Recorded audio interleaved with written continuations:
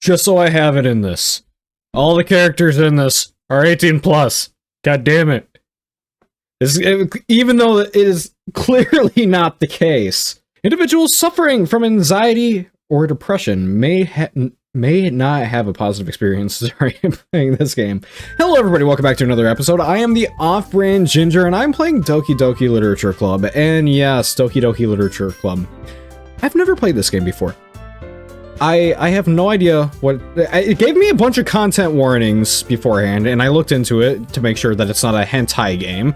And it's not a hentai game, so I'm quite happy with that fact. However, I did find out that, well, the things that happen in this game are just a little bit brutal. So, if you know about this game, or you don't know about this game, 18 plus, usually. Or this game is suitable for individuals that are 18 plus, and it does contain, I think, suicide or something like that, bodily harms that happen in this. So, viewer discretion. This is your viewer discretion right now. We're gonna go ahead and start a new game. I don't know why it'd be load game, because I haven't played anything. Please enter your name. Ginger! Yay! Ginger, yes. It's really nice. I do like the opening. Yeah! I see an annoying girl running towards me from the distance, waving her arms in the air like she's totally oblivious to any attention she might draw to herself. The girl is Sayori, my neighbor and good friend since we were children. You know, the kind of friend you'd never see yourself making today, but it just kind of works out because you've known each other for so long, right? Maybe, I don't know. We used to walk to school together on days like this, but starting around high school, she would oversleep more and more frequently, and I would get tired of waiting up. But if she's going to chase after me like this, I almost feel better running away. However, I just sigh and idle in front of the crosswalk and let Sayori catch up to me. I overslept again! But I got you this time! Maybe, but only because I decided to stop and wait for you. You say it like you're thinking about ignoring me. The fucking finger thing. God damn it, I hate this already. Okay. You had to say it like you were thinking about ignoring me? That's mean, Ginger. Well, if people stare at you for acting weird, then I don't want them to think we're a couple or something. Fine, fine. But you did wait for me after all. I guess you don't have it in you to be mean even if you want to. Whatever you say, Sayori. Jesus. Oh.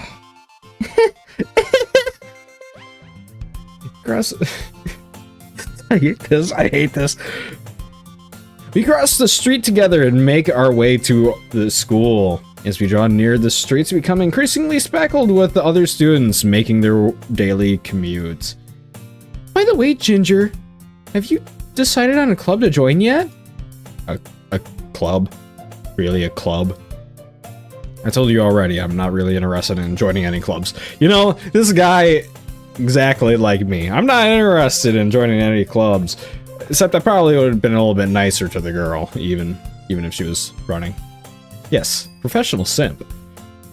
I haven't been looking either. That's not true. You told me you joined a club this year. Did I? I'm not sure it's possible that I did in one of our many conversations where I dismissively go along with whatever she's going on about. Sayori likes to worry a little too much about me, and when I'm perfectly content just by getting by on average while spending my free time on games and anime. I don't do anime, but I do games. I was talking about how I'm worried that you won't learn how to socialize or have any skills before college.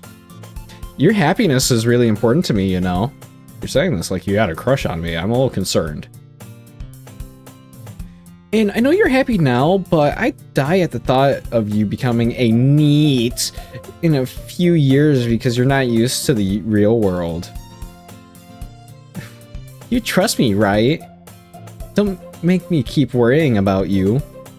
Alright, alright. I'll look at a few clubs if it makes you happy. No promises, though. Will you at least promise me you'll try a little? Yeah, I guess I'll promise you that. Yay! Why do I let myself get lectured by such a carefree girl? More than that, I'm surprised I even let myself relent to her. I guess seeing her worry so much about me makes me want to ease her mind at least a little bit, even if she does exaggerate everything inside of her head. School day is ordinary as ever, and it's over before I know it. After I pack up my things, I stare blankly at the wall, looking for an ounce of motivation. Clubs. Sayori wants me to check out some clubs. Shut up, Siri. Fuck. I guess I have no choice but to start with the anime club. Hello! Sayori. Sayori must have come into the classroom while I was spacing out. I look around and realize that I'm the only one left in the classroom. I thought I'd catch you coming out of the classroom, but I saw you just sitting there and spacing out, so I came in. Honestly, you're even worse than me sometimes. I'm impressed. You don't need to wait up for me if it's going to make you late for your own club. Well, I thought you might need some encouragement, so I thought, you know... Know what? Well, then you can come to my club. Sayori. Yeah? There is no way I'm going to your club. Meanie. Listen, the fact that this guy isn't dating her is fucking well beyond me. Blue eyes, I mean, red hair, perfect. She's soulless, just like me. Sayori is a vice president of the literature club. Not even that I was aware that she had any interest of literature. I mean, seriously, literature. In fact, I'm 99% sure she only did it because she thought it would be fun to help start a new club. Since she was the first one to show interest after the one who proposed the club, she inherited the title of vice president. That said, my interest in literature is guaranteed to be even less. Yeah, I'm going to the anime club. Come on, please? Why do you even care so much anyways? Well, kinda told the club yesterday I would bring in a new member, and Natsuki made cupcakes and everything. Don't make promises you can't keep, Sayori. Jesus. I can't tell if Sayori is really that much of an airhead, or if she's so cunning as to have planned it out all this while. I let out a long sigh.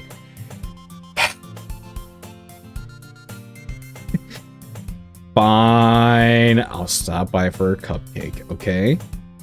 Yes, let's go! And thus, today marks the day I sold my soul for a cupcake. I dejectedly followed Sayori across the school upstairs, a section of the school I rarely visit. Sayori, full of energy, swings open the classroom door. Everyone, the new member is here! I told you don't call me a new member! Yeah? I glanced around the room. Girl 1. Welcome to the literature club. It's a pleasure meeting you. Sayori always says nice things about you. Seriously? You brought a boy? Way to kill the atmosphere. Ah, Ginger, what a nice surprise. Welcome to the club. I feel like they're all gonna murder me. Okay, okay. I want to ask, which one out of these three are gonna kill me? I feel like Maybe the center one? Well, no. She went straight to sexism, so I don't think she's gonna actually kill me. I definitely feel like the girl in brown with brown hair. She's definitely gonna kill me. She's got a lot of plot on her. Welcome to the club. All words escape me in this situation. This club is full of incredibly cute girls. What are you looking at? You want to say something? Say it. Sorry. Natsuki. She's definitely oh no, she's definitely like the one that looks the youngest, probably the oldest, and then she's probably the like most abusive. Oh god, I already know. The girl with the sour attitude whose name is apparently Natsuki is the one I don't recognize. Her small figure makes her look like a first-year student. She's also one of the one who made the cupcakes, according to Sayori. You could just ignore her. She gets moody. Sayori says that quietly in my ear. Fuck off, Siri. God damn it. I need to turn off my phone. Fuck this. Says quietly in my ear, then turns back towards the other girls. Anyway, this is Natsuki. Always full of energy. And this is Yuri, the smartest in the club. Who's Yuri? Don't say things like that. Yuri, who appears comparably more mature and timid, seems to have a more hard time keeping up with people like Sayori and Natsuki. Well, it's nice to meet both of you. And it sounds like you already know Monica, is that right? That's right! It's nice to see you again, Ginger.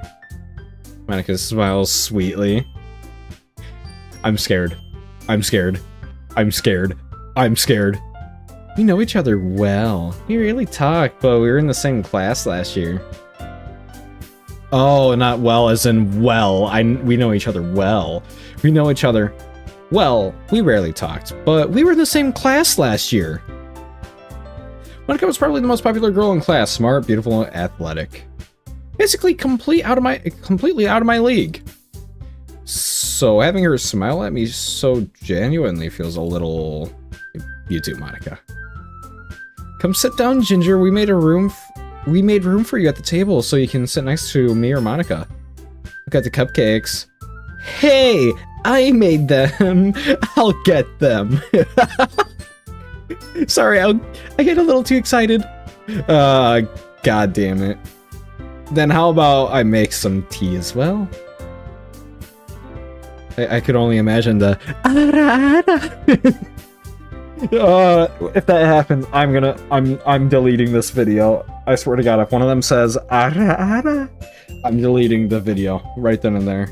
I'm just gonna fucking stop. I'll upload the video and just say fuck this. I'm not making a series on this. God damn it, Markiplier.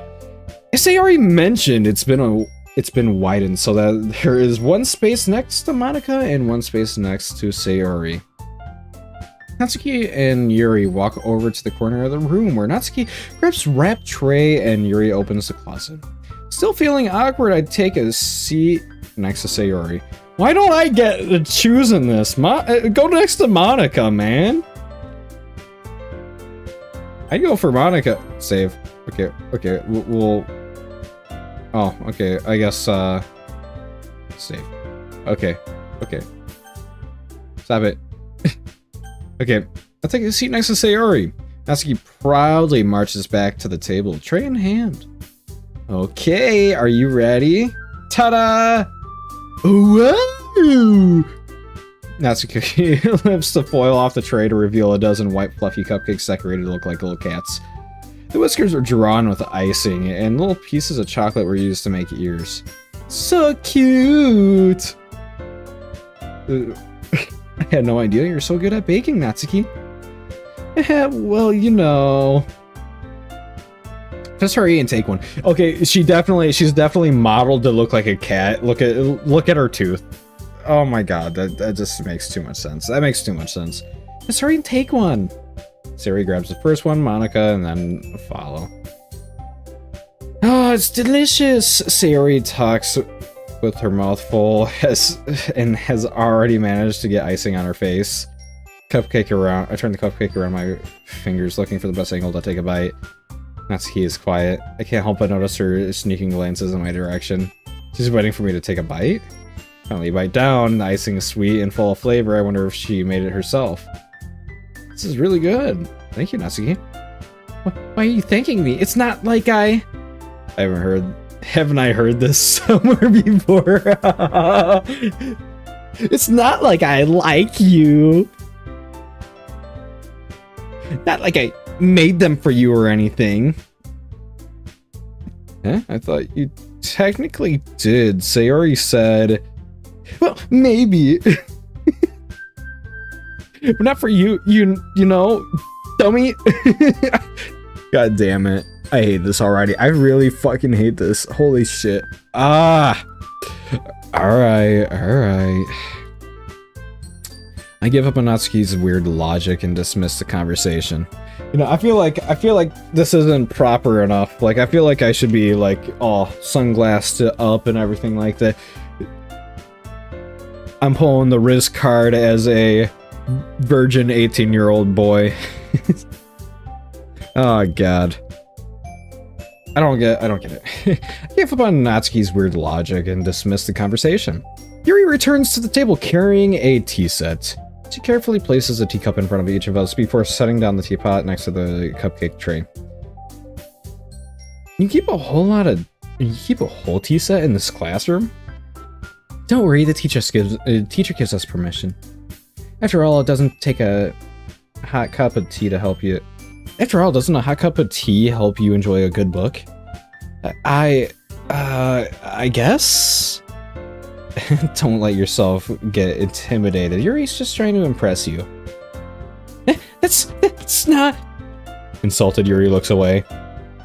I meant that, you know, I believe you. It's fine. Well, tea and reading might not be a pastime for me, but at least I enjoy tea. I'm glad. Yuri faintly smiles herself in relief. Monica raises an eyebrow, then smiles at me. So, what made you consider the literature club? I was afraid of this question. Something tells me I shouldn't tell Monica that I was practically dragged here by Sayori.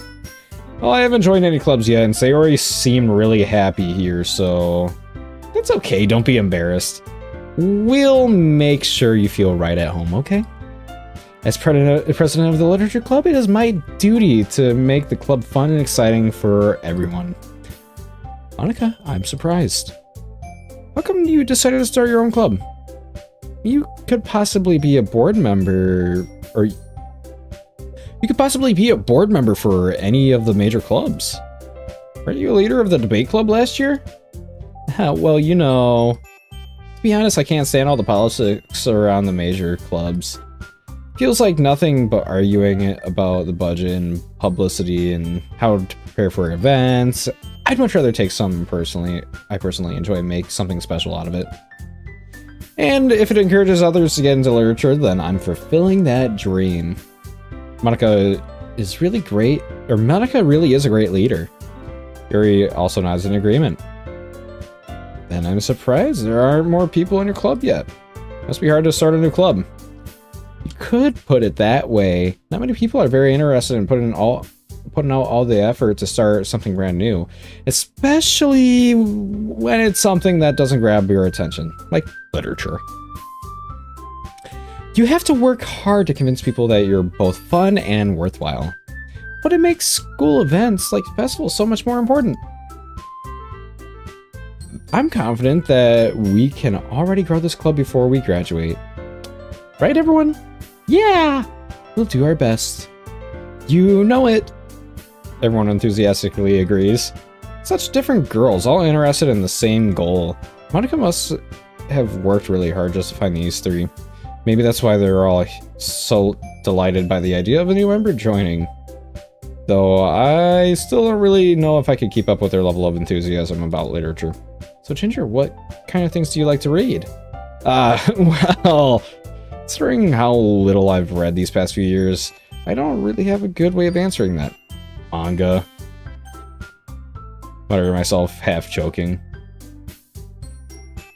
Natsuki's head suddenly perks up. Looks like she wants to say something, but keeps quiet. Not much of a reader, I guess. Well, that can change. What am I saying? Spoke without thinking after seeing Yuri's sad smile. Anyways, what about you, Yuri? Let's see. Traces the rim of her teacup with her fingers. My favorites are usually novels that build deep and complex fantasy worlds. The level of creativity, craftsmanship behind them is amazing to me. And telling a good story in such a foreign world is equally impressive.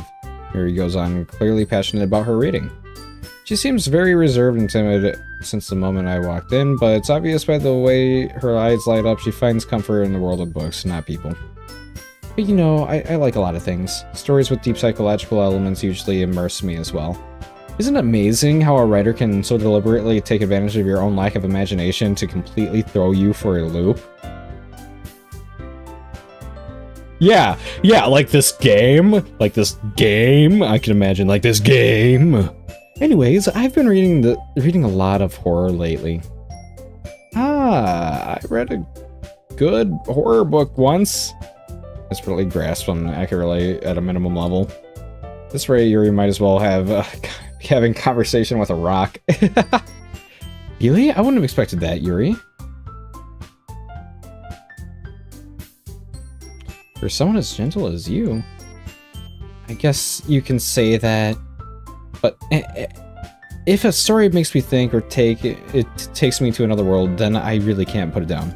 Surreal horror is often very successful at changing the way you look at the world, if only for a brief moment. Okay, I hate horror. Oh, why is that? Well, I just... Natsuki's eyes darted over to me for a split second. Never mind. That's alright, That's right, you usually like to write about cute things, don't you, Natsuki? What? What gives you that idea? You left a piece of scrap paper behind last club's meeting. It looked like you were working on a poem called... Don't say it out loud! Give that back! Fine. Your cupcakes, your poems... Everything you do is just as cute as you are. Sidles up behind... Oh, I have no idea what that word is. Sidles up behind Natsuki and puts her hands behind her shoulders. I'm not cute! Natsuki, you write your own poems? Well, I guess sometimes. Why do you care? I think that's impressive. Why don't you share them sometime? No! Natsuki averts her eyes. You wouldn't like them. Not very confident writer yet. I understand how Natsuki feels. Sharing that level of writing takes more than just confidence. The truest form of writing is writing to oneself. You must be willing to open up to your readers, exposing your vulnerabilities and showing even the deepest reaches of your heart. Do you have writing experience too, Yuri? Maybe if you share some of your work, you can set an example to help Natsuki feel comfortable enough to share hers. I guess it's the same for Yuri. I wanted to read everyone's poems. He all sit in silence for a moment. Okay, I have an idea, everyone. What? Natsuki and Yuri looks quizzically at Monika. Let's go home and write a poem of our own. The next time we meet, we'll all share them with each other. That way everyone is even. Yeah, let's do it! Plus now we have a new member. I think it'll help us get... all of us get a little more comfortable with each other and strengthen the bond of the book club. Or of the club. Isn't that right, Ginger? Monika smiles warmly at me. Or at me once again. Hold on. There's still one problem. What is that? Now we're back to the original topic of me joining the club. I bluntly come forth with what's been on my mind the entire time. I never said I would join this club. Sayori may have convinced me to stop by, but I never made any decision. I still have other clubs to look at, and, I lose my train of thought. All four her girls stare back at me with dejected eyes. But I'm sorry, I thought... Ginger. You all... I'm defenseless against these girls. How am I supposed to make a clear-headed decision when it's like this? That's it. If writing poems is a price I need to pay in order to spend every day with these beautiful girls... Right. Okay, I've decided then. I'll join the literature club. One by one, the girl's eyes lit up.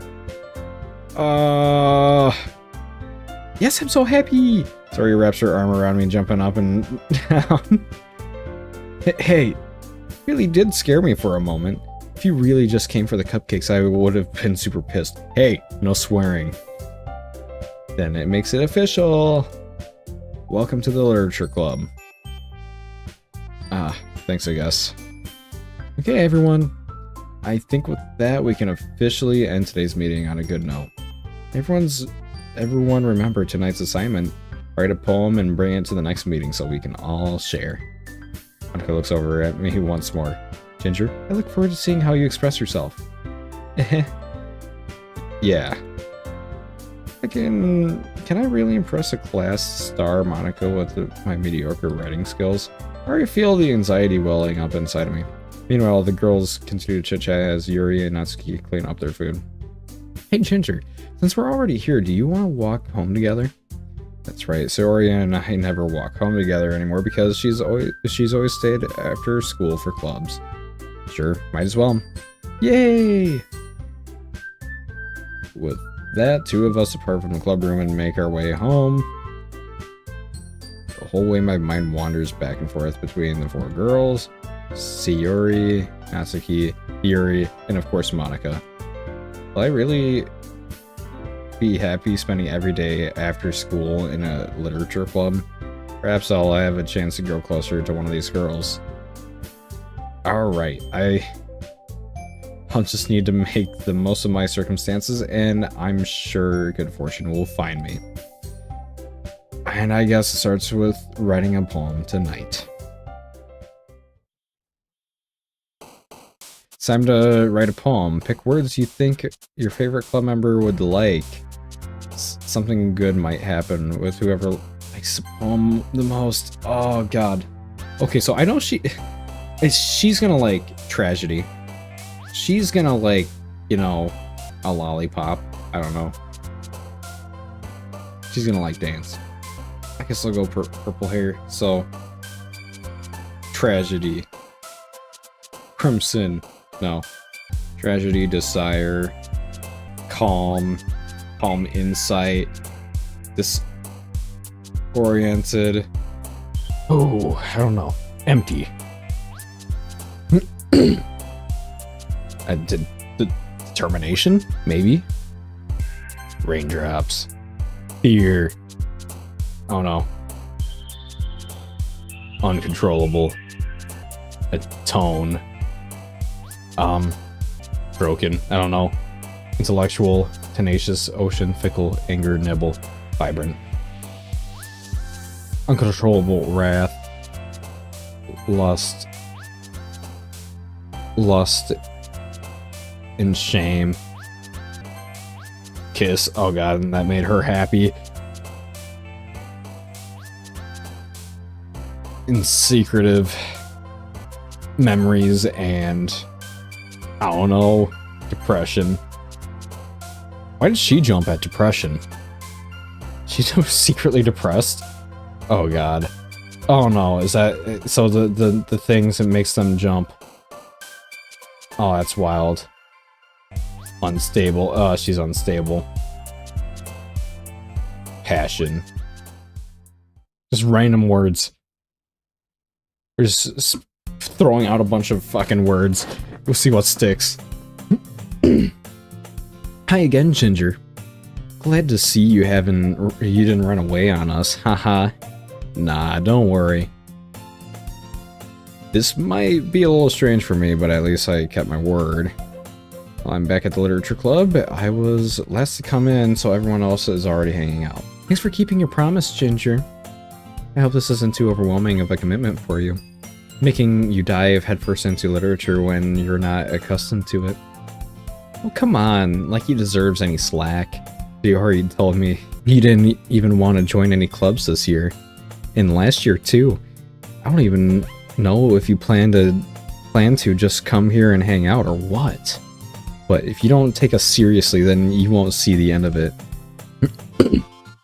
Natsuki, you certainly have a big mouth for someone who keeps her manga collection in the classroom, in the club room.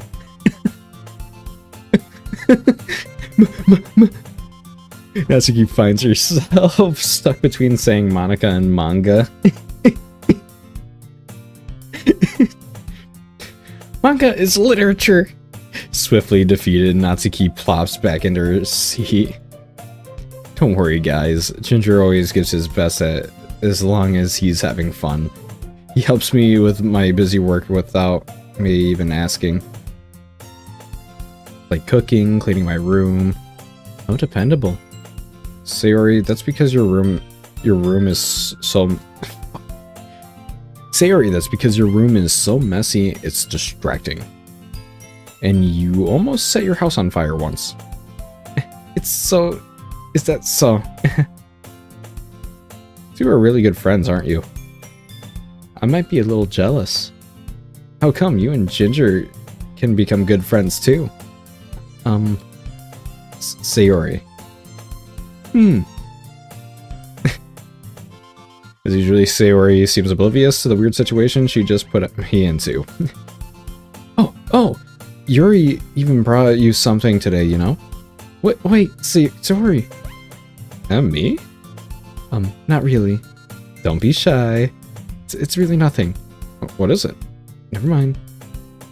Sayori made it sound like it was a big deal when it's really not. I'm sorry, Yuri, I wasn't thinking. I guess that means it's up to me to rescue this situation. Hey, don't worry about it. First of all, I wasn't expecting anything in the first place. So, any nice gesture from you is a pleasant surprise. It'll make me happy no matter what. Is that so? Yeah, I won't make it a big deal if you don't want it to be. Alright. Here. Reaches into her bag and pulls out a book. I didn't want you to feel left out, so I picked out a book that I thought you might enjoy. It's a short read, so it should keep your attention even if you don't usually read. And we could, you know, discuss it if you wanted. This is... How's this girl accidentally being so cute? She even picked out a book she thinks I'll like despite me not reading much. Yuri, thank you, I'll definitely read this. I enthusiastically take the book. Phew. Well, you can read it at your own pace. I look forward to hearing what you think. Now that everyone's settled in, I expected Monica to kick off some scheduled activities for the club. But that doesn't seem to be the case. Sayori and Monica are having a cheery conversation in the corner. Yuri's face is already buried in a book. I can't help but notice her intense expression, like she was waiting for this chance. Meanwhile, Natsuki is rummaging around in the closet. I'm really curious to talk to Yuri a little bit more. But at this time, I would feel bad for distracting her from reading. Catch a glimpse of the cover of her book. It looks like the same book she lent to me. More than that, she seems to be on the first few pages. Crap. I think she noticed me looking at her. She sneaks another glance at me and her eyes meet for a split second. But that only makes her hide her face deeper in the book. Sorry. I was just spacing out. I muttered this, sensing I made her feel uncomfortable. Oh, it's fine. If I was focused, then I probably wouldn't have noticed it in the first place. But I'm just rereading a bit of this, so... That's the book you gave me, right? Mm-hmm. I wanted to reread some of it, not for any particular reason.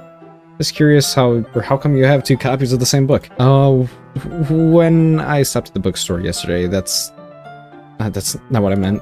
I mean, I just happened to buy two of them. Ah, I see. There's something fairly obvious here that Yuri isn't telling me, but I decided to let it go. I'll definitely start reading it soon. I'm glad to hear. Once it starts to pick up, you might have a hard time putting it down. It's a very engaging and relatable story. Is that so? What is it about anyways? Well, closes the book and scans her eyes over the back. The book is titled Portrait of Markov. There's an ominous-looking eye symbol in the front cover. Alright, I just wanted to make sure I didn't accidentally give anything away. Basically, it's about a girl in high school who moves in with her long-lost younger sister. But as soon as she does, so her life gets really strange. She gets targeted by these people who escaped from a human experiment prison, and while her life is in danger, she needs to desperately choose who to trust. No matter what she does, she ends up destroying most of her relationships, and her life starts to fall apart. That's kind of, that's dark. That's kind of dark, isn't it? Yuri made it sound like it was going to be a nice story, so that dark turn came in from nowhere. Haha!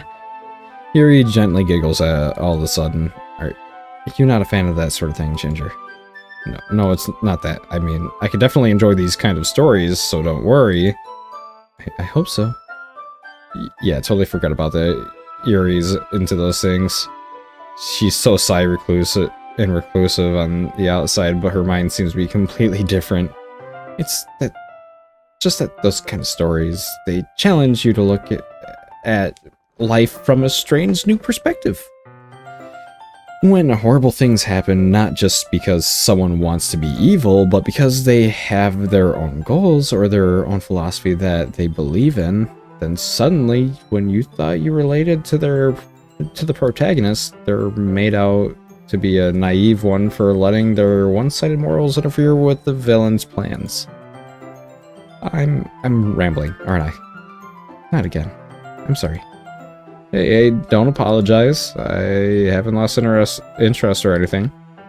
Well, I guess it's alright then. But I feel like I should let you know that I have this problem. When I let things like books and writing fill my thoughts, I kind of forget to pay attention to other people. So I'm sorry if I end up saying something strange. And please stop me if I start talking too much. I really don't think you need to worry. That just means you're passionate about reading. The least I can do is listen. It's a literature club after all. That's true. In fact, I might as well get started reading it, right? You don't have to. Well, what are you saying? Just moments ago, you said you were looking forward to it.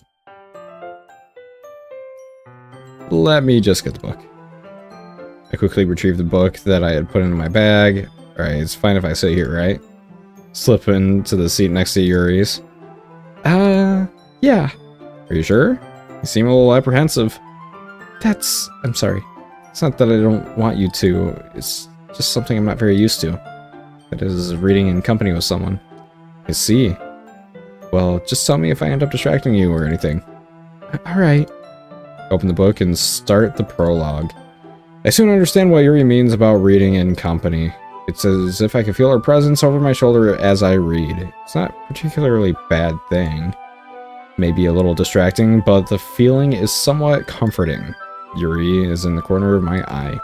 I realize she's not actually looking at her own book. I glance over. She's reading from my book instead. Sorry, I was just... Yuri, you're really apologizing a lot. You really apologize a lot, don't you? I do? I don't really mean to. Sorry. I mean... Oh... So we're teasing her. No, we're teasing her. Yes, we're teasing her. I could see where this is going to go bad. I can really do see where this is going to go bad. Oh, okay, maybe if I start talking to another girl. If I start talking to another girl, I bet she's going to get jealous and then she's going to accidentally murder them. Here, this should work, right? I slide my desk until it's right up against Yuri's, and I hold my book more between the two of them. I suppose so. Yuri timidly closes her own copy. Once we lean in a little bit, our shoulders are almost touching. You know, it almost feels like my left arm is in the way, so instead I use my right hand to hold the book open. Well, I guess it makes it kind of difficult to turn the page. Here.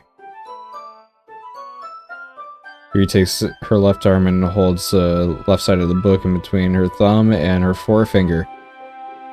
I do the same with my right arm on the right side of the book. That way I turn the page and Yuri slides it under her thumb after it flips to her side.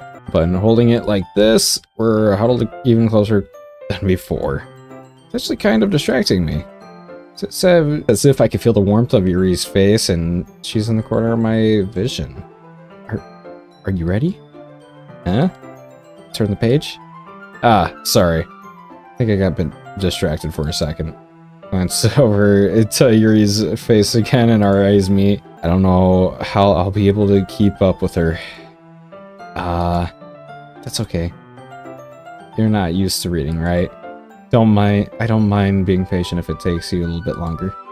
It's probably the least I can do, since you've been so patient with me.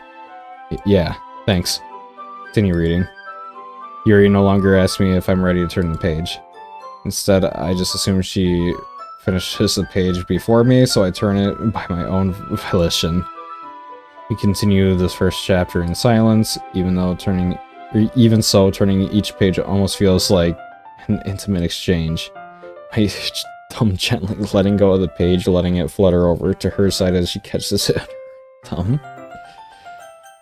Oh, hey Yuri. This might be a silly thought, but main characters kind of reminds me of you a little bit. You think so? How does she? I guess she's more blunt in a lot of ways, but she also second guesses all of the things that she says and does. Like she's afraid she'll do something wrong. It's not like I can see into your head or anything, but they're kind of reminiscent of the way, or they're reminiscent of some of your mannerisms. I see. Yuri remains silent for a moment. But Ginger, that's probably a terrible thing to have in common with her. That's so embarrassing that you think that. Wait, I didn't mean it in a bad way or anything. Sorry, I really didn't know you were self-conscious about that sort of thing. I guess I meant that it's kind of cute. What are you saying? What are you saying all of a sudden? Okay, everyone. I think it's about time we share today's poems with each other. We might not have enough time if we wait too long. Yuri excels, spared from finishing her thought. Is that alright, Yuri? You look kinda down. I'm sorry if you haven't been looking forward to this. It's fine. Yuri releases her hand from the book, causing it to close on top of my thumb. Alright, well, I guess I'll do more reading tonight. Or would you prefer I only read it with you? I guess I didn't have too much of a preference either way. In that case, I'll read a little bit more tonight. It'd be fun to read it with you after it picks up a bit, you know? That's good reasoning. In that case, feel free to finish the first 2 chapters in your own time. Alright. Stand up, I make a mental note of where I left off in the book, and slip it in my bag. By the way, did you remember to write a poem last night? Yeah. My relaxation ends. I can't believe I agreed to do something so embarrassing. I couldn't really find much inspiration since I'd never really done this before. Well, now that's everyone is ready, why don't you find someone to share with? I can't wait! Sayori and Monica enthusiastically pull out their poems. Sayori is on a wrinkled sheet of loose leaf torn from a spiral notebook. On the other hand, Monica wrote hers in a composition notebook, and I already see Monica's pristine handwriting from where I sit.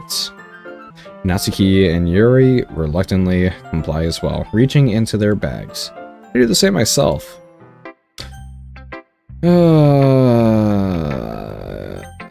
Who should I show my poem to first? Yuri! Yuri seems the most experienced, so I should start with her. I trust her opinion, to be fair. ... As Yuri reads the poem, I notice her eyes lighten. Exceptional. Eh? What was that? Did I say that out loud? Yuri covers her mouth and then ends up covering her whole face. He's going to hate me. You really didn't do anything wrong, Yuri. Eh? That's... I guess you're right. What am I getting so nervous for? Yuri takes a breath. So, what kind of writing experience do you have? Your use of imagery and metaphors indicate you've written a lot of poetry before. Really? That's a huge compliment coming from you. It's actually my first time, really. Huh? Yuri stares at me blankly, then looks at my poem again. Well, I know that. I just meant, Yuri trails off, unable to find an excuse. Traces her fingers along the words in the poem as if breaking it down more thoroughly. Yeah, okay. This is the reason I was able to tell. It's just that there are specific writing habits that are usually typical for new writers. And having been through that myself, I kind of learned to pick up on them. I think the most noticeable things I recognize in new writers is that they try to make their style very deliberate. In other words, they tend to pick up a writing style separate from the topic's matter, and they fit the two together. And the end result is that both the style and the expressiveness are weakened. Once Yuri finds her train of thought, it's as if her demeanor totally changes. Her stammering is completely gone, and she sounds like an expert. Of course, that's not something you can be blamed for. There are so many different skills and techniques that go into writing even a simple poem. Not just finding them and building them, but getting them to work together is probably the most challenging part. It might take you some time, but it all comes with practice and learning by example and trying new things. I also hope that everyone else in the club gives you valuable feedback. Natsuki can be a little bit biased, though. Biased? How? Never mind. I shouldn't be talking about people like that. Sorry. It's fine.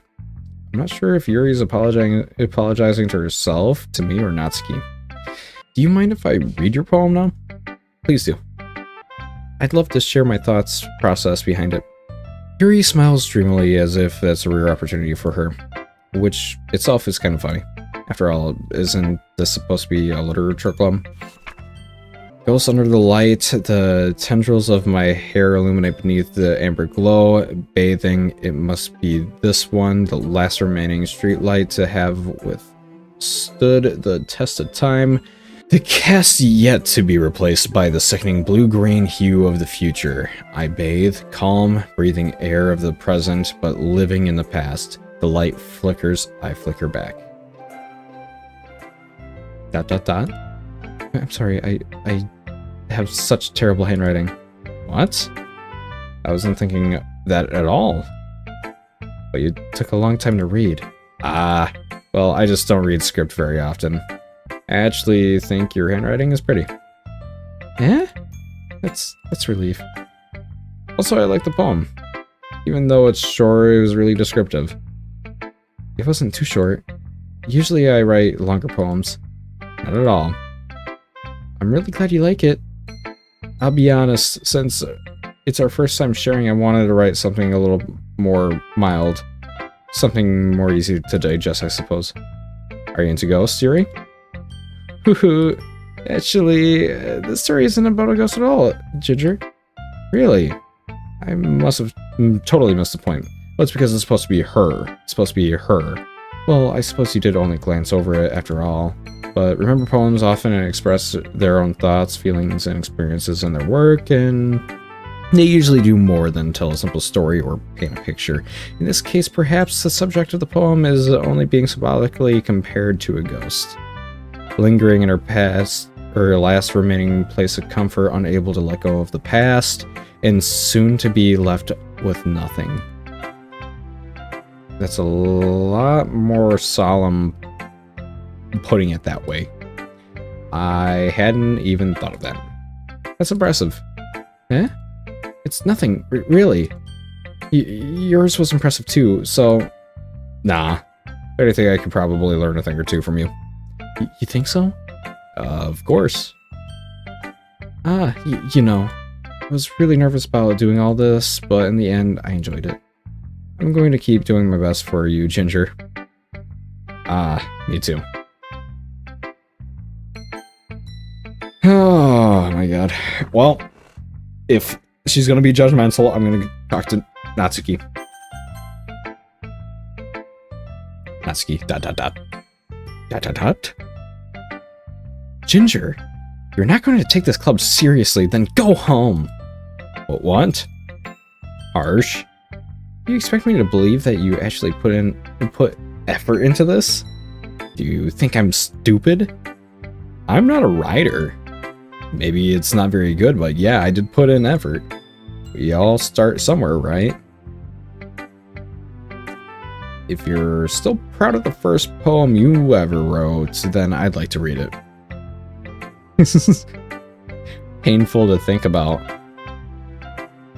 Fine. Oh, sorry. You'll get better anyway. I'd tell you what to improve, but you're better off just trying again. Fair enough. Well, to each their own, I guess. Anyways, I guess I gotta share mine now. Knowing you, you'll probably think it's stupid.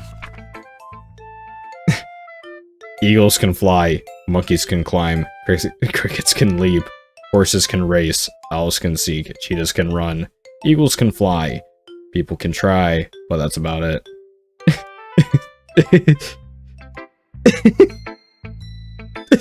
What kind of poem is that? Yeah, I told you weren't gonna like it. I like it. What? Just be honest. I am. Why are you so convinced that I wouldn't like it? Well, because everyone in high school thinks that writing has to be all sophisticated and stuff, so people don't even take my writing seriously. But isn't the point of poems for people to express themselves? Writing styles wouldn't make your message any less valid. Yes, exactly. I like it when it's easy to read, but it hits you hard. Like in this poem. Seeing everyone around you do great things can be really disheartening. So I decided to write about it. Yeah, I understand. But the other nice thing about simple writing is that it puts more weight on the wordplay. Like I set it up for a rhyme at the end, but then made it fall flat on purpose. It helps bring out the feeling in the last line. So you did. I guess more went into it than I realized. That's what I meant. That's what it means to be a pro. I'm glad you learned something. Didn't expect that from the youngest one here, did you? Yeah, guess not. Decided to humor her with that last comment. I don't really care how old everyone is, but if Natsuki is feeling proud, then I won't take that away from her. Who should I show my poem to next? Monica. The president. Hi, Ginger. Having a good time so far? Yeah. Good, glad to hear it.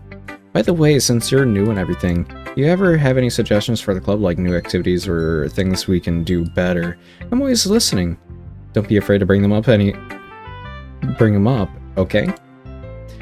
Alright, I'll keep that in mind. Of course, I'll be afraid to bring things up. I'm much better off going with the flow until I'm more settled in. Anyway, want to share your poem with me? It's kind of embarrassing, but I guess I have to. Haha. Don't worry, Ginger. We're all made a little embarrassed today, you know? But it's the sort of the barrier that we'll learn to get past soon.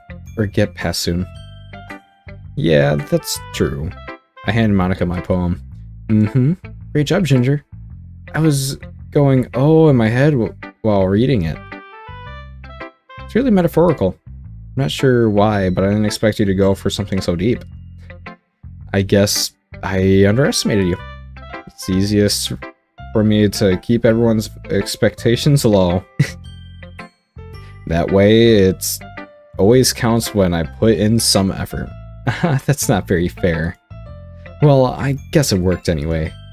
You know that Yuri likes this kind of writing, right? Writing that's full of imagery and symbolism. Unlike Sayori, who likes using simple and direct words to describe happiness and sadness, Yuri likes it when readers are left to receive or derive their own meanings out of it. It's really challenging to write like that effectively, both allowing people to get something out of it just by feel, or letting them deeply analyze all of the nuances. It can take years of practice, which I'm assuming Yuri has at this point. I never really asked, though. I'm sure I'm nowhere near her level yet.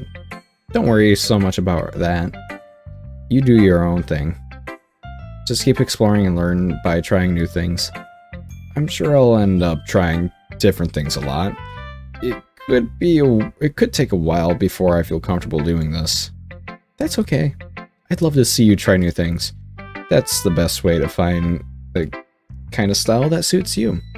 Everyone else might be a little bit biased towards their own kinds of styles, but I'll always help you find what suits you the most. So don't force yourself to write the way everyone else wants you to write. It's not like you have to worry about impressing them or anything. Anyways, do you want to read my poem now? Don't worry, I'm not very good. You sound pretty confident for someone who claims not to be very good. Well, that's because I have to sound confident. That doesn't mean I always feel that way, you know? I see. Well, let's read it then. Hole in a wall. I don't like this already. Hole in a wall.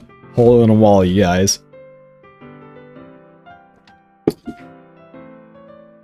Hole in the wall. It couldn't have been me. See the direction the spackle protrudes, a noisy neighbor, an angry boyfriend. I'll never know I wasn't home. I peer inside for a clue. No, I can't see. I reel blind like a film left out in the sun. But it's too late. My retinas already scorched with a permanent copy of the meaningless image. It's just a little hole. It wasn't too bright. It was too deep. Stretching forever into everything. A hole of infinite choices. I realize now that I wasn't looking in, I was looking out, and he on the other side was looking in. Oh, that's crazy. Oh, that's talking about a creep. That's talking about a creep looking into a room. Yo, that's nuts. So, what do you think? It's very freeform if that's what you call it. Sorry, I'm not really the right person to ask for feedback. It's okay. Yeah, that's kind of my style has gotten pretty popular. Yeah, that kind of style has gotten pretty popular nowadays. That is, a lot of poems have been putting an emphasis on timing between words and lines. When performed out loud, it can be really powerful. What was the inspiration behind this one? Well, I'm not sure if I know how to put it. I guess you could say I had some kind of epiphany recently. It's been influencing my poems a bit. Epiphany? Yes, something like that. I'm kind of nervous to talk about deep stuff like that because it's kind of coming on strongly. Maybe after everyone is better friends with each other. Anyway, here's Monika's writing tip of the day. Sometimes when you're writing a poem or a story, your brain gets too fixated on a specific point. If you try hard to make it perfect, then you'll never make any progress. Just force yourself to get something down on the paper and tidy it up later. Anyways, another way to think about it is this. If you keep your pen in the same spot for too long, you'll just get a big dark puddle of ink. So just move your hand and go with the flow. That's my advice for the day. Thanks for listening. She definitely has a creep that's looking in her room by that. That's exactly what it sounds like. Oh my god, that's awful. Oh, that's awful. Okay, yeah, Sayori. Hi, Sayori. This is a good poem, Ginger. Are you sure it's your first time? Of course. It's not that good. I'm the kind of guy who would be writing poems in his... Am I the kind of guy that would be writing poems in his spare time? I guess you're right. But that's why it impressed me. Well, to be honest, I was afraid that you wouldn't do it seriously, or that you wouldn't write one at all. I'm really happy that you just wrote one. It reminds me of how you're really a part of the club now. Not to mention the fact that I'm standing in front of you in a club room. Well, of course. I'm not really into it yet, but that doesn't mean I'll break my promise. See? It's like I said before, Ginger. Deep down, you're not selfish at all, you know. Trying new things like this for other people. That's something that really good people do. Thanks, Sayori. I'm not sure if Sayori sees a full picture of my motive here. Then again, I can't deny that she's a part of the reason I joined.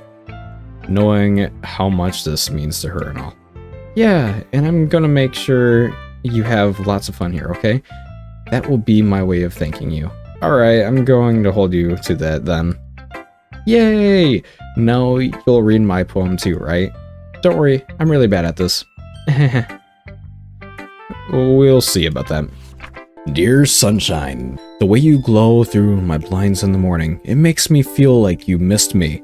Kissing my forehead to help me out of bed, making me rub the sleepy from my eyes. Are you asking me to come out and play? Are you trusting me to wish away the raining day? I look above, the sky is blue. It's a secret, but I trust you too. If it wasn't for you, I could sleep forever, but I'm not mad. I want breakfast. Okay.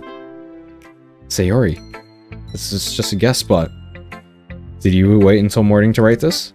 No, just a little bit. You can't answer with just a little bit with the yes or to a yes or no question. That's good. I forgot to do it last night. Well, at least that makes me feel a little bit better about myself. Don't be mean. I still tried my best. Yeah. I didn't mean to say it like it was a bad poem. It just came out nice, or how should I put it? It sounds just like you. Really? Yeah, especially that last line. I made eggs and toast. Even though you were late to school. It's bad to skip breakfast. I get all cranky. Well, I guess there's no point in arguing. Anyway, thanks for showing me. This was so much fun. Monika's the best. Yeah. But next time, I won't forget. And I'm gonna write the best poem ever. Well, I look forward to it. Phew. Guess it's everyone. I glance around the room. That was a little more stressful than I anticipated. It's as if everyone judging me for my own mediocre writing abilities. Even if they're just being nice, there's no way my poems can stand up to theirs. This is a literature club after all. I sigh. I guess that's what I ended up getting myself into. Across the room, Sayori and Monika are happily chatting. My eyes land on Yuri and Natsuki. They're gingerly exchanging sheets of paper, sharing their respective poems. As they read in tandem, I watch each other's expressions change. Natsuki's eyebrows furrow in frustration. Meanwhile, Yuri smiles sadly. What's with this language? Eh? Did you say something? Oh, it's nothing. Natsuki dismissively returns the poem to the desk with one hand. I guess you could say it's fancy. Ah, thanks. Yours is cute. Cute. Did you completely miss the symbolism or something? It's clearly about the feeling of giving up. How can that be cute? I know that. I just meant the language, I guess. I was trying to say something nice. Eh? You mean you have to try that hard to come up with something nice to say? Thanks, but but it really didn't come out nice at all.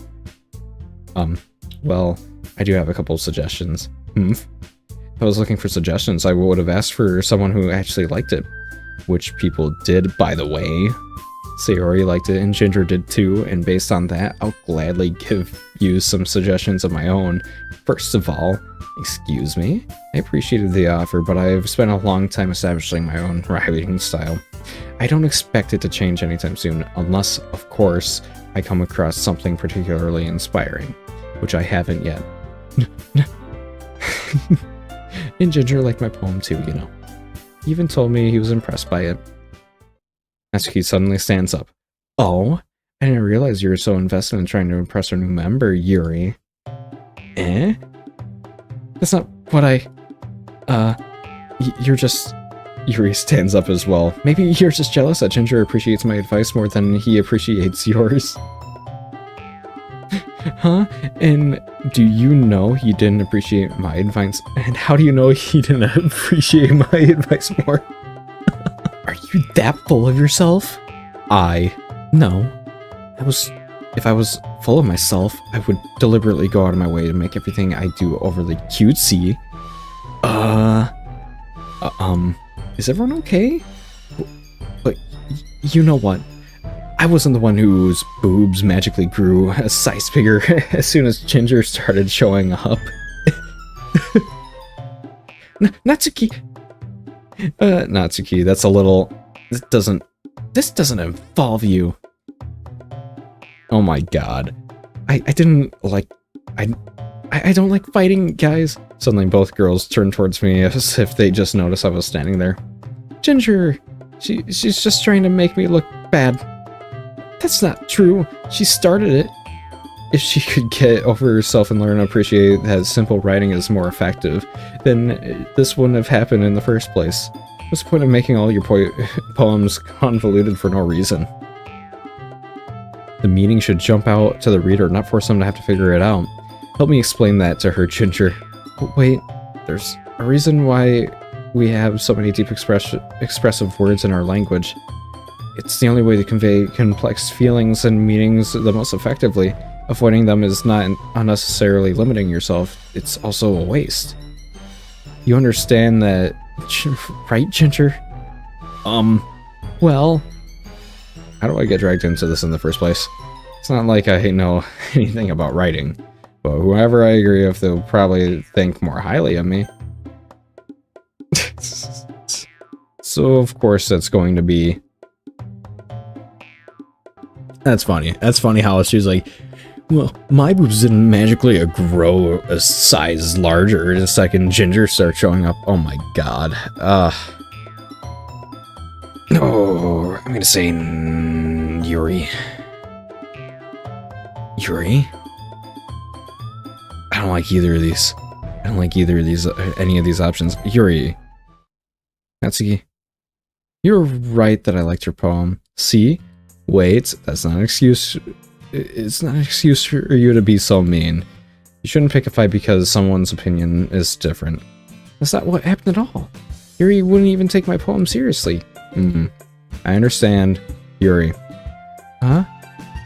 You're seriously a talented writer. It's no secret that I was impressed. Well, but here's the thing. No matter how simple or refined someone's writing style is, they're still putting feelings into it, and it becomes something really personal. That's why Natsuki felt really threatened when you said her poem was cute. I see. I didn't notice that. I'm sorry. But Natsuki, you took it way too far. Yuri means well, and if you just told her how you felt, then this wouldn't have happened in the first place. Are you kidding? That's exactly what I did. It was her that... Natsuki, I think that's enough. You both said some things that you didn't mean. Yuri apologized. Don't you think you should too? Natsuki clenches her fists. In the end, nobody has taken her side. She's trapped at this point, feeling defiant only because she can't handle the pressure. I end up even feeling bad for her. Sometimes when I'm hurt, it helps to take a walk and clear my mind. Sayori, she doesn't need to. You know what? I'm going to do that. Don't spare me from having to look at all your faces right now. Without warning, Natsuki snatches her own poem up from the desk and storms out.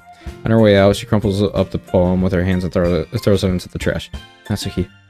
She really didn't need to do that. I look across the room. Yuri has her chin buried in her hands and stares down at her desk. I gingerly approach her and sit in the adjacent chair. Sigh. Everything alright? I'm so embarrassed. I can't believe I acted like that. You probably hate me now. No, Yuri. How could anyone not have gotten frustrated after being treated like that? You handle it as well as anyone could. I don't think any less of you. Well, alright, I believe you. Thanks, Chincher, you're too kind. I'm thankful to have you a part of this club now. It's nothing. One more thing. About the one thing Natsuki said about, you know, I would never do anything so shameful. So, huh?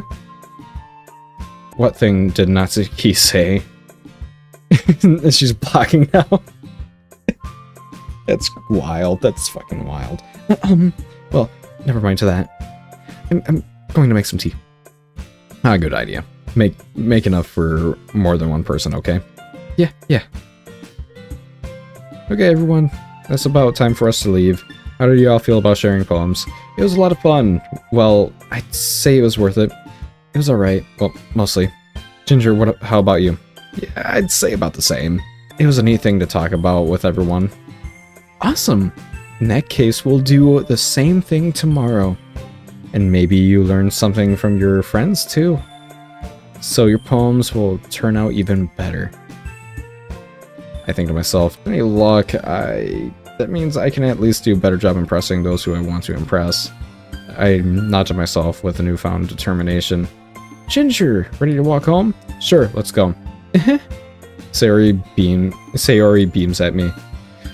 It truly has been a while since Sayori and I have spent this much time together. I can't really say I'm not enjoying it either. Sayori. But what happened earlier? What do you mean? You know, between Yuri and Natsuki. Does that kind of thing happen often? No. That's really the first time I've seen them fight like that. I promise they're both wonderful people. You don't hate them, do you? No, I don't hate them. I just want your opinion, that's all. I can see why they'd make good friends with you. You know, Ginger, it's nice I get to spend time with you in this club. But I think seeing you get along with everyone is what makes me the happiest. I think everyone really likes you too. That's... Every day is going to be so much fun. It looks like Sayori still hasn't caught on to the kind of situation I'm in. Sure, being friends with everyone is nice, but does it really need to stop there? Well, you just have to see what the future holds, Sayori. Pat Sayori on the shoulder. I said that more to myself than to her, but it's easy to use Sayori as an internal monologue sometimes. Okay. Yeah, let's do this. So we're gonna go ahead and go back onto the last one. So we're gonna be trying to figure out a poem that's perfect for one of my love interests. Yes. But what would be good? Like, I know she really likes me. She's a good friend of mine, you know. She's a little weird. Very abrasive, to say the least. Hope, lust. Hope and lust. Smile. Shiny. Bouncy. Loud. Giggle. Unstable. Horror. Breathe. Determination. Swimsuit. Skirt. Kiss. Kitty. Boom. So dumb. Vibrant. Bubbles. clumsy, disoriented. Okay, I feel like that was like a really even mix for everyone. Another day passes and it's time for the club meeting already. Yes. I've gotten a little more comfortable here over the past couple of days. Entering the club room, the usual scene greets me. Hi, Ginger! Yo, Sayori. Looks like you're in a good mood today. I'm just still not used to you being in a club, that's all. I see. It's a pretty simple thing to get you in a good mood. But I guess it's always the simple things with you anyway. Speaking of which, I'm kinda hungry. Will you come with me to buy a snack? No thanks. Eh? That's not like you at all. I have my reasons. Why don't we take a look at your purse, Sayori? Eh?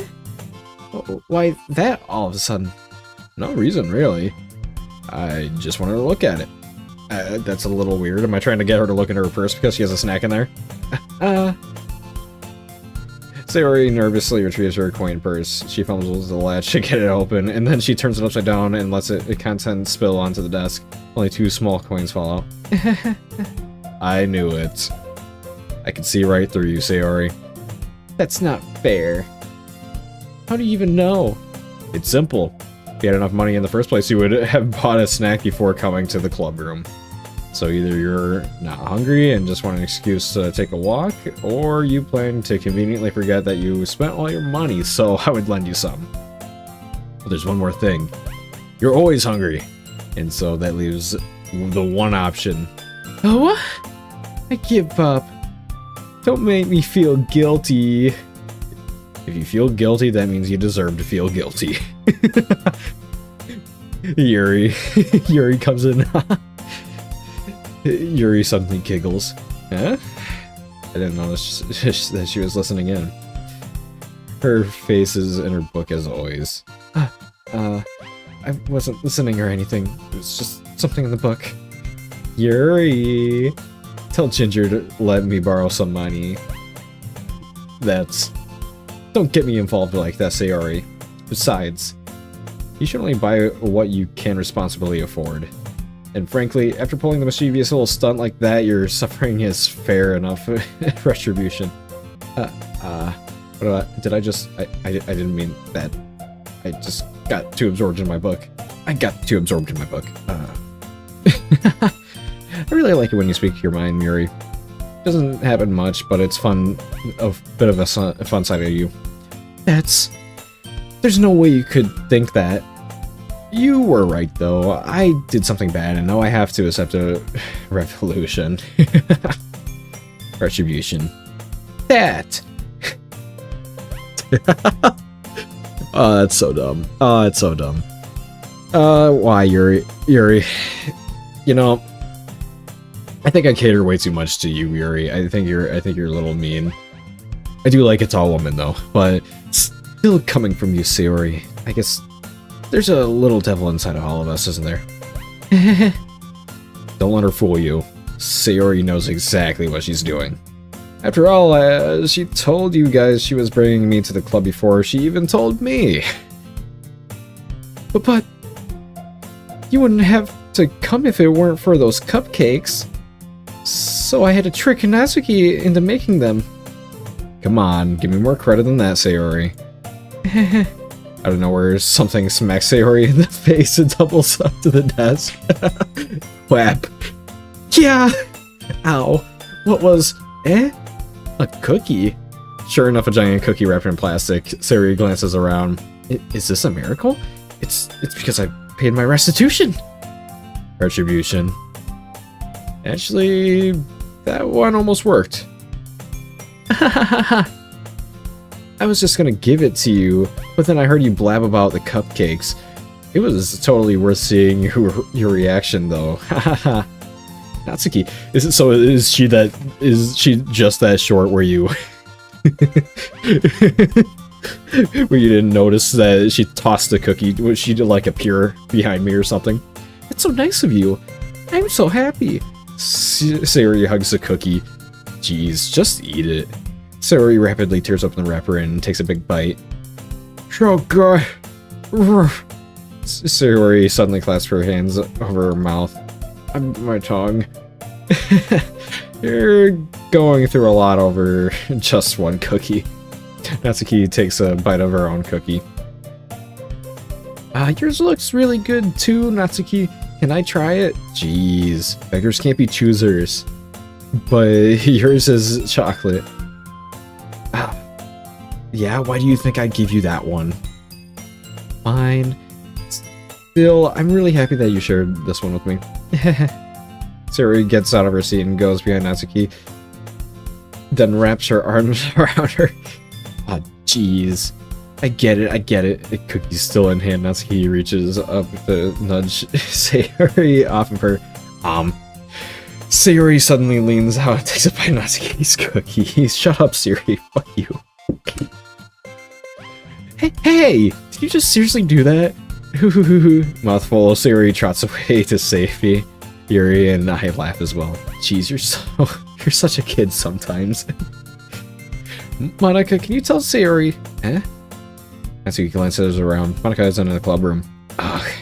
Where's Monika anyways? Good question. Have any of you heard anything about her being late today? Not me. Yeah, I haven't either. That's a bit unusual. I hope she's okay. Of course she's okay. She's probably just had something to do today. She's pretty popular /after all. You don't think she has a... I wouldn't be surprised. She's probably more desirable than all of us combined. That's true. Excuse me? Suddenly the door swings open. Sorry, I'm super sorry. Ah, there you are. I didn't mean to be late. I hope you guys weren't worried or anything. Monika chose the club over her boyfriend after all. You're so strong-willed. Boyfriend? What on earth are you talking about? Monika quizzically glances at me. Never mind. What held you up anyways? Well, my last period today was study hall. To be honest, I just lost track of time. That makes no sense, though. Wouldn't you have heard the bell ring at least? I must not have heard it since I was practicing piano. Piano? I wasn't aware that you played music at all as well, Monika. Don't really. I just kind of started recently. I've always wanted to learn piano. That's so cool! You should learn to play something for us, Monika. That's... Monika looks at me. Maybe once I get a little bit better, I will. Yay. Okay, why do you keep looking at me? I'm so confused. Oh, God. Listen, I'm used... To have it on a screen is one thing. I had this happen in person before, not a similar thing. Women harassed me a lot when I was working at Mickey D's. Actually, a pretty similar thing. They're all trying to get with me. It was really weird. So I relate to this guy so much, and I'm the same sarcastic level too. That's great. That sounds cool. I'd also look forward to it. Is that so? In that case, I won't let you down, Ginger. Monika smiles sweetly. Oh, really? Let me save game. On here. Let's see what happens. Oh, she's still smiling sweetly. I didn't mean any pressure or anything like that. Don't worry. I've been practicing a whole lot recently. And I'd really love the chance to share once I'm ready. I see. In that case, best of luck. Thanks. So I didn't miss anything, did I? No, not really. I chose to leave out Sayori's mischievous escapade. I'm sure Natsuki will end up complaining to her anyways. It looks like everyone has already settled down. Sayori somehow already finished her entire cookie, Yuri's back to her book, and Natsuki disappeared in the closet. Talk to Natsuki. Oh, I knew we were going to talk to Natsuki. Ugh! I hear Natsuki utter an exasperated sigh within the closet. She seems to be pretty annoyed by something. I approach her in case she needs a hand. You looking for something in here? Freaking Monika, she never puts my stuff back in the right spot. What's the point of keeping your collection organized if someone else is just gonna mess it up? As he slides a bunch of stacked books and boxes across the shelf. Manga. You read manga, right? Sometimes. Manga is one of those things where you can't admit you're really into until you figure out whether where the other person stands. How do you know anyways? Why'd you bring it up at some point? Besides, it's kind of written on your face. What's that supposed to mean? Are you saying I have a manga virgin face? I do. I'm sorry.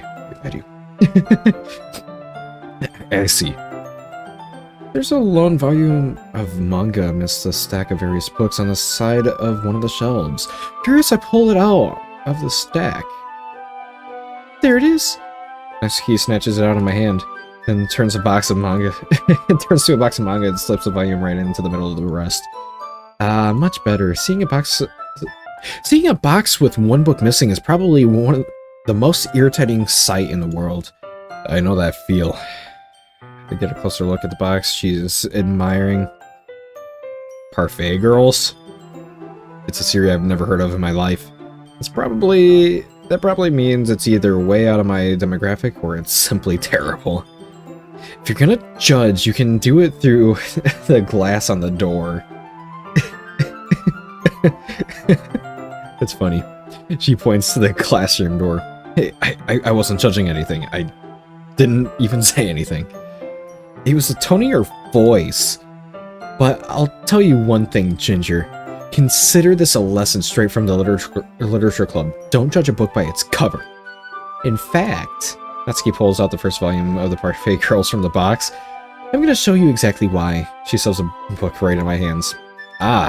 Stare at the cover. Features 4 girls in colorful attire striking animated feminine poses. It's exceedingly Mo. Don't just stand there. He grabs my arm and pulls me out of the closet.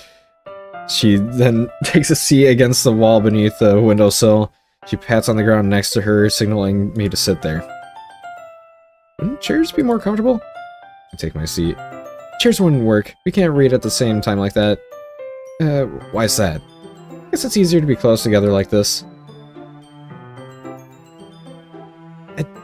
Don't just say that. You'll make me feel weird about it. Natsuki crosses her arms and scooches an inch away from me. Sorry. I didn't expect to be sitting this close to her either. Not that I can say it's particularly a bad thing. I open the book. It's only a few seconds before Natsuki once again inches closer, reclaiming the additional space. She hopes I wouldn't notice. I can feel her peering over my shoulder, much more eager to begin reading than I am. Wow, how long has it been since I read the beginning? You don't go back and flip through the older volumes every now and then? Not really. Maybe sometimes after I've already finished a series. Hey, are you paying attention? I am, but nothing's really happened yet, so I can talk at the same time. It looks like it's about a bunch of friends in high school. Typical slice of life affair.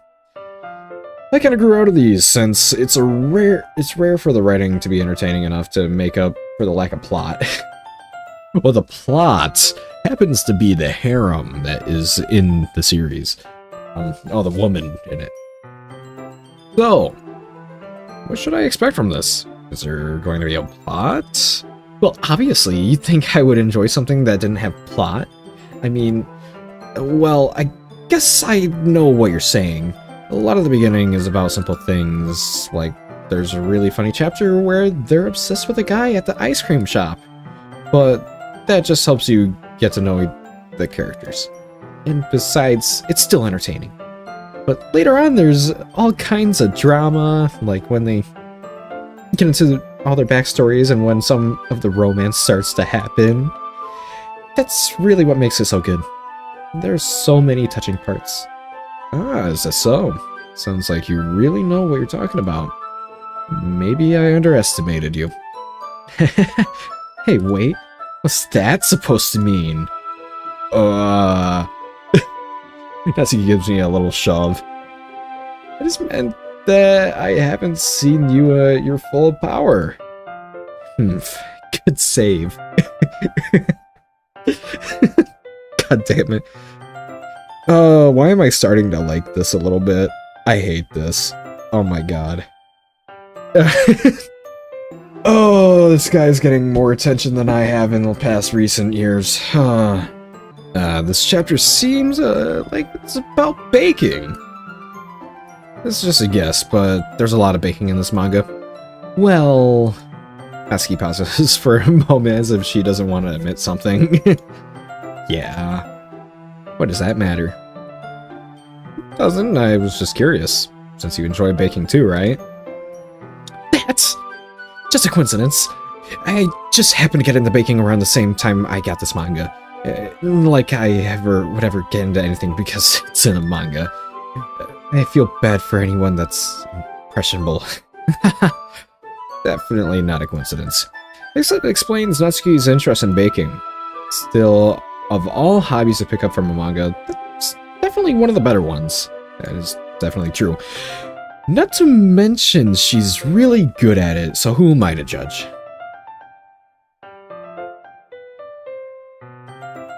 Why? We read on for a few more minutes. Finished a couple chapters at this point. Are you sure this isn't boring for you? It's not. Even though you're just watching me read. Well, I'm fine with that. If you say so. I guess it's fun sharing something that you like with someone else. I always get excited when I can convince any of my friends to pick up a series I enjoy. You know what I mean? You don't. That's not... Well, I wouldn't really know. What do you mean? Don't you share your manga with your friends? Could you not rub it in? Jeez. Sorry. Like I could ever get my friends to read this. They just think manga is for kids. I can't even bring it up without them being all like, you still haven't grown out of that yet? It makes me want to punch them in the face. Ugh, I know those kind of people. Honestly, it takes a lot of effort to find friends who don't judge, much less friends who are also into it. I'm also the kind of loser, I guess. I'm already kind of a loser, so I guess I gravitated towards the other losers over time. But it's probably harder for someone like you. Yeah, that's pretty accurate. Wait, which part? I mean, I feel like I can't even keep it in my own room. I don't even know what my dad would do if he found this. At least, it's safe in here in the club room. Captain Monica was kind of a jerk about it. I just can't win, can I? Well, it paid off in the end, didn't it? I mean, here I am reading it. Well, it's not like it solves any of my problems. Maybe, but at least you're enjoying yourself, right? So? Jeez, that's enough. Are you gonna keep reading or what? Yeah. Flip the page. Suddenly, Natsuki starts laughing. I totally forgot that happens. Natsuki puts her finger over one of the panels. Minori is my favorite character. You always feel a little bad for her, but since she's so unlucky, but it gets especially bad when... I shouldn't be talking about that yet. Just finish this chapter. Natsuki's voice sparkles with excitement. It's a stark contrast to her usual bossy tone, but if she's not used to sharing her favorite manga with her friends, I can understand why. It's hard to express in words the feeling you get when connecting with someone like that, and being able to provide that to Natsuki, for whom it's a rare experience, that makes me smile a little to myself. Okay, everyone. Are you all ready with today's poems? Oh, come on. Could your timing be any worse? Sorry. I just need to make sure we have everything we have enough time. Though you do look pretty cozy over there. Hahaha. Natsuki suddenly notices how close she's gotten to me. She hastily slides herself a good 12 inches away from me. Alright, I guess I'll stop here for now. I closed the book and handed it towards Natsuki. You're just giving it back? Do you want to know what happens? Yeah, but Monica just said, don't be dumb. Just take it home with you. Huh? Is that really alright? I say mostly because I really didn't plan on using my spare time to read this. Well, of course. It would take forever to finish if you didn't take it home. Just finish that one before tomorrow so we can start the next one. And if it gets bent, I'll kill you. By tomorrow? The part we got through the volume so far. I might fall behind on some shows if I try to get through this, but I suppose it's a necessary sacrifice in exchange for seeing Natsuki's enthusiastic face. Or I'm more scared of what will happen if I don't finish it. Alright then. I stand up, I return to where I put my stuff, and carefully slip the book into my bag.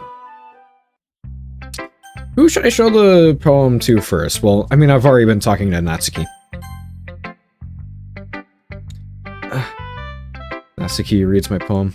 She keeps glancing at me, then back at the poem. By now, she must have read it more than once. Aren't you supposed to be bad at this? Is that a compliment? No, I mean, you know... Natsuki struggles to find the words she wants. I just expected a lot less after what you showed me yesterday. That's all. Well, I guess I just got lucky with this one. Yeah, exactly. You just got lucky, you know? Don't get used to it. You won't always manage to write poems this cute. I mean, well written. Ah, so that's how it is. My poem is cute. No, why are you smiling? It's not like I like cute things. God damn it. You know what?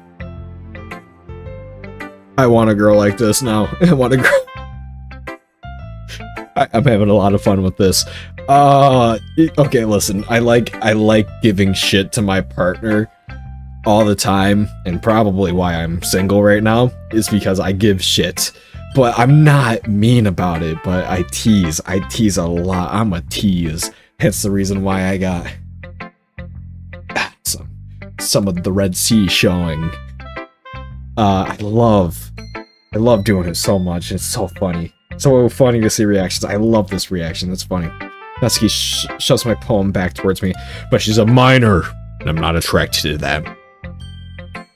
I'm not. I don't want a witch hunt for me. What the fuck?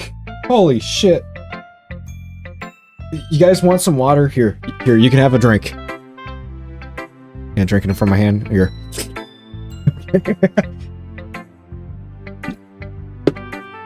I need water because it helps me with reading. Yes. Reading it again, I decided it's not so great after all. It's too cute and Doki Doki. Really impressed, you know, girls who like those kind of things. For some reason, Natsuki is incredibly easy to see through. Well, anyway, you're gonna read mine now, right? Judging by your taste, you probably like it a lot. Probably learned something too. Don't forget who the real pro is.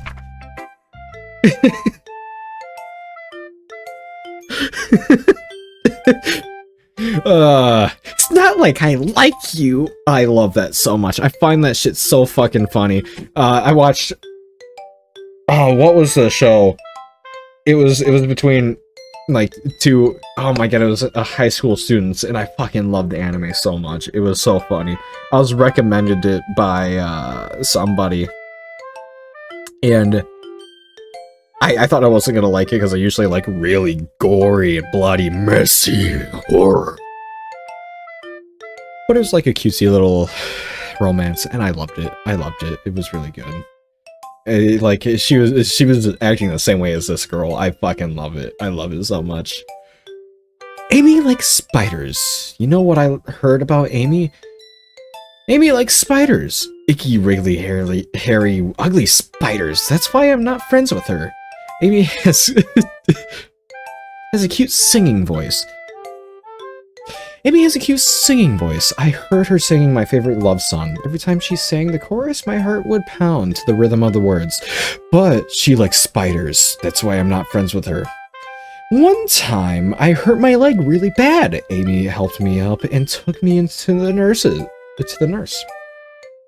I try not to let her touch me. She likes spiders, so her hands are probably gross. That's why I'm not friends with her. Amy has a lot of friends. I always see her talking to people. She probably talks about spiders. What if her friends start to like spiders too? That's why I'm not friends with her. It doesn't matter if she has other hobbies. It doesn't matter if she keeps it private. It doesn't matter if she doesn't hurt anyone. It's gross. She's gross. The world's better off without spider lovers. And I'm gonna tell everyone. Not bad, right? It's quite a bit longer than yesterday's. Yesterday's was way too short. I was just warming up. I hope you didn't think it was the best I could do. No, of course not. Anyways, the message is pretty straightforward in this poem. I doubt I have to explain it. Sometimes you can explain complicated issues with so much simpler analogies. It helps people realize how stupid they're being. Like anyone who would agree that the subject of this poem is an ignorant... like anyone who would agree... like anyone would agree that the subject of this poem is an ignorant jerk. Do you know people like that? Of course, it's about how everyone thinks that doesn't matter. It can be about anything. I wrote it to be easy to relate to. Everyone has some kind of weird hobby or a guilty pleasure. Something that you're afraid if people find out, they'd make fun of you or think it less of you. That just makes people stupid. Who cares what someone likes as long as they're not hurting anyone and it makes them happy? I think people really need to learn respect to others for liking weird things. Well, you're definitely right. At least I can relate to that. And I'm sure there's a lot of other people that can too. It's what I do best, after all. I don't like writing unless there's a good message to take away from it. Like conveying emotions is important, but I want to make people think, not just feel. Remember that. I'm gonna write a good one for tomorrow too, so look forward to it. That's not really a poem, is it? I don't think that was really a poem. That was just writing about how you dislike the fact that somebody likes spiders. So am I gonna choose next? Sayori, why not? I like Sayori. ... Oh, I like this one, Jinchu. It has some nice feelings in it. Oh, I'm glad. Does that mean it's better than yesterday's? Let me think. I don't know. I guess I like them both. That's not very helpful, you know. Well, I'm not very good at figuring out if poems are good or bad. But that's why I just go by my heart. If it makes me feel things, then it must be a good poem. I'm not sure that's exactly how it works. Then again, I guess I'm conveying feelings. I guess conveying feelings is a pretty important part of this whole thing. Yeah, maybe. Honestly, I don't even know what kind of writing you like in the first place. Yeah, me neither. Why don't you at least try giving it some thought? You want me to write something for me? That's so sweet. Yeah, right. But you're always thinking about other people. You need to think about yourself once in a while. If you don't, you might end up getting hurt at some point. Eh? Well, I don't know what you really mean, but I'll try to keep it in mind. Well, whatever. Anyways, let's see. I guess I like happy poems. Wait, sometimes I like sad poems too. Sometimes a bit of both? What's the word for it, right? What's the word I'm looking for? Bittersweet! Yeah. I like things that are happy and things that are sad. Happy and sad? I can't see you liking something sad, Sayori. Well, I like happy the most, but sometimes when you have a little rain cloud on your head, a sad poem can give the rain cloud a little hug and make a nice, happy rainbow. Sayori, that's unexpectedly poetic. It is? Maybe I'm getting better at expressing my feelings after all. Thanks, Ginger. I guess I'll go write that down then. You can read my poem now, okay? Okay. Bottles. I pop off my I pop off my scalp like the lid of a cookie jar. It's a secret place where I keep all my dreams. Little balls of sunshine all rubbing together like a bundle of kittens. I reach inside with my thumb and forefinger and pluck one out. It's warm and tingly. But there's no time to waste. I put it in a bottle to keep it safe. And I put the bottle on the shelf with all the other bottles. Happy thoughts, happy thoughts, happy thoughts. And bottles all in a row. My collection makes me a lot of friends, each bottle a starlight to make amends. Sometimes my friends feel a certain way, down comes a bottle to save the day. Night after night, more dreams, friends after friend, more bottles, deeper and deeper my fingers go, like exploring a dark cave, discovering secrets hiding in the nooks and crannies, digging and digging, scraping and scraping. I blow the dust off my bottle caps. It doesn't feel like time elapsed. My empty shelf could use some more. My friends look through my locked front door. Finally, all done, I open up and in come my friends, and they come in such hurry. Do they want my bottles that much? I frantically pull them from the shelf, one after another. Holding them out to each and every friend, each and every bottle, but every time I let one go, it shatters against the tile between my feet. Happy thoughts, happy thoughts, happy thoughts in shards all over the floor. They were supposed to be for my friends who aren't smiling. They're all shouting, pleading, something, but all I hear is echo, echo, echo, echo, echo, echo inside my head.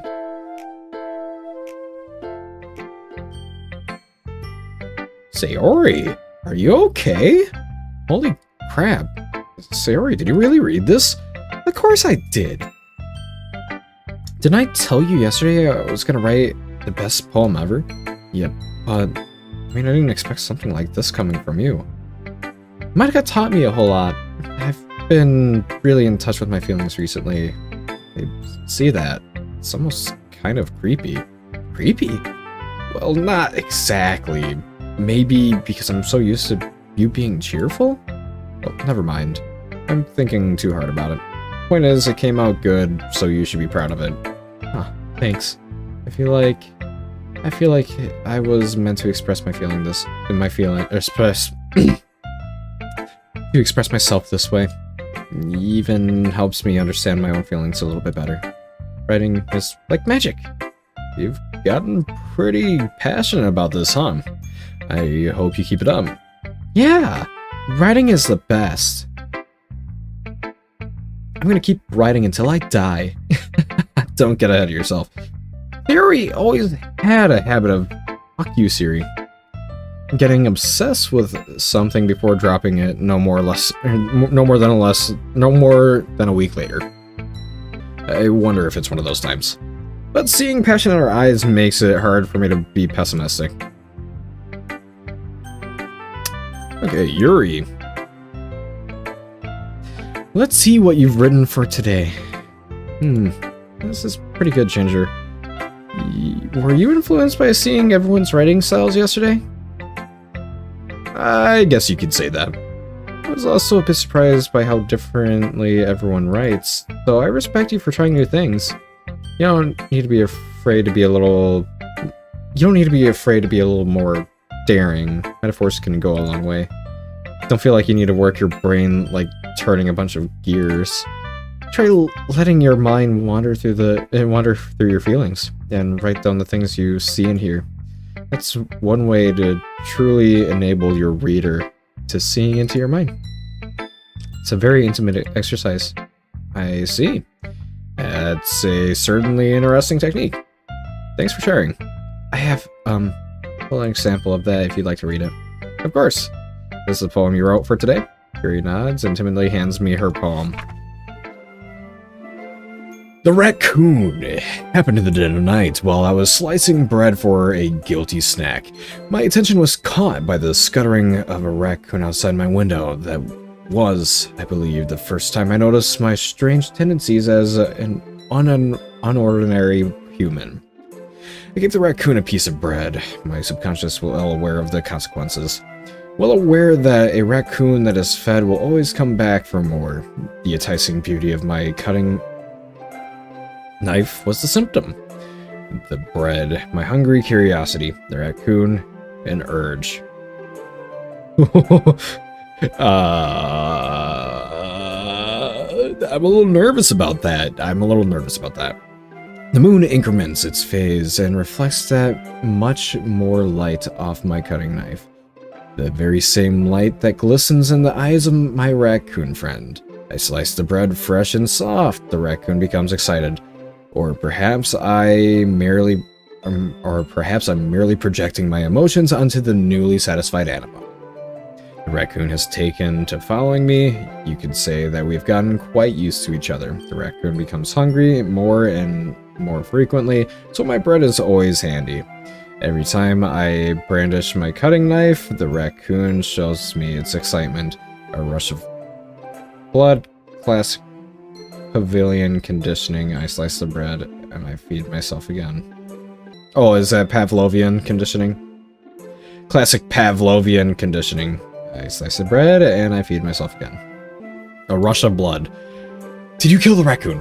Did you kill the raccoon? Did you... I was a little more daring with this one than yesterday's. I can see that. A lot more metaphorical. I don't know if it's my fault, but I can't begin to imagine what this poem is about. That's right. It's a bit closer to my preferred writing style. Using the poem as a canvas to express my vivid imagery and conveying emotions through them. Yeah, if I take it at face value, then I can't even figure out what it's supposed to mean. Well, I think it's something that different people can relate to in their own way. I wanted to express the way it feels to be. It feels for me to indulge in my more unusual hobbies. It's those sort of things I'm usually forced to keep to myself. So I sometimes enjoy writing about them. Huh, that's funny. Didn't Natsuki also write something about that? Something about being ridiculed for a strange interest? Yeah. She did? Yeah, she was talking about how it doesn't matter what you're doing as long as you're not hurting anybody. She's right. I mean, does she really feel that way? Yeah, sounds like you two have that in common. That's interesting. To me, she seemed like the kind of person who would make fun of my hobbies. But I suppose that's my fault for judging, isn't it? Please don't tell her I said that. Don't worry, I have no reason to. Okay. Well, thank you for sharing that with me. After all, I hadn't learned to embrace my own weirdness, I probably would hate myself. I might be ranting a little bit now, but I'm glad that you're a good listener. There's something wrong with her. Hi again, Ginger. How's the writing going? Alright, I guess. I'll take that, as long as it's not going bad. I'm happy that you're applying yourself. Maybe soon you'll come up with a masterpiece. I wouldn't count on that. You never know. Want to share what you wrote for today? Sure, here you go. Give my poem to Monica. Alright, I like it, Ginger. Really? It's a lot cuter than I expected. Oh, geez. No, it kind of makes me think of something Natsuki would write. And she's a good writer, too. So I take that as a compliment. Stop doing that. Stop doing that. Okay, a little lesson to you guys about body language. When a girl puffs out her chest to express or do this, you know, do a little bit of this and squish together to make the appearance of larger breasts, that means she's into you a little bit. She has some minor form of attraction. So the fact that she's doing this, she's definitely attracted to my character. I hate the fact that I know that. Okay. Actually, no, it's really useful. If you say so. Yep. There's a lot more poems or stories out there that are no more than a few simple words. Maybe funny, endearing, or even sad. And sometimes they're only a few lines long, but they may even feel like they're only written for kids, but if you think about them, they can express views of the world that would apply to anybody. I see. So you're saying that Natsuki is kind of like that. Sort of. Maybe she's not an expert, but you probably won't find much filler in her poems. They might be easy to write, but they're super challenging to get the meaning through. So I can see why it would be your kind of poem to explore. But anyways, you want to read my poem now? I like the way this one turned out, so I hope you do too. Alright, let's take a look. Oh my god. That's... oh no. I already don't like... Save me. The colors, they won't stop. Bright, beautiful colors, flashing, expanding, piercing. Red, green, blue, an endless cacophony of meaningless noise. The noise, it won't stop. Violent, grating waveforms, squeaking, screeching, piercing, sine, cosine, tangent, like playing a chalkboard on a turntable, like playing a vinyl on a pizza crust. An endless poem of meaningless. Load me. Load me? What do you mean by load me? Are you asking me to load you? A little concerning there. It's even more abstract than your last one, huh? I guess that's just the way that I write. I'm sorry if you don't like it. No, I never said that. It's just kind of a thing I've never really seen before, I guess. I kind of like playing with my space on the paper. Choosing where and how the space, your words, can totally change the mood of the poem. It's almost like magic. The way I wrote the lines, really short, makes it feel like they're trying to speak over the noise. I see. It's still hard for me to tell what's it about, though. Haha. Sometimes asking what a poem is about isn't the right question. A poem can be abstract as a physical expression of feelings, or a conversation with the reader, so putting it that way, not every poem is about something. Anyway, here's Monika's writing tip of the day. Sometimes you'll find yourself facing a difficult decision. When that happens, don't forget to save your game. You never know when you might change your mind. Or when something unexpected may happen. Wait, is this tip even about writing? What am I even talking about? That's my advice for today. Thanks for listening. Okay, everyone. We're all done reading each other's poems, right? I have something extra planned for today, so if anyone could come sit in the front of the room. Is this about the festival? Well, sort of. We have to do something for the festival. It's not like we can put together anything good in just a few days. We'll just end up embarrassing ourselves instead of getting any new members. That's a concern of mine as well. I don't really do well on last-minute preparations. Don't worry so much. We're going to keep it simple, okay? We won't need much more than a few decorations. Sayori has been working on the posters, and I've designed some pamphlets we can give out during the event.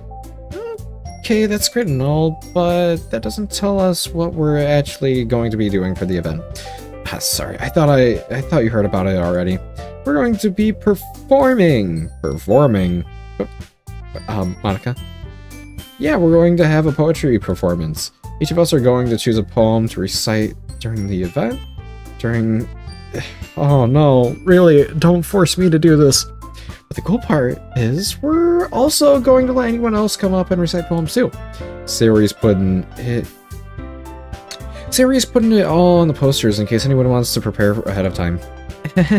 Sayori, who's been coloring a poster, holds it up for us to see. Are you kidding me, Monika? didn't already start putting those posters up already, did you? Well, I did. Do you really think it's that bad of an idea? Well, no, it's not a bad idea, but I didn't sign up for this, you know. There's no way I'm going to be performing in front of a group of people like that.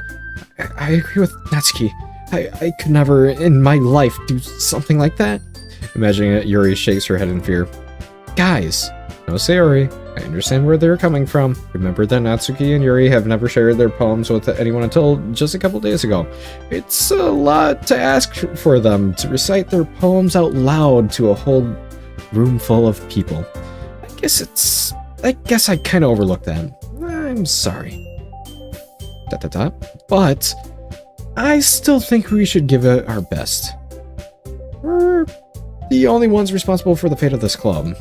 If we start the event and each of us put on a good performance, then it'll inspire others to do the same.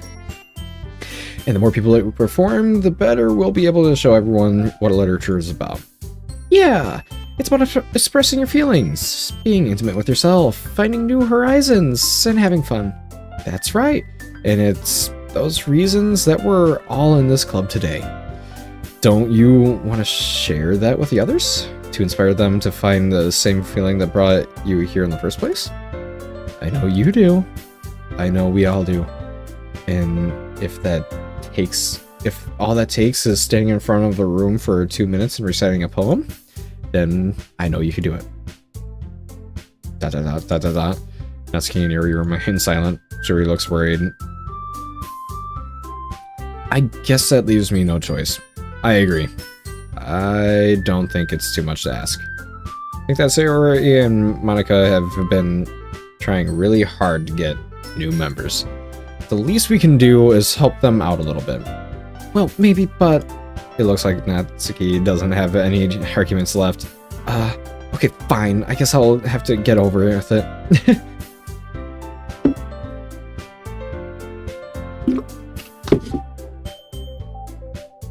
Alright. Phew. Thanks, Natsuki. What about you, Yuri? Yuri dejectedly glances around at everyone else's expectant faces. I guess I really don't have much of a choice. That's everyone. You're the best, Yuri. The club is seriously going to be the death of me. Oh gosh, you'll be fine, Yuri. But anyways, let's move on to the main event.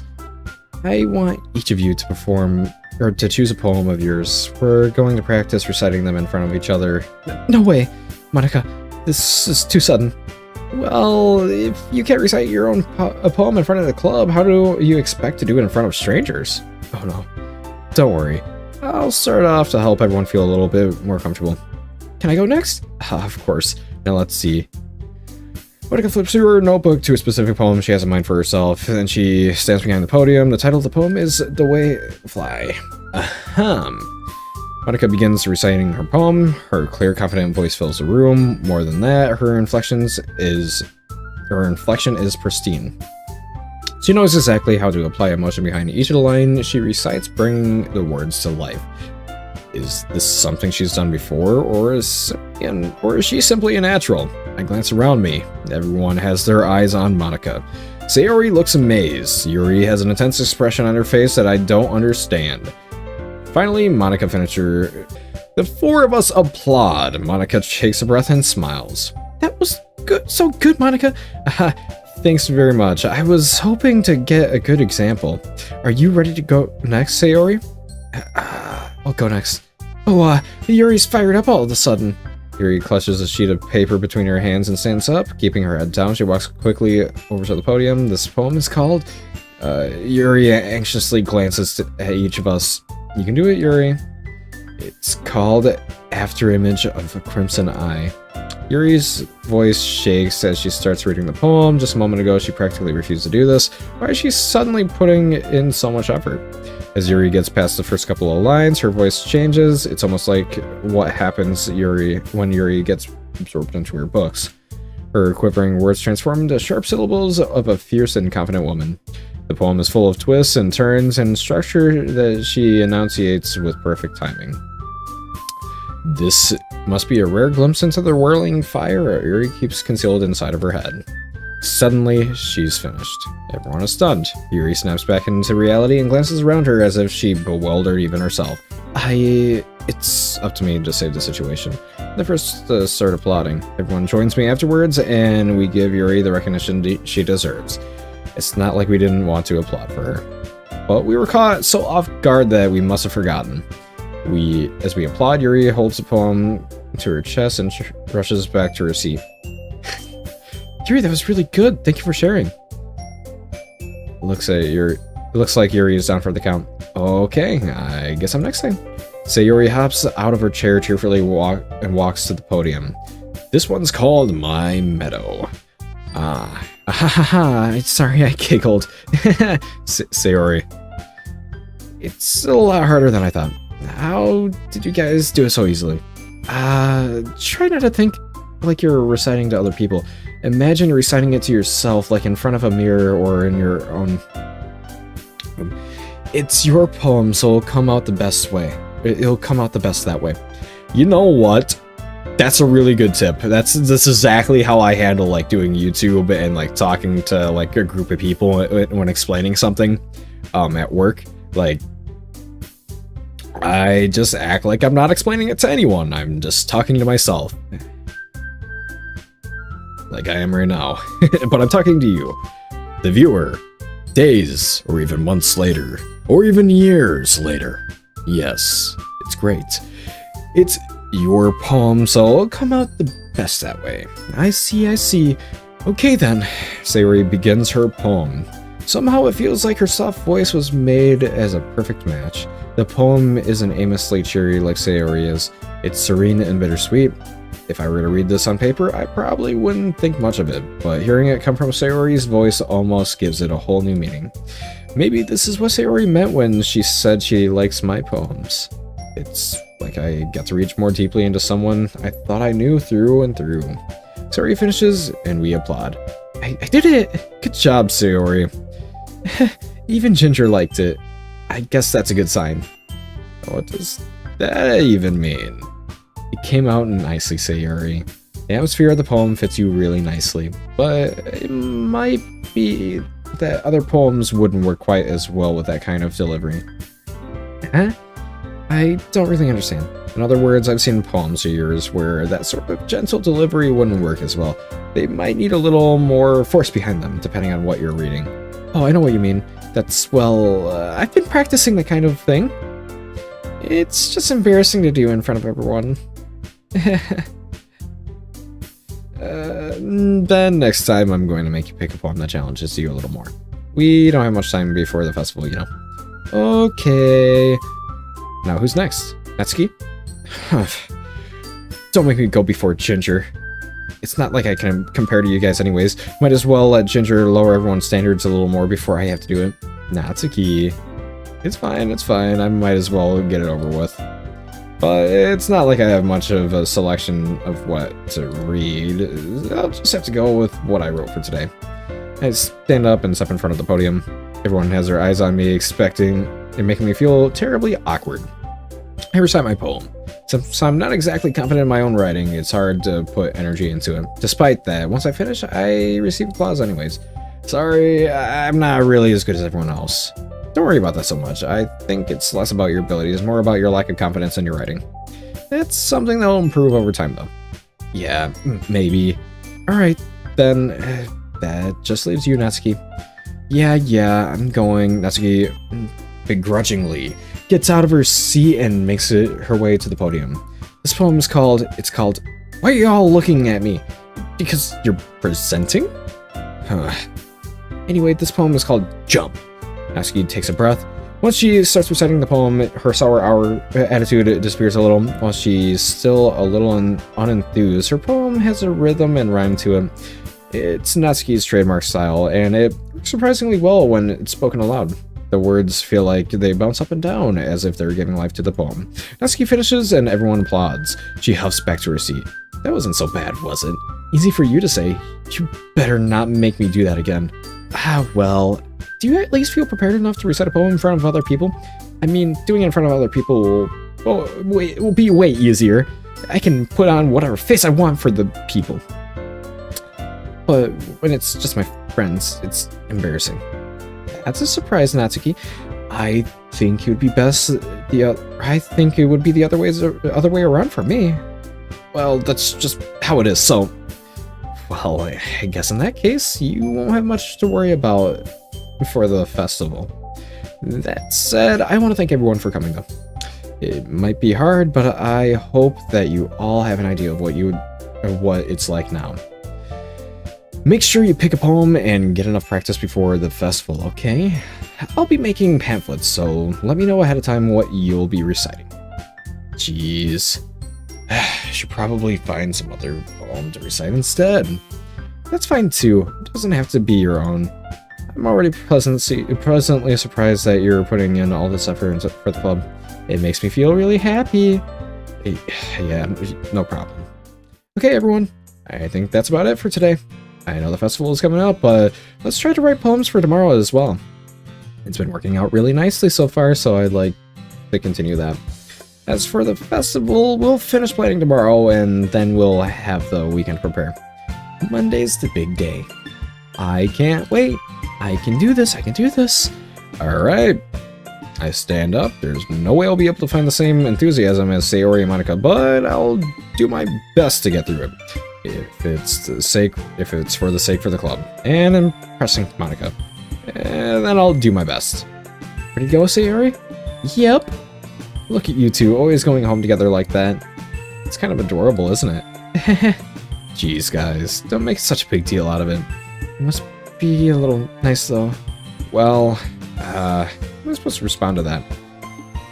It's okay, Ginger. You don't have to say it. Whatever, let's go already. I walk home with Sayori once more. Even though it's only been a few days, a lot of things have already changed, but today Sayori is a little quieter than usual on the way home. Yes, Sayori. Sorry, I was spacing out. I don't wonder. I was thinking about something from earlier. Like how we get to... Sayori fumbles with the words. So, let's just say that one day Natsuki asked to walk home with you... Huh? Well, what do you do? What kind of question is that? You're kind of putting me on the spot here. Well... Oh no! Don't make me decide on this! No! No! Don't make me... Why am I still doing this? Okay, I know. I was getting into the game. I was getting into the game.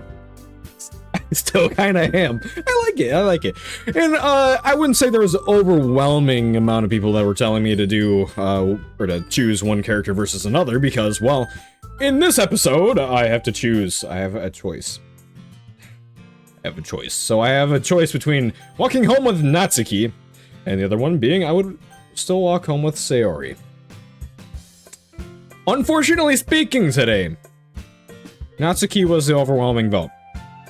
I'm not opposed to it, but at the same time, I feel bad. I feel bad because I like both of them. They're both awesome.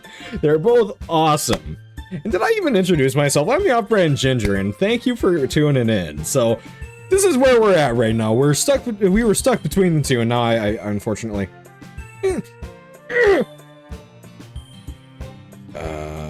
walking home with Natsuki. Huh.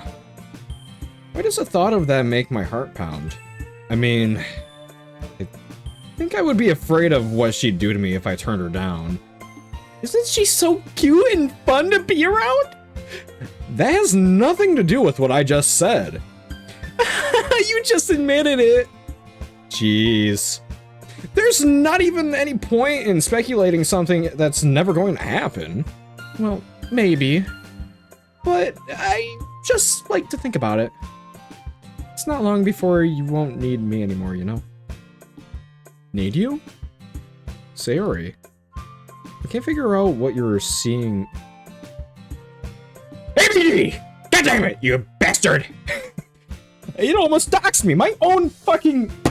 I hate it when you purchase a goddamn program and it then decides to try doxing you when you're trying to utilize, or when you're trying to record or live stream and whatever. Thank God I go based off of the web pages, but that is so goddamn annoying. Holy shit. I pay you, AVG. And this is still a common occurrence. If I wanted to look at my IP address, I would look at my goddamn IP address. I'm not gonna do that. Okay, sorry. Back to it. I can't figure out why you're seeing things in your head right now. Sorry. Everyone is different. Nobody in the club is a replacement for you. Oh. If you say so. Oh. I feel so bad. I really do. I really like her. The conversation trails off and I'm left feeling awkward. But it was kind of her fault for trapping me with such a weird question. Can't just lie to her. But if there's something that makes her happy, I would hate to take that away from her. That's why I said there's no point in speculating. Then again, the festival is only a few days away. Who knows what would happen in that time?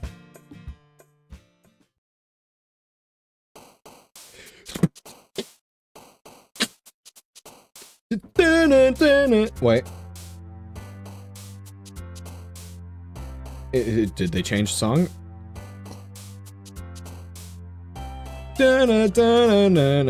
Okay, there we go. The song was stuck in my head for an hour after I recorded this. Okay, trying to choose. Sunny! Romance. I'm accidentally choosing the thing. Beauty! Damn it! It's all her. Happiness! Damn it! Lost! Come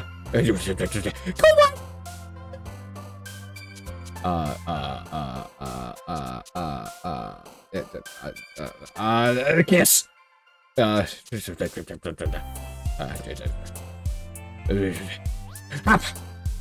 Let's see.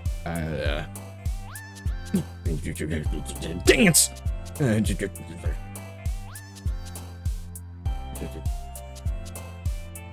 Nibble! Cute!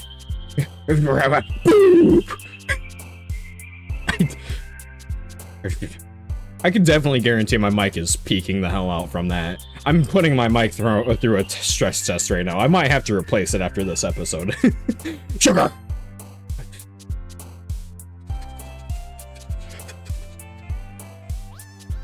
Silly! Kitty! Lazy! Lollipop! Hazel! Fluffy! Shiny! Okay, we did it. I think we successfully rizzed up somebody. Oh man. Oh man. The last one here again. Don't worry, I just walked in too. Were you practicing piano again? Yeah. You must have a lot of determination. Starting this club and now picking up piano? Well, maybe not determination, but I guess passion. Stares at me. Remember that club that wouldn't be here if it wasn't for all of you? Or remember that the club wouldn't be here if it wasn't for all of you. And I'm super happy that you're all willing to help out for a festival too. I can't wait for the festival. It's gonna be great. Eh? Weren't you complaining about it just yesterday, Natsuki? Yeah, that's confusing me too. What, Natsuki, what, are you okay? Somebody was trying to tell me to get the buff Natsuki mod, and I was kind of tempted. But I'm gonna play vanilla for now. Well, yeah, I'm not talking about our part of the festival, but it's a whole day of school where we get to play and eat all kinds of delicious food. You sound a bit like Sayori all of a sudden. Monica, do they usually have fried squid? Squid? That's a pretty specific thing to look forward to. Oh, come on. Are you saying you don't like squid? You of all people? Yeah, I didn't say I didn't like it. Besides, what do you mean by you of all people? Because it's right in your name. Monica. Eh?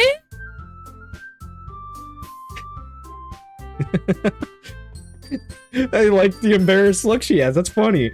That's not how you say my name at all.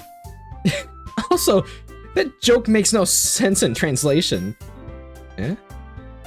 Never mind. Let's... wait a second. Wait a second. In translation, is that because going to... she's fourth wall breaking. She's fourth wall breaking because in English, it doesn't mean squid, but in Japanese, the characters mean squid. That's wild. Okay, she's fourth wall breaking again. This is the second time. I realized that watching over the last episode, she likes a fourth wall break. Let's just focus on our own event for now, okay? Fine. Your reactions aren't as fun as Yuri's or Sayori's anyway. Excuse me? Where's Sayori anyway? Oh, there you are.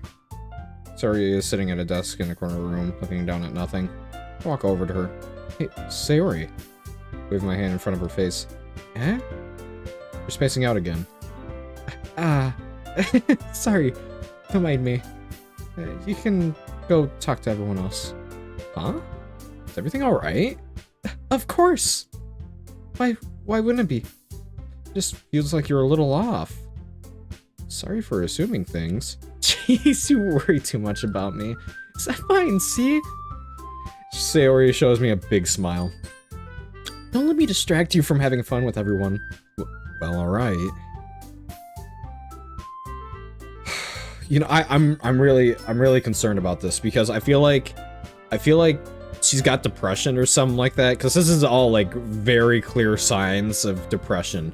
All like every aspect about her, somebody who had depression and somebody who's talked a few people out of suicide before, I noticed all the signs and I fucking called them out on it, and I talked them out of suicide because they were planning on it, and that wasn't very fun, let's just say that. And being somebody with that kind of problem as well, it's really clear to tell she's got very clear signs of depression, and that's worrying. I'm scared. I know there's signs. I know the game. I know this game's gonna be really bad. Well, all right, if you say so. I worriedly glance at Sayori before turning back toward everyone else. With the conversation already dispersed with everyone back at their usual activities, maybe you should ask Monica if she's noticed anything about Sayori recently. Since they've been preparing for the festival, they must be spending a lot of time together. Timidly approached Monica, who is shuffling through some papers at her desk. Ginger, what's up? Hey, this might sound a bit strange, but have you noticed anything up with Sayori recently? Anything up with her? What way do you mean? Maybe I'm reading into it a little too much, but she seems a bit downcast today. Oh, you think so? I can't say I've noticed anything about her. Monica peers across the room at Sayori, who is idly dragging a rubber eraser up and down her desk. Maybe there's something on her mind.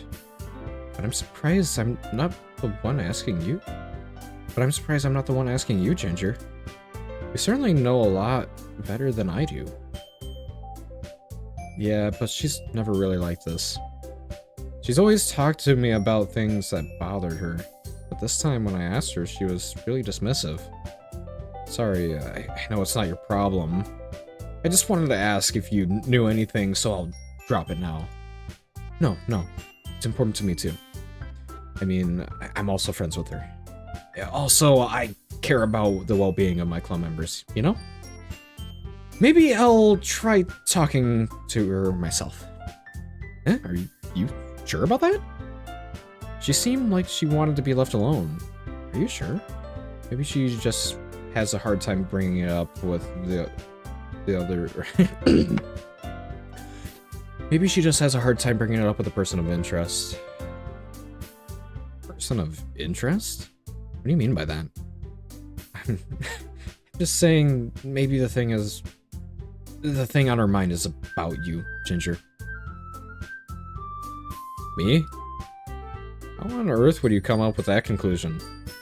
Well, probably shouldn't say too much, but Theory talks about you more than anything else, you know.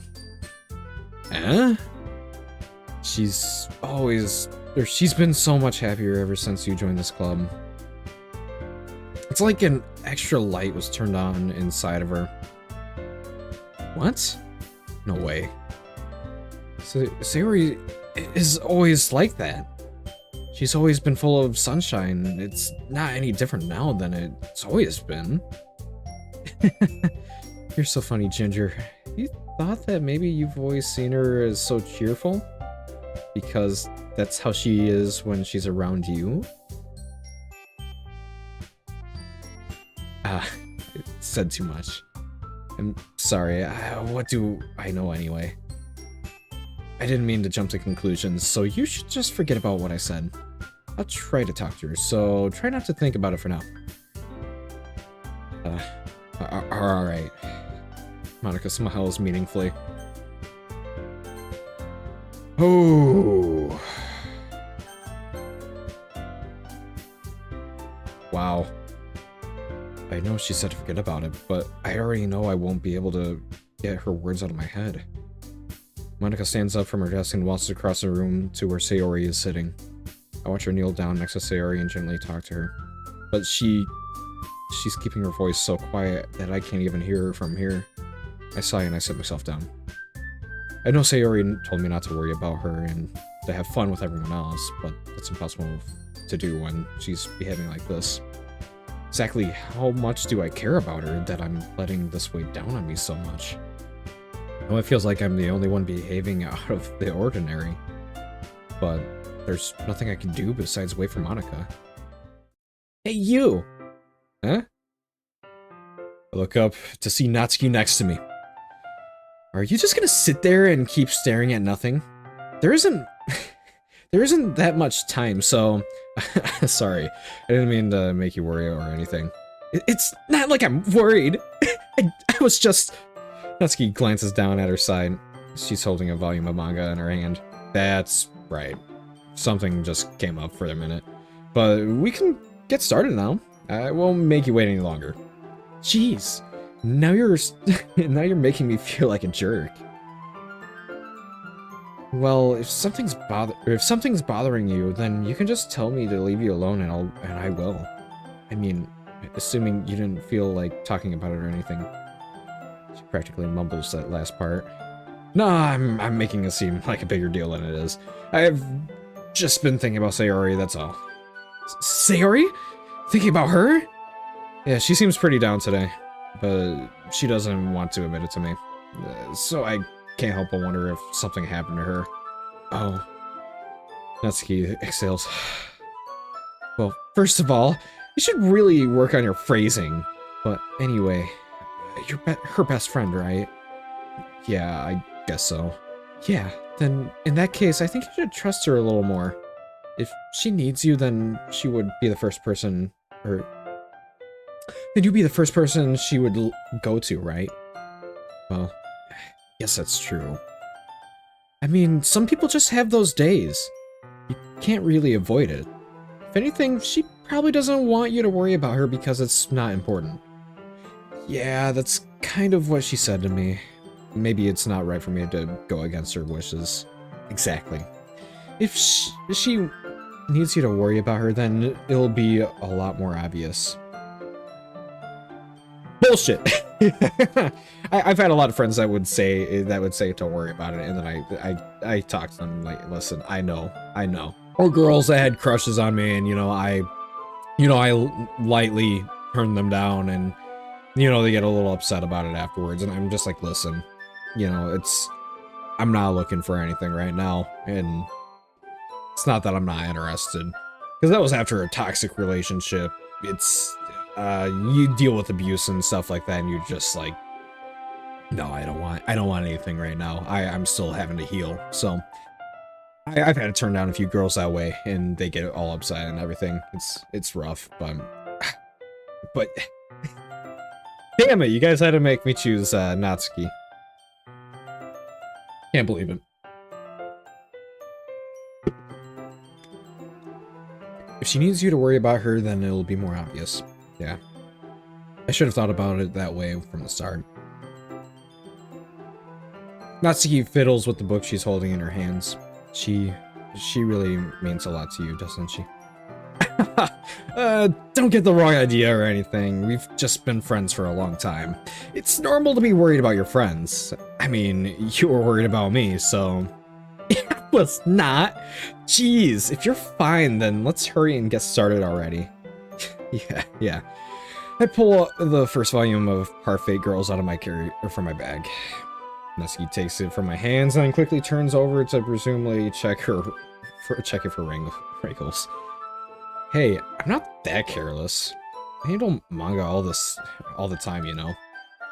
I just wanted to make sure. Can you blame me for being paranoid? I don't give people my manga every day, you know. That's true. I don't blame you. Well, anyway, let me put this one back. I'm gonna get the next one, okay? Natsuki makes her way to the closet. I follow. So you're gonna tell me everything you thought, right? Where did this volume leave off again? I forget. The chapter ended with when Midori and Alice found... Monica! Natsuki's voice resonates out from the inside the closet. Eh? I peer inside, and all of Natsuki books are lined up on the top shelf. Did you move my manga again? Sorry. The teacher got mad for me for taking up so much space in her closet. So I had to move some stuff around and clean it up a little bit.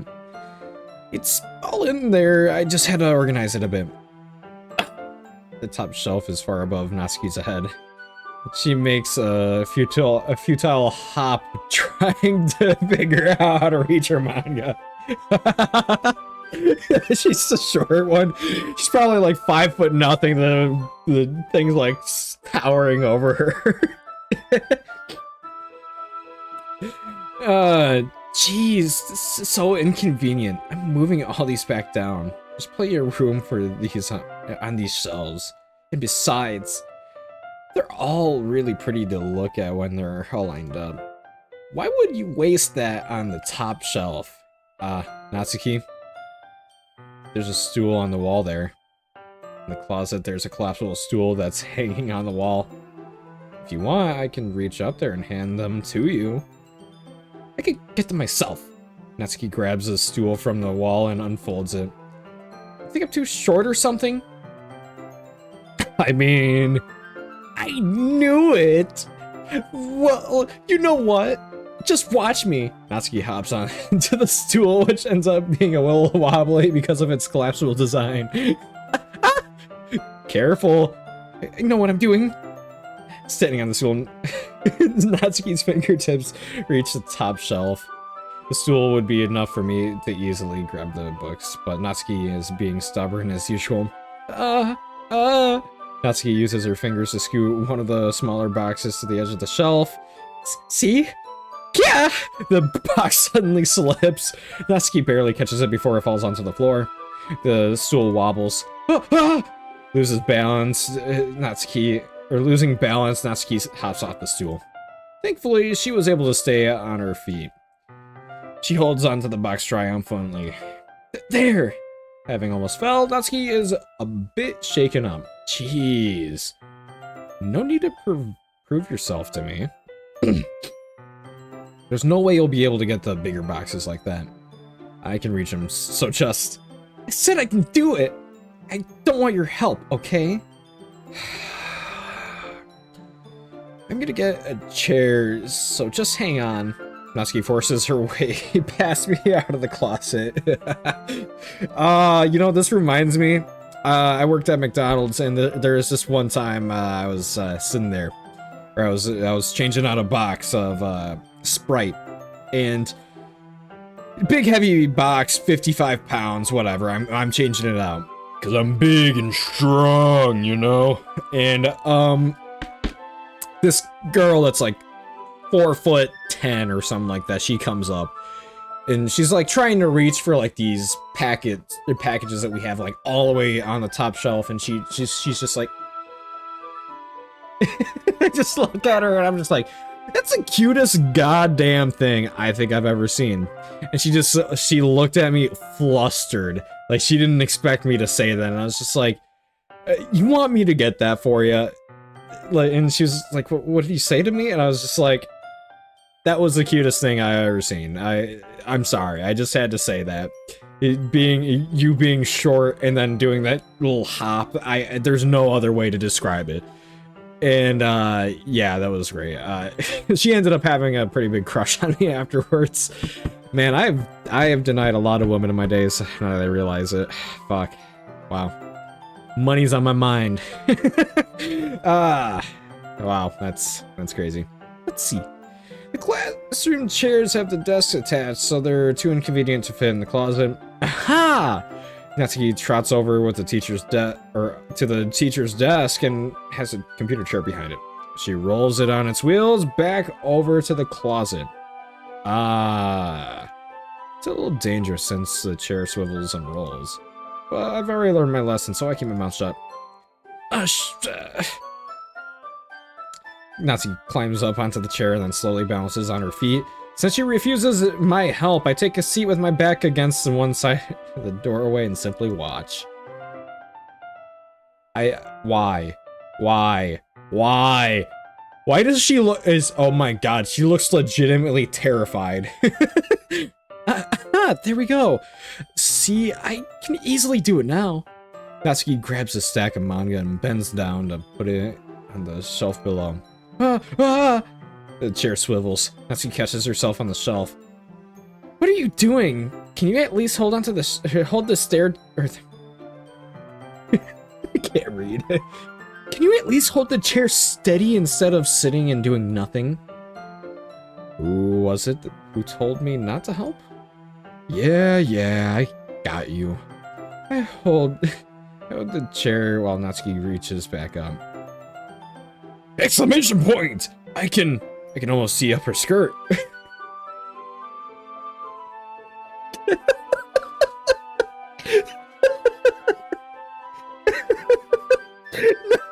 don't show me a picture, please, God. Don't do it. Don't do it. Good.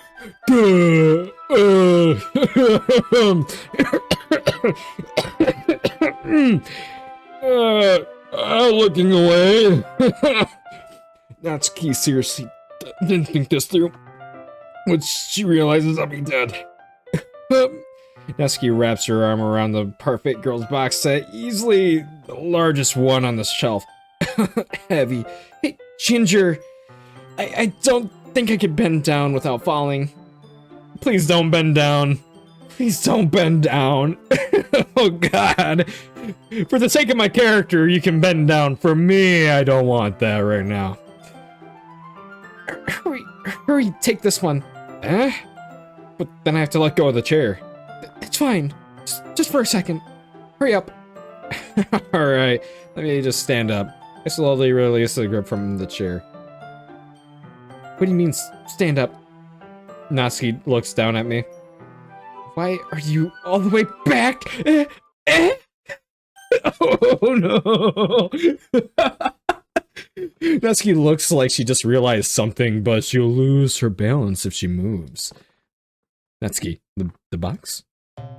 What are you looking at? Exclamation point!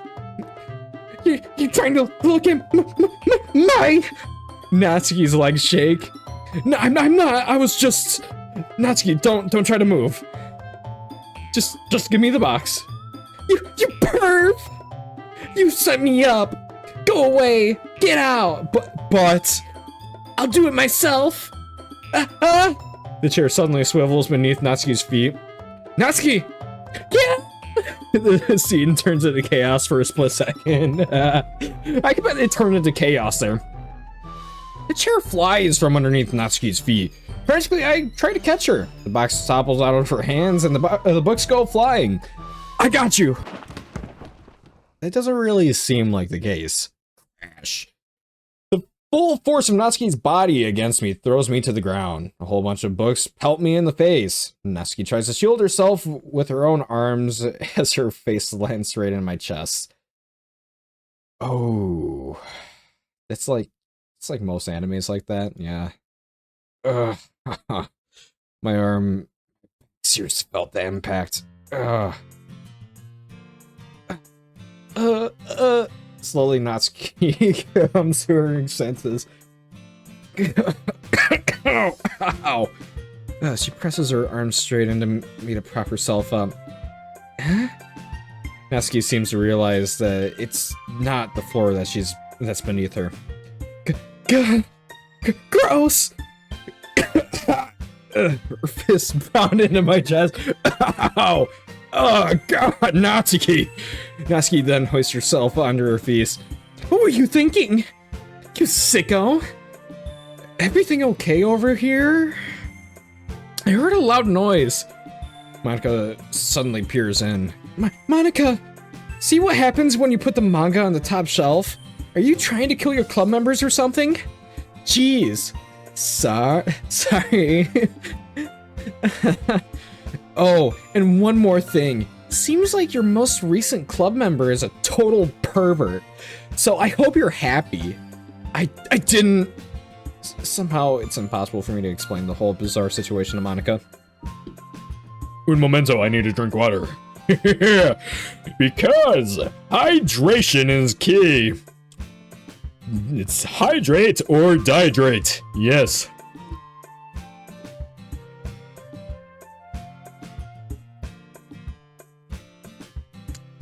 Mighty tasty.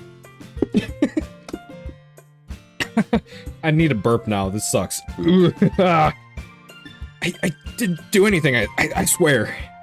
I know. Don't worry. Monica says that quietly to me. Looks like I'm off the hook. Oh no! My... Eh? I look down. Natsuki's kneeling on the floor holding one of her books that are scattered all over. There's a large diagonal crease along the page. She's desperately trying to smooth it out. It must have landed on the page. Natsuki tries a bit more to fix the crease, but she can't get it out. Oh god, no! Suddenly she gives up and slams the book shut, then throws it on the floor. Instead of continuing to yell, she just lowers her head.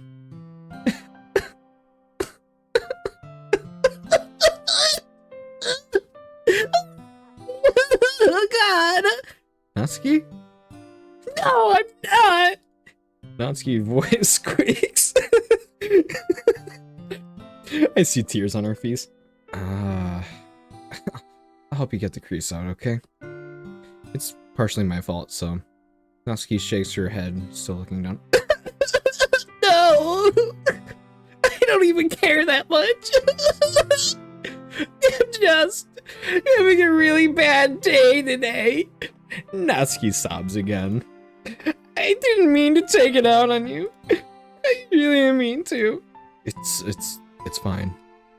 Is there anything you would want to talk about? Natsuki shakes her head. Just every day is so hard. I just want to come to the club and... Falls silent again. I can't press her, so I can only do what I know how to do. Look up her skirt again. Alright, well, I'm gonna look up your skirt again if you don't mind. Oh boy, yeah. Oh god, that's... I hate the fact that I just did that. Oh, well, I'll help clean this up. And I'll move the rest of your manga for you. Pick up volume 2 of Part 8, girls. We'll set this one to the side. This will help you cheer... this will help cheer... This will help cheer you up a bit, right? You can get started on it once I'm done here. Natsuki looks up with her glossy eyes. Her lips quivers. You're really nice to me. Eh? Sounds really strange coming from Natsuki. I didn't expect it at all. Well, I'm just treating you like a friend, you know?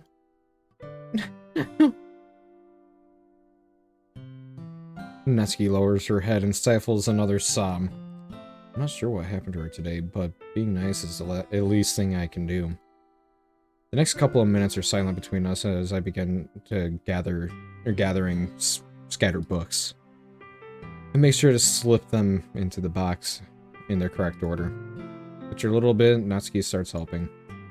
It isn't long before we're done, and I hoist the box onto the shelf where Natsuki wanted to put it.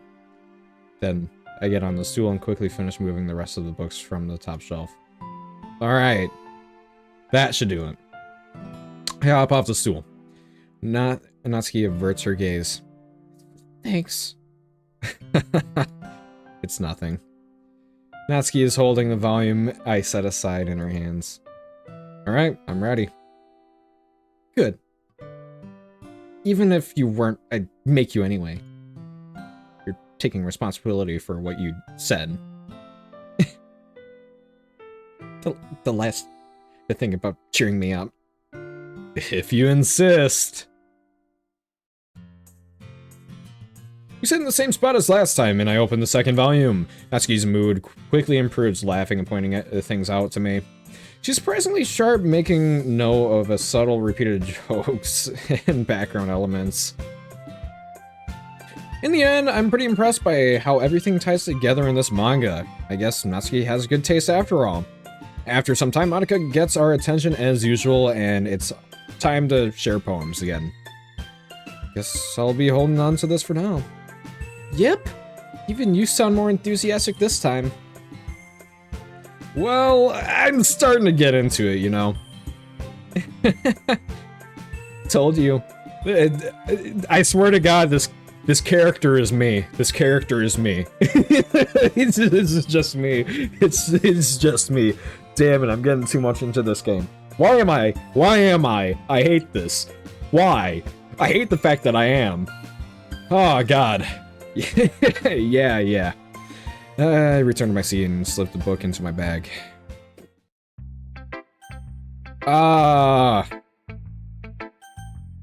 Natsuki's, because I went and cheered her sorry ass up. Yeah. ... Natsuki reads my poem. She keeps glancing at me, then back at the poem. By now, she must have read it more than once. Question mark? Is it that bad? No, it's not. It's good. It's really good, okay? There, I said it. This wasn't supposed to happen at all. Why can't you just be bad at this? My poems are supposed to impress you, not the other way around. You're trying to impress me. Obviously, you think I'd let you enjoy Yuri's writing more than mine? Give me a break. Well, in that case, what's the problem with me trying to impress you? I'll tell you. Natsuki face freezes like she just realized something.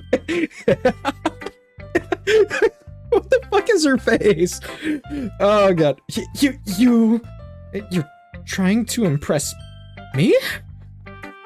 Natsuki vigorously scans her eyes over my poem one more time. Then the poem slips out of her hand and flutters to the floor. I have to use the bathroom. I have to read your poem, bitch! Where the fuck are you running?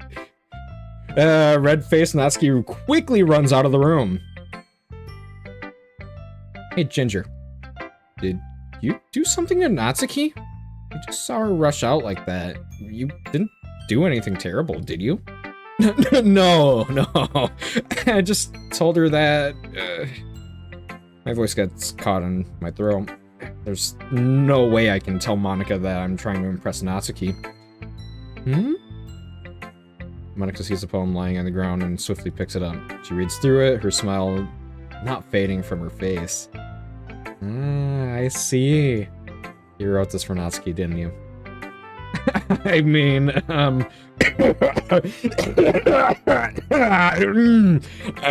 not really. No. Never. I would never. No. In fact, didn't she like your poem a lot the other day, too? I'm surprised. You know her taste so well already. Are you sure you're not cheating, Ginger?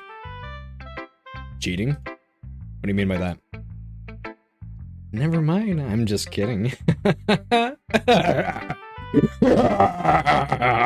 I will kill you all. I don't know, that's kind of the way that I'm taking her.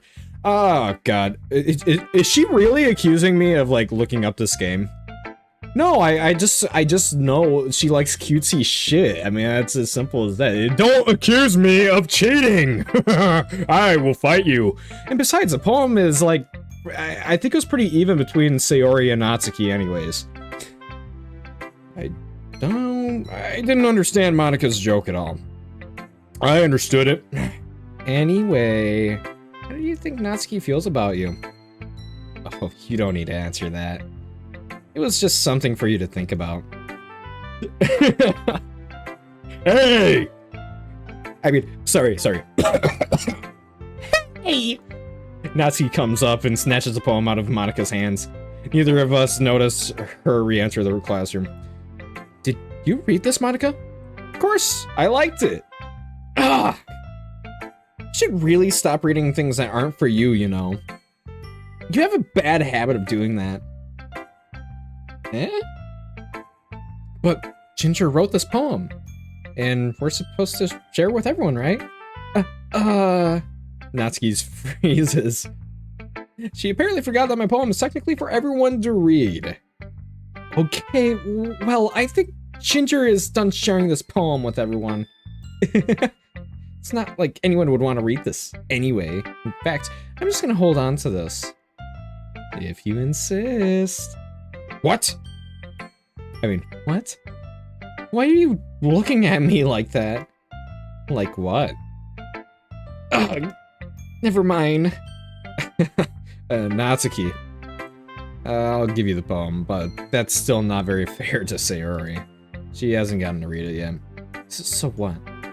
Well, I guess Ginger's right. Well, I guess Ginger is right, Natsuki. It's not fair if you don't let everyone finish reading it. Fine. Natsuki returns my poem. It's not like she's going to like it, though. Anyway, read my poem now. And no, I won't let you keep it. This is my only copy. Oh my god. Oh no. Oh no. Okay, what way should I read it? Maybe I should drink some more water because hydration is key. Yes.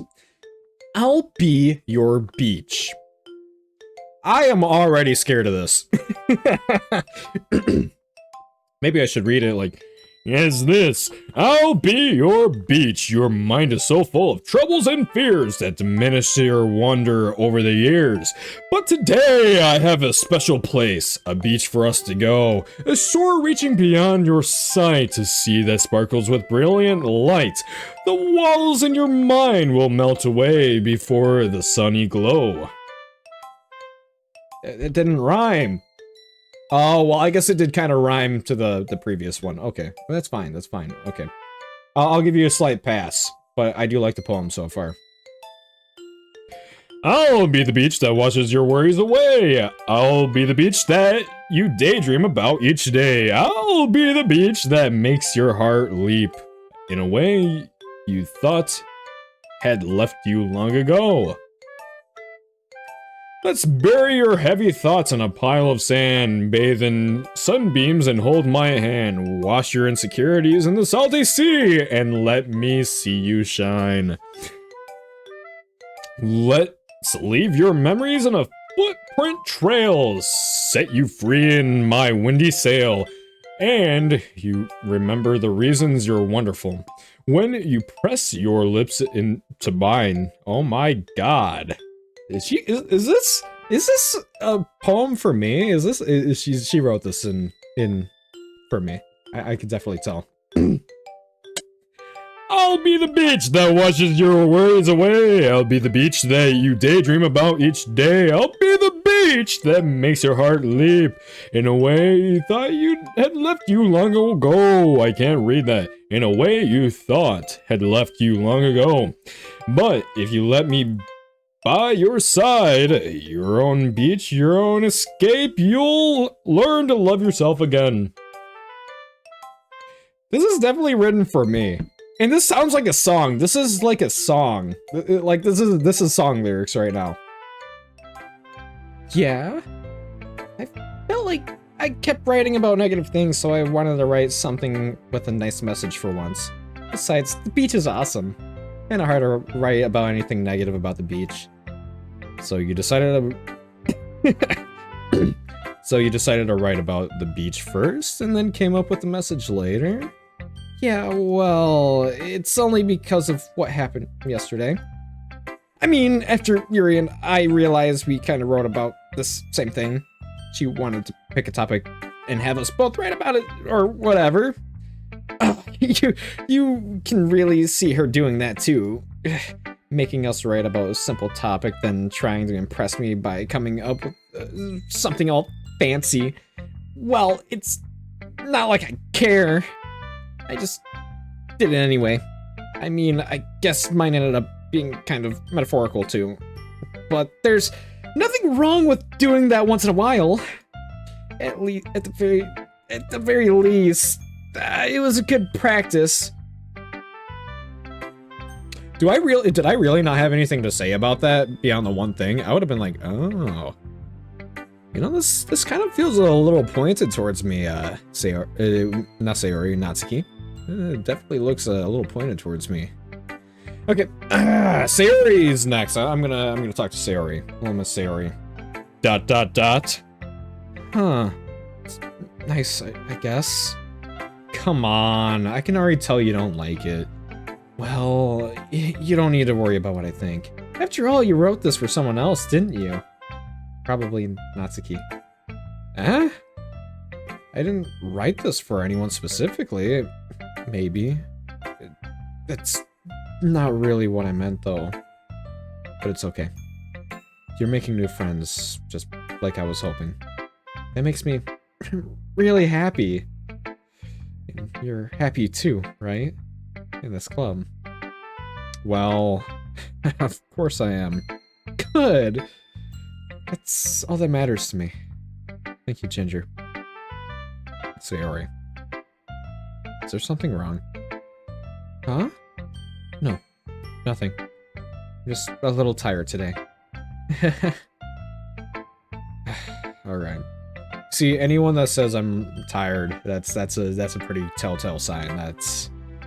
Oh, no, Sayori. Just tell me if you need anything. Like, I will. Don't worry about me, okay? You can go play with everyone else now. If you insist. Yay! I'm gonna go home in a little bit early today. Sayori? Tell Monica I wasn't feeling well, okay? I'll see you tomorrow. Before I can say anything else, Sayori cheerfully walks out of the classroom, humming to herself.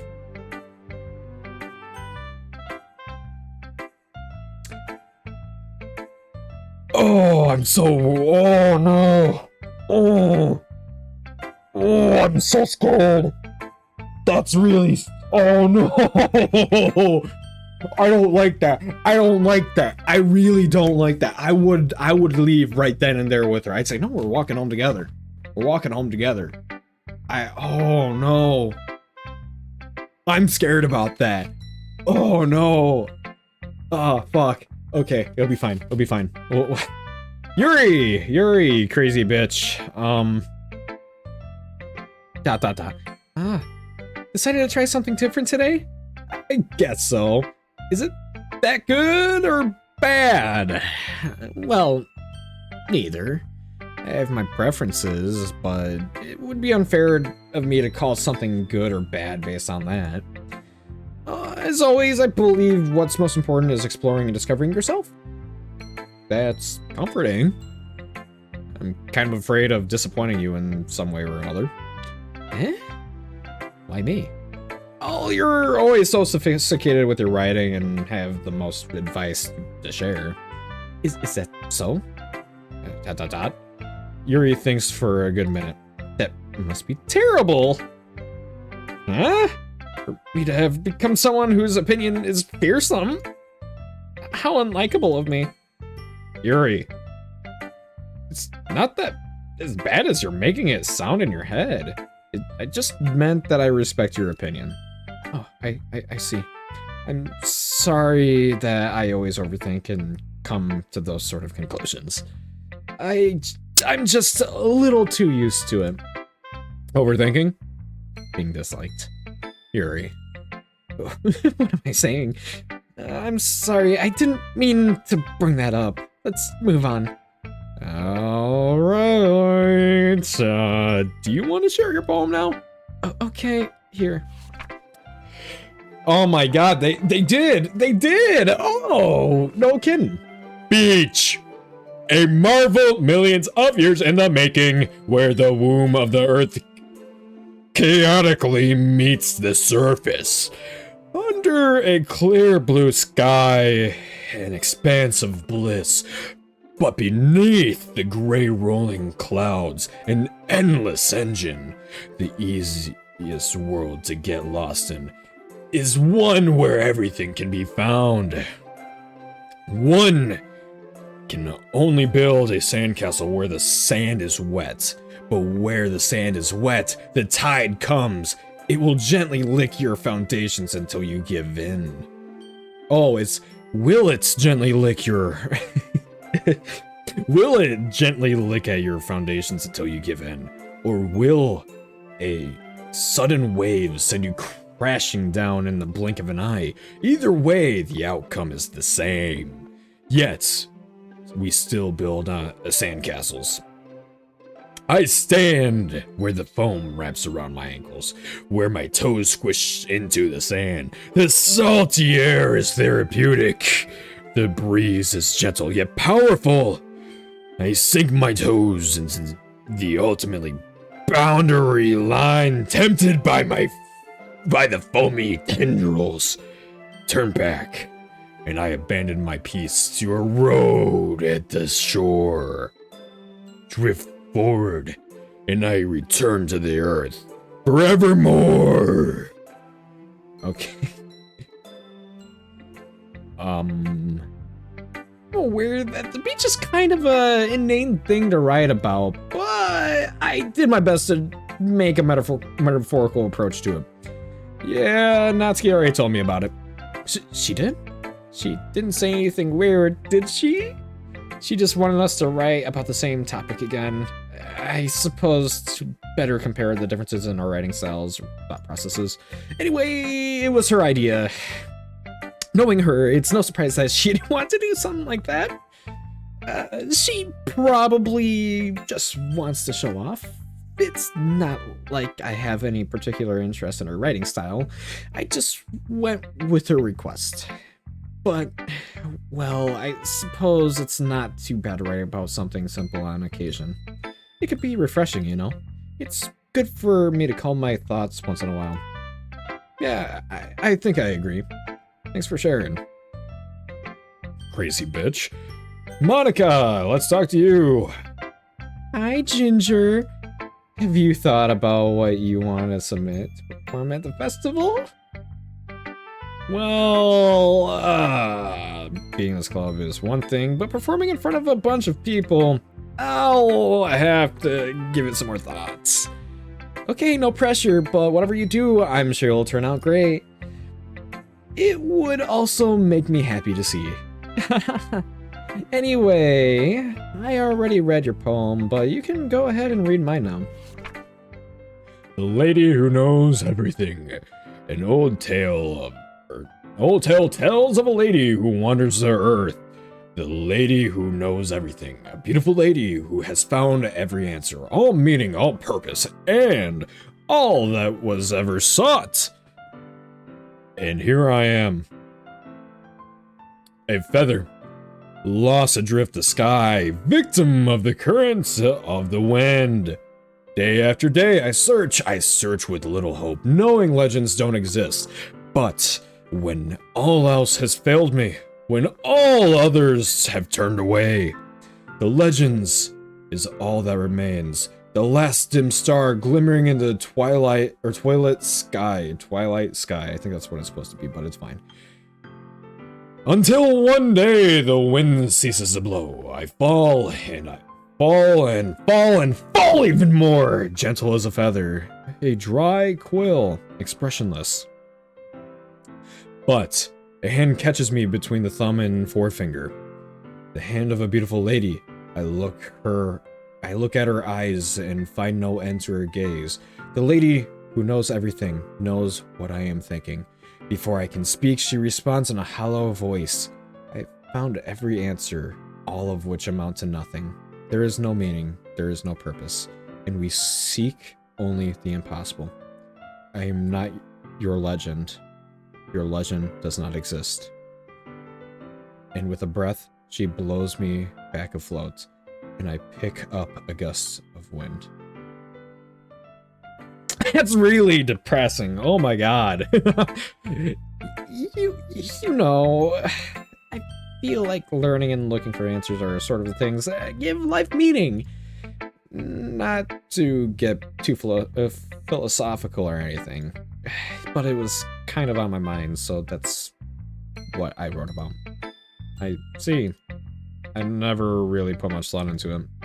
In a way, it's almost paradoxical. But because if we had all the answers, wouldn't the world start to lose its meaning?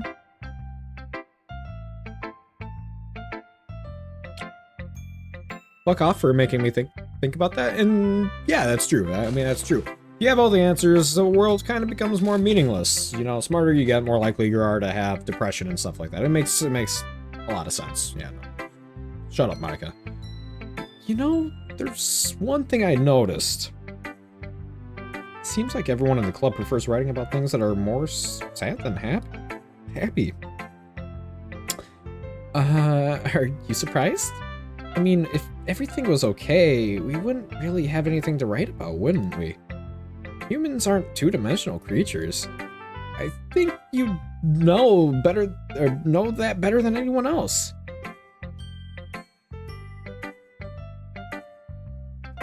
I don't know, you kind of look a little two-dimensional to me.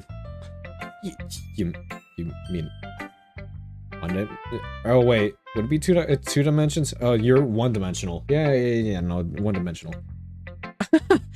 Yeah, that. Anyway, here's Monica's writing tip of the day. Are you ever too shy to share your writings because you're afraid it's not that good? It can be really disheartening to get a lukewarm response to something you put so much into. But if you find other people who enjoy writing, then sharing becomes a lot easier. Because instead of just telling you that your writing is good or okay or bad, they'll want to focus more on everything that went into it and the things you can work on. It's more encouraging that way, and it will make you want to continue improving. It's almost like having your own little literature club, don't you think? That's my advice for today. Thanks for listening. Okay, you three. We're all done sharing poems, right? Why don't we start figuring out... Hold on a second. Is it just me, or did you just say something strange just now? Eh? Something did sound a bit unusual. That's right. Deviated from your usual catchphrase when addressing the club. Catchphrase? I don't have a catchphrase. Jeez. Why is the mood so weird today? Look at... Even Yuri isn't immune to it. Stagnating air is common, foreshadowing that something terrible is about to happen. Oh, no. I knew it. No. Please tell me Sayori is fine. No. Fuck, no. In your books, maybe? Yeah, in your books. It better be in your books. Look, the only thing different is that Sayori isn't here. It seems that you're right. Sayori always helps lighten the mood a little bit, doesn't she? It's almost like everyone's balance is thrown off a little when she's not around. Where the heck did she run off to anyways? I thought she just went to pee. Natsuki, please show some decency. Oh, come on. She actually wasn't feeling too well and she went home early. Is that so? I hope she's alright. Seriously. Of all the times to not go home with her, you pick the time she's not feeling well? So much for you two being all lovey-dovey. No, first of all, stop misunderstanding my friendship with Sayori. And second, she's kind of been avoiding me today, so I didn't want to force it. Huh? That curious expression coming from Yuri, of all people. Calm down, guys. I talked to her earlier and everything's fine. What did she say? Anyway, we need to figure out the rest of the festival preparation, so let's decide on what everyone will be doing this weekend. I already know what I'm doing. That's right, Natsuki will be making cupcakes. But we might need a lot of them and different flavors. Can you handle that all by yourself, Natsuki? Challenge accepted. And as for myself, I'm going to be printing and assembling all the poetry pamphlets. Sayori will be helping me design them. And as for Yuri, Yuri, you can question mark Natsuki. Guys, can you help me come up with something for Yuri? I'm useless. No, that's not it at all. You're the most talented person here, you know. Natsuki says. Now, Natsuki pouting too? Jeez, even I can tell now. I guess I never gave Sayori enough credit, but I can tell things are even harder on you when she's not around. Maybe that may be the case. But if I can't also be the leader of my own, then I won't grow as a person. So Yuri, you have beautiful handwriting, don't you? So you should make some banners and decorations to help set the atmosphere. Atmosphere? About that, I love atmosphere. Yuri's expression suddenly changes and stares at her desk and focuses and starts nodding to herself. I can do this, I swear. You fucking crazy bitch. Jesus Christ. Your mind is already racing, I see. That's great. You'll be a wonderful help, Yuri. But anyway, that just leaves you, Ginger. The one who is truly useless. Yeah. Don't say that. In fact, both Natsuki and Yuri have some pretty heavy tasks to handle. It would probably go a long way to give one of them a hand. You could always help me out as well. Would be really appreciative of that. That's Monica suggesting I spend the weekend with one of my club members? How on earth are they going to respond to a suggestion like that? I suppose I wouldn't mind a little bit of help. Well, even if you don't know how to bake, there's something... Oh, there's always some dirty work I could give you. Natsuki? I'm gonna have to take a step back. Calm it down there, man. What kind of dirty work are we talking? It's not like Monica's gonna give me a choice and you should be sitting on your butt anyway. Natsuki tries to mumble a bunch of excuses like that. If I recall, Natsuki mentioned that you would like to handle the baking on your own. Ginger may not like to be around if you only make him out to be a nuisance, so therefore, you may be more suited to assisting with the decorations. Hold on, I never said that. How hard can it be to make a few decorations anyway? Sounds more like you're just making excuses for Ginger to... What are you saying? It'll be extremely meticulous work. And baking isn't? Just what do you think? Guys, let's settle down for a moment. In the end, I think it's up to Ginger to decide how he'd like to contribute. Besides, he hasn't really gotten the chance to spend any time with me yet, you know? So I'm sure he's interested in... You literally just said... I'm surprised as well? Sorry. I was just saying, though. Jeez. Can we just settle this already? Yeah, Ginger, you're okay with this, right? In the end, it's up to you. Of course. Very well. In that case, everyone looks straight at me. But of course, I'm going to go with...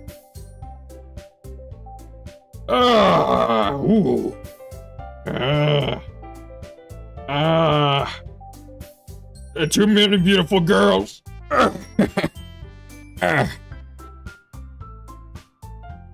Oh. God, I don't know. Should I go for Monica just to fuck with everyone else? Monica's right. I haven't spent any time with her. Natsuki. Fuck it, Natsuki. Natsuki. Well, baking sounds like it could be fun, and you guys made it sound like a lot of work, so it could probably use 2 people. Don't worry, baking is a ton of fun. You'll definitely agree. Eh? Just a minute ago you were saying that. That's because... Never mind, okay. Well, anyway, you'll be fine by yourself, right, Yuri? Of course. I'm used to it after all. ... That's... good? ... Even though Yuri is being melodramatic, it's a little hard to not feel bad, you know? Great. That's great. So that's everything, right? Anything else we need to talk about? No, I think that's it. Are you guys excited? Yes! Everything except the performance is going to be awesome! I don't think that really counts. What about you, Ginger? Me? I guess you could say I'm interested to see how it'll turn out. That's good enough for me. What about you, Yuri? Yuri? She's still sulking. Natsuki starts pouting too. It's not... I mean, it's not that big of a deal or anything. Well, it might not be just that. ... Question mark? I think Yuri might just be feeling a little underappreciated in general. Having to come up with something for her to do and then nobody offering to help. That doesn't mean... Natsuki glances back and forth between everyone with a worried expression. Look! Natsuki goes over and puts her hand down on Yuri's shoulders. Yuri, you really are the most talented one here, and you're going to help make the event a lot more fun and welcoming. I mean, the cupcakes will probably help a lot too, but you're gonna make the atmosphere special. They'll be really important for the way that people feel during the performances. So, you need to stop being dumb and give yourself a little bit more credit. Natsuki releases her hands and turn around to face the other direction. You didn't really mean that, did you? Not really, but Yuri isn't the only one surprised. Monica and I are also taken aback from Natsuki's words. Natsuki, of all people, to be saying such encouraging things, but I begin to understand. Natsuki was trying to sound like Sayori. Even if it didn't work perfectly, I can tell that she tried to say something Sayori would say at a time like this. Because Sayori always helps everyone smile and feel good about themselves. I'm sorry for being dumb. I'm going to do my best. And all of us are going to make it a really great event. Yeah! Yeah! I hope to see everyone do their best. But with that, there's nothing more for today. So I guess it's time for us to head out. Okay, but I'm staying here a bit longer. Barely got to do any reading today, so fair enough. There's nothing wrong with that. everyone packs up their things. I start to follow Monica and Yuri out the door as they chat between each other. Where are you going? Eh? Question mark? We still need to figure out our plans for the weekend. You literally would have gotten home and realized that you didn't even have a way to contact me. Oh, that's true. I have no idea. That slipped my mind. Jeez, good thing I stopped you. I'm giving you my number, okay? You better not make it weird or anything. Why would I do that? Natsuki gives me her number. Riz Lord, I guess. I don't know. Okay. Coming over on Sunday.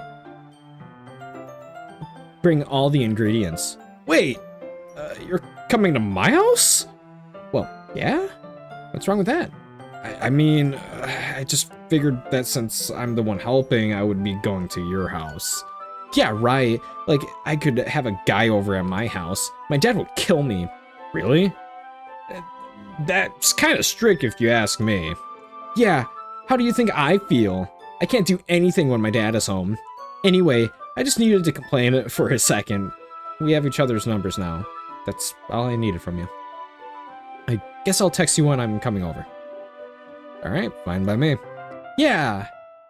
I'm really gonna show you why I love baking so much. So you better look forward to it. Oh.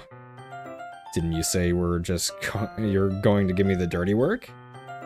Well, I was just saying that. It's not like I could act like in front of everyone. I was looking forward to this. Wait, really? Well, kind of.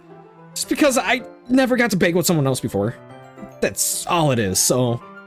Alright, I get it. Sorry for overreacting. Wink, wink. Anyway, I'll be heading out now. See you on Sunday. Never mind. No! I can't believe this. Natsuki is coming over to my house on Sunday? My anxiety shoots through the roof. Even though I've gotten pretty used to handling her at this point, there's no telling what might end up happening when we're outside of school. More than that, she told me that she was looking forward to it. Is this the chance I have to make something happen between us? Or is it too early for that? Only time will tell. But until then, I won't be able to take my mind off of it. I seriously can't wait. It's already Sunday. Oh god. Oh no. It's already Sunday. I've been getting increasingly anxious about Natsuki's upcoming visit. I keep telling myself there's no reason to be nervous, but it doesn't help much. I wonder if she'll act any different when it's just the two of us. Meanwhile, she's been texting me a lot. Like what? Here's the dress that I'm wearing. No, that's not gonna happen.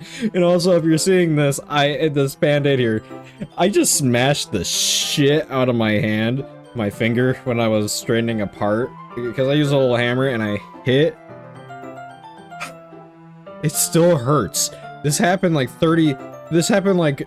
over 40 minutes ago, and it's throbbing. It hurts so bad. We sent each other one after exchanging numbers to double check what had turned into a conversation. She's almost a different personality on the phone, using tons of emoji and cute language. She also really likes complaining about things, but I kind of saw that one coming. But putting Natsuki aside, I haven't heard anything from Sayori since she left the club early the other day. It's not like we text each other at all the time or anything, but I've been worried about her in the back of my mind. Between what Sayori said and what Monica said, is it really okay for me to put Sayori's feeling aside when she might need me? Oh no, I decided to visit Sayori before Natsuki comes over. Rather than asking, I simply tell her I'm coming over, much like we've done in the past. Once I reach Sayori's house, I knock on the door before entering it myself. Again, we used to play so often that we've made it into a habit of simply entering each other's houses like we were family. I don't like how quiet it is. The house is quiet. Sayori isn't anywhere on the first floor, so I assume she's up in her room. It's already strange of her not coming, or not to run down and greet me. I head up to her bedroom, where I finally find her. Sayori? Shut up, Siri.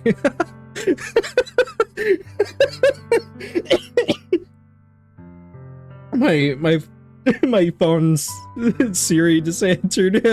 Fuck you, Siri. Siri. Hi, Ginger. Shut the fuck up!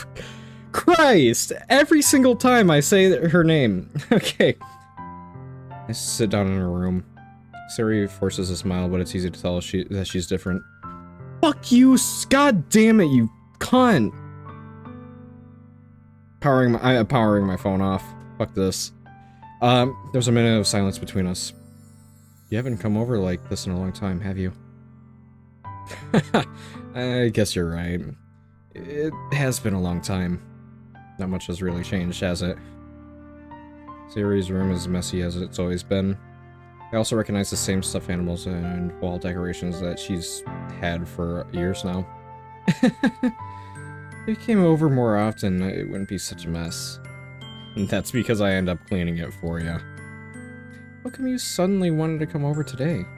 Are you just supposed to see Natsuki today? Wait, how do you know this? Yeah, but... Wait, how did you know that? Sayori had already left by the time we decided that last meeting. Monika told me. It's only natural for her to keep me informed about the festival preparations, right?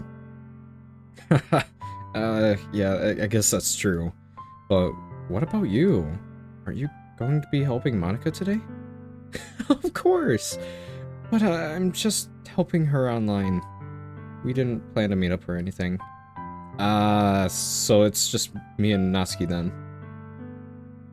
Yep. There's more silence between us. Sayori stares in a random direction. Everything about her behavior is really uncharacteristic.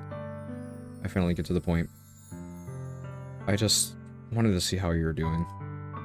After you left on Friday, something's wrong. You can't hide it from me. I know you too well. So? Sayori smiles, shaking her head. It's no good, Ginger. Huh? Why can't it just be like it's always been? This is all my fault. I didn't get so weak and accidentally express my feelings. I didn't make that stupid mistake. Then you wouldn't have to be worried about me at all. You wouldn't have to come here. You wouldn't have to even be thinking about me right now. But this is just my punishment, isn't it? I'm getting punished for being so selfish. I think that's why the world decided to have you come over today. It just wants to torture me. Sayori. Grab her by the shoulders. What on earth are you saying? Are you listening to yourself right now? I know something happened to you. There's no other explanation for you to be like this. So tell me already. Until I know, I won't be able to stop thinking about it. Gives me an empty smile. You really put me in a trap, Ginger. But you're wrong. Nothing happened to me. I've always been like this. Just seeing it for the first time. Seeing what? What are you talking about, Sayori? You're really just going to make me say it, aren't you, Ginger? I guess I have no choice this time.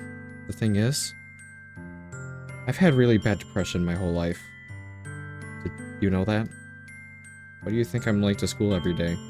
Because most days I can't even find a reason to get out of bed. What reason is there to do anything when I fully know how worthless I am? Why go to school? Why eat? Why make friends?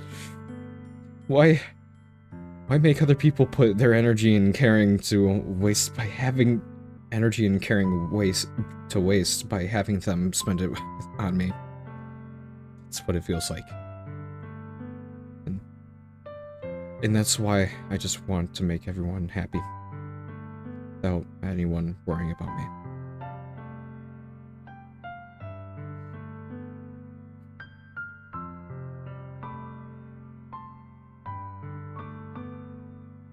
I'm gonna have to drink water after that.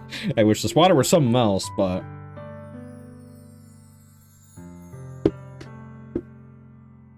Damn. I can't even express how much I relate to what she said there. How much I did relate. I'm not to that point anymore. But holy shit. Wow. I told you guys, I knew she had depression. I could tell it. I could just tell it. They wrote it in a way that, you know, maybe if you were playing dumb or you didn't really know what depression looks like or sounds like, that makes a lot of sense. I'm in shock. Can't even figure out how to respond. How is it possible that Sayori kept this from me the entire time that I've known her? Did you really want so badly for me just to not think about her? Why, Sayori? Huh? Why is it that you've never told me about this? It almost feels like I've been betrayed as your close friend. Because if I knew, I would have done everything I could to support you. Even if there's only so much I could do. I would have tried a little bit harder to make every day a little bit better for you. That's why I'm your friend. All you had to do was tell me. You don't understand at all, Ginger. Why do you think I didn't tell you? As if I told you, then you would have to waste effort caring about me. Instead of important things. I don't want to be cared about. It's bittersweet when people try to care about me. Feels nice sometimes, but it also feels like a bat being swung against my head. That's why I wanted so badly for you to make friends with everyone else. Helping everyone be happy together is the best thing for me. But then I discovered something else too. Seeing you make friends and get closer with everyone in the club feels like a spear going through my heart. So that's why. That's why I decided the world just wants to torture me. Every path leads to nothing but hurt. You're right that I don't understand. I don't understand your feelings at all, Sayori. But I don't need to understand. Whatever it takes for me to help you stop hurting, it's what I'll do. No, Ginger. There's nothing. Nothing at all. The only thing that could have helped is if everyone could be like it always was. But I was selfish. I finally showed you what a horrible person I am. Tears straight down Sayori's face. So I made you join the literature club because I was selfish. And I was punished by my heart hurting in a way that I couldn't understand. And now you came here, and I made you hurt too. I'm just weak. I'm selfish. That's all I am. And that's why I'm going to accept these punishments. Because I deserve every last one. Without thinking, I want to grab Sayori's shoulders. This time I'll pull her into a tight embrace. Ginger. Sayori. I don't care if you feel selfish. I'm really happy that you convinced me to join the club. Seeing you every day makes it worthwhile enough. If I make friends with everyone else, then that's just a bonus. But please, never underestimate how much I care for you. I wouldn't have it any other way. Ginger. Sayori isn't hugging me back. Despite my arms being wrapped around her, Sayori's arms remain at her sides. She starts sobbing next to my ear. No, don't do this to me. Please don't do this, Ginger. Sayori barely manages to speak between her sobs. I don't know if I'm doing the right thing, but all I want for her to know that I care. If you have it in you to call yourself selfish, then you have to let me be selfish too. No matter what it takes, I'll figure out what needs to change. I'll make these feelings go away. And if there's anything that you need me to do, then you better tell me. I'll get mad if you don't. I don't know. I don't know. Gently, Sayori finally puts her arms around me in return.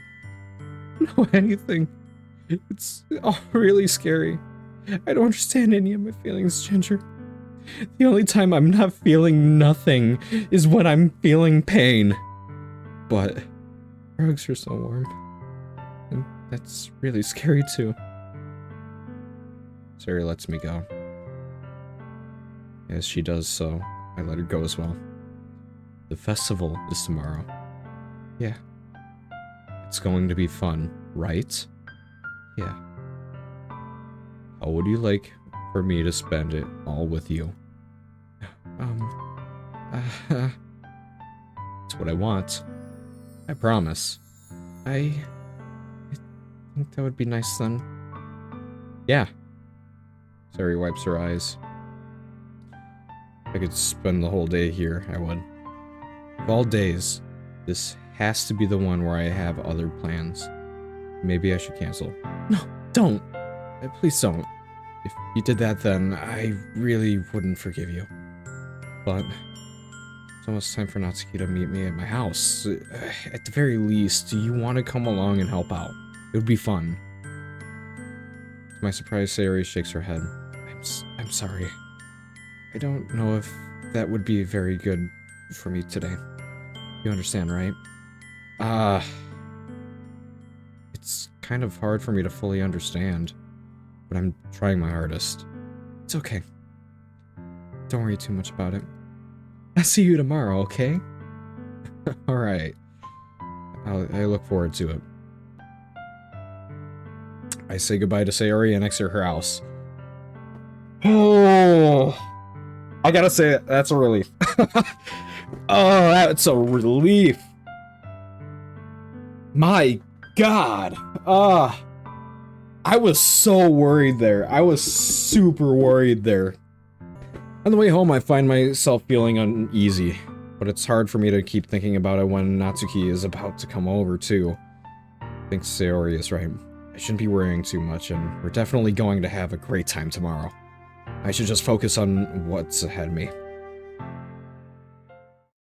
I spend only a few minutes back at home waiting, anxiously awaiting Natsuki's arrival. What a quick change in tempo there. It went from really dramatic to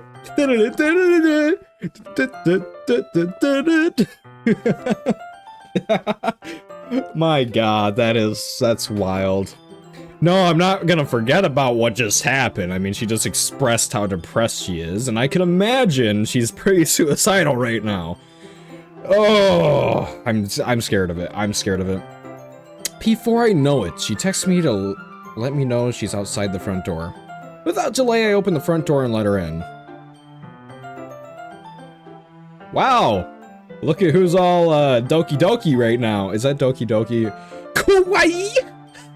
Fucking showing your bra straps, shoulders, ma'am. Shoulders need to go. The shoulders need to be hidden. Nice and tight to your neck.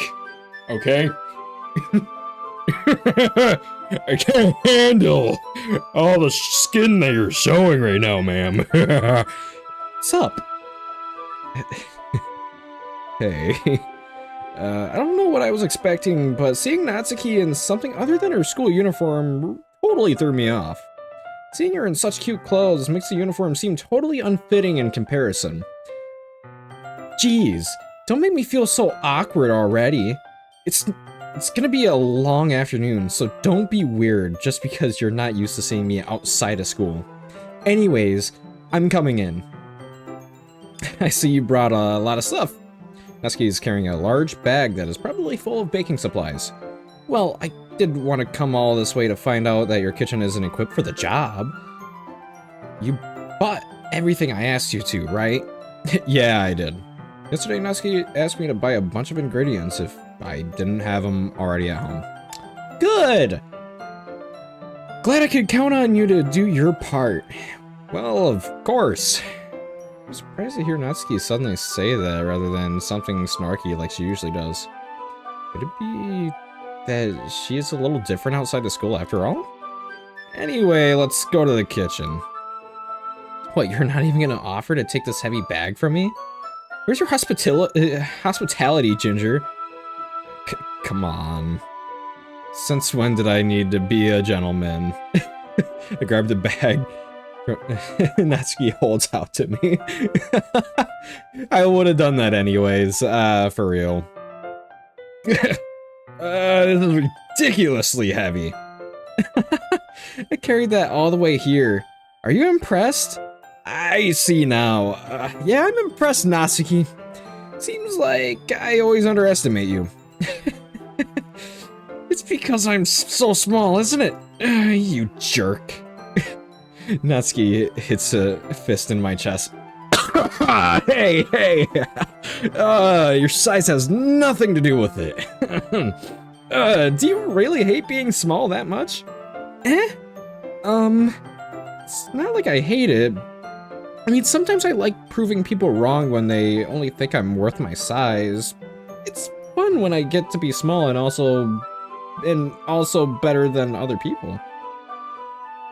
But, jeez, never mind. What are you making me say? Don't think you can make me talk about weird things just because we're not at school. Are we getting started or what? There's a lot of stuff I gotta teach you. What? That's a little bit more like you. You're more fun when you just speak your mind like that. Hey! Now you're treating me like a kid. Oh god. I was just trying to be a little nicer to you. You know? And just because I don't have a mature and sexy figure like Yuri doesn't mean you should treat me like... Catches her words and face turns red. Natsuki? Forget it! I didn't say anything. I should apologize. Eh? I appreciate that you're trying to be nicer. I should have been a little nicer, or a little more considerate too. But also, if that's what you're thinking, then you should know that there are a ton of guys who are into body types like yours. How would you know that anyway? Just trust me on this one. Just trust me on this one, okay? Just trust me on this one.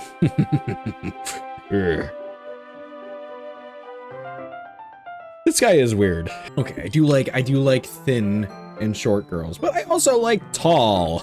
I like tall. She be 7 foot. I don't mind climbing, if you know what I mean. The fuck am I talking about?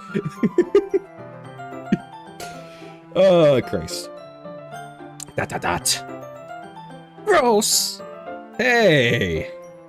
Was that to me? Who else? Man. Well, let's get started already.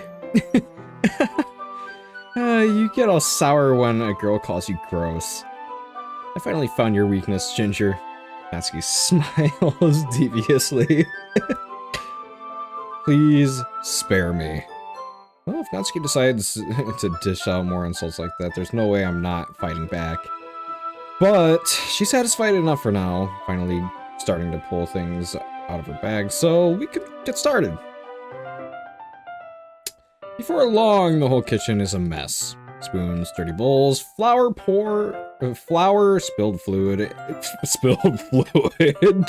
Spilled fluid? What does that mean? What does spilled fluid mean? Plastic bags are strewn about every countertop. What fluid are we talking about? Because last I checked, you don't really put much fluid beyond, like, oil and milk. Maybe. Okay. The mixer isn't big enough to make all the batter at once, so we had to do it several times. Meanwhile, Natsuki is babysitting all of my movements to make sure I don't mess up her precious baking. Ginger, where did you put the food coloring? The batter's going into the oven soon, so I need to fill the trays. I think it's still in the bag next to the table. What are you using it for? To color the batter, of course. I'm making each tray a different color. That way, even if the flavors aren't different, everyone can still pick their favorite. Ah, that's a cute idea. Are we doing anything like that with the icing? Do you want to? You're asking me? I don't really have a preference, so... Come on. You're not putting any heart into this at all. Can't you at least try to have fun? I'm having fun. I'm not really sure what Natsuki is trying to get out of me. Meanwhile, I see her separate the batter into smaller bowls and put a few drops of food coloring into each. Ah, that does look pretty cool. See? It's not like baking is just about following the instructions. The presentation is where you get to be creative and have fun, or have the most fun. It's a million times more worth it in the end if just looking at it makes everyone's eyes lighten up. Oh my god, I cannot read today. More water, like the ones you made on my first day, huh? I recall Natsuki proudly presenting her cat-shaped cupcakes in Sayori and Monika's delighted expressions. I wonder if I can make Natsuki proud like that too. Yeah, maybe I will use food coloring then. Sounds like you're starting to understand. Just make sure you completely finish mixing the icing before you mess with the food coloring. Yeah, it's getting there. We're using the electric mixer for the batter, so I got stuck with a whisk and a huge bowl for the icing. Eh? The icing is still all lumpy. Are you even trying? Well, yeah. It'll just take a little longer. Jeez, I'll be here all night if you do it like that. Here, look. Natsuki grabs the whisk from me and uses her other hand to tilt the bowl back. You really need to beat the crap out of it. After a few seconds, the consistency of the icing already improved. See? As if to emphasize, Natsuki sticks a finger in the icing and pops it in her mouth. I reluctantly start to do the same. Hey! Natsuki suddenly grabs my wrist. I don't want your gross fingers in my icing. Your icing, huh? Are you forgetting who did all the work? I start to fight back, trying to inch my finger towards the bowl. Don't make me beat the crap out of you next! I'd like to see you try. I push harder just enough for my finger to reach the icing. I triumphantly scoop some with my finger just as Natsuki tugs with all of her might. Ah! The force of Natsuki pulling me causes me to stumble, making her stumble in turn. Gross! You got it on my face! Whose fault is that? There's a big glob of icing on Natsuki's cheek. She tries to reach it with her tongue, but it's too far away. Jeez. You know what? Take this. Natsuki instead wipes it off with her finger before shoving her finger towards my own face. You wish. I'm faster. I grab my wrist with my hand before it reaches my face. Natsuki tries to use her other hand to fight back, but I grab the other one as well.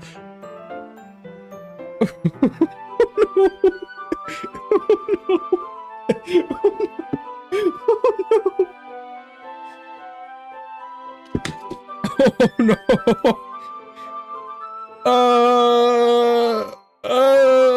No! Oh, why? Oh, I didn't expect this. Oh, bad signs all the way around. All the way around. Red flag! She's a minor! She's a minor. Please stop, sir.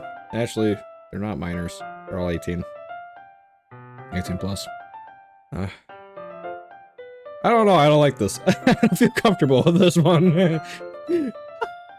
Stop! Not until you apologize for calling me gross. Fine, fine.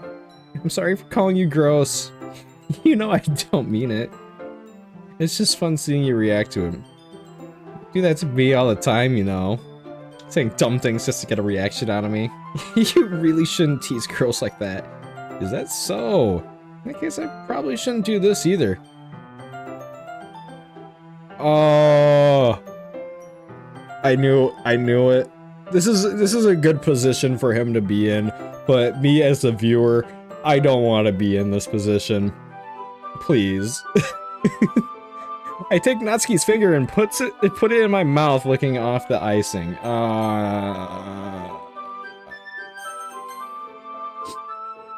What? What? Did you just seriously just Natsuki is so surprised that she can't even figure out how to get mad at me. Her face is entirely red. Sure? You really shouldn't do that kind of things to girls unless you really like them. You know that, right? It's like, oh god. ... What kind of question is she asking me? Just like that? How did the moon turn to this so quickly? Boy! What do you think? What do you think the moon turned to this so quickly? You're holding both of her wrists. It looks like you're pinned on top of her, or you got her pinned to a damn wall. And look at how close you are. We're sitting here like this. You're in kissing distance. Homie. And then you... Okay? You went... That is...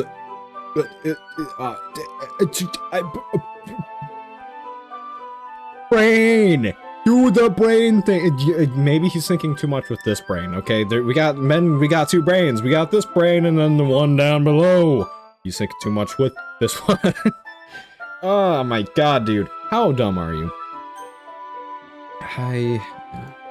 Natsuki gazes at me in silence. You notice her shallow breaths. Why am I starting to feel dizzy? Eh? Out of nowhere, the fire alarm starts going off. Natsuki rushes over to the oven. Is something burning? I thought you didn't put the cupcakes in yet. No wonder you left a dirty tray in there, dummy. How could you make a mistake like that? You should have checked it before turning the oven on. Don't blame me for your mistakes. Jeez. Natsuki uses the oven mitt to grab the blackened tray out of the oven. He sets it on top of the stove. In another moment, the fire alarm stops. Anyway, I'm putting them in the oven now. Yeah. Tension from the moment before still lingers over our heads. But the moment has already been lost. I watched Natsuki slide the cupcake trays into the oven. Then I reluctantly pick up the whisk and continue with the icing like nothing ever happened. Ah, that smells so good! Cupcakes are ready to be pulled out of the oven. As soon as Natsuki opens the oven door, a blast of sweet-smelling warm air fills the room. Yeah. Look at how cute they all look! She probably shows off the different colored cupcakes in each of the trays. They'll look even better once we add the icing. Not like you need to tell me that. I brought decorating stuff, so I hope you can get creative. Hey there, scoop the icing into these bags. Natsuki hands me some plastic bags. I have these nozzles that will make them look nice and fluffy. This one even can make flowers. We probably won't need to be using it this time, though. What's this one for? Pick up the nozzles that have a much thinner tip than the others. That one's really thin, so you can use it to make stripes or other patterns. But you can also use it to write stuff on the cake, like happy birthday or whatever. Huh, I see. Gives me an idea, actually. Eh? Well, it's a literature event, right? Maybe you can make it more literature themed by writing different word on each of the cupcakes. It'd be fun to see people choose their cupcake based on the word they like. was kind of expecting you to say something really stupid. But that's actually a really cute idea, so... Maybe I'm getting it from you. What's that supposed to mean? I'm not cute. Come on. We're not at school, nobody's judging. You can't dress and act like this and not expect me to think you're cute. Well... Natsuki's voice trails off. Same with you. Yeah? Did you say something? No, nothing. Let's just do the icing. The tension is real. The tension is real, and I hate it. I love it, and I hate it. Natsuki picks up the pace and fastens a nozzle on each of the bags. There's a lot to do, so we shouldn't be wasting time. Here, I'll show you how to do it. Without giving me a chance to think about it before, Natsuki quickly moves on. She shows me how to apply the icing, and then we each get to work. When we're finally finished, Natsuki puts them all side by side to admire our work. Look how pretty they are together. Yeah, they are, aren't they? I wish I could have one now. Well, there's no reason you can't, right? I don't see any harm in that. Yeah, but, my dad's making dinner tonight, so I really need to sick my appetite. Sayori's the exact opposite in that regard. If she was here, we'd probably be down 10 cupcakes already. And she would still eat dinner. Come on, that's just unhealthy. Besides, when my dad cooks, I need to eat as much of it as I can. Well, anyway, I was hoping we would have time for manga, but I need to be home for dinner. Already? That's such a shame. It's your fault for working so slowly. You should have thought about that. It's not like you'll always have this chance. Man. As usual, Natsuki places the blame on me. You can bring the cupcakes tomorrow, right? If you and Sayori each carry some, then you could probably do it in one trip. Yeah, I can do that. And don't worry, I won't let her eat any. I wish she would listen to me the way she listens to you. Yeah. I again think back to the conversation I had with Sayori earlier today. I felt so helpless. Sayori always does listen to me, but at that point, it felt like she couldn't listen to me at all. Okay, I'm all packed up. Good work today. You too. I'll walk you out, I guess. Just like that, Natsuki is already about to leave. Feels like the afternoon went by in a flash. More than that, right? Did I even take the opportunity to get closer to her like I wanted? Well, I guess I'll be off then. Thanks for all the help and everything. I'll see you tomorrow. Wait, Natsuki. Eh? You said before. Oh, not always having this chance. It doesn't have to be that way at all. I had fun today. It showed me how fun baking can be like you wanted. But aside from that, you can come over anytime, okay? I think that, if possible, I'd like to spend more time like this. If you want to read manga or go out somewhere, do you really mean that? Natsuki looks at me tensely, like she's trying to hide her expression. Yeah. I want to spend more time with you. Ginger. I thought you only cared about getting this done. I'm sorry I had to leave so early today. I really didn't want to. I would really stay here longer if I could. I feel the same way as you do, so... Natsuki suddenly gets closer to me. Wait, Natsuki. Standing inches from me, Natsuki looks up at me. Feel her fingers gently clutch the sides of my shirt as if holding on to me. Her rose-colored cheeks and matching eyes fill my vision along with her slightly parted lips. What is happening?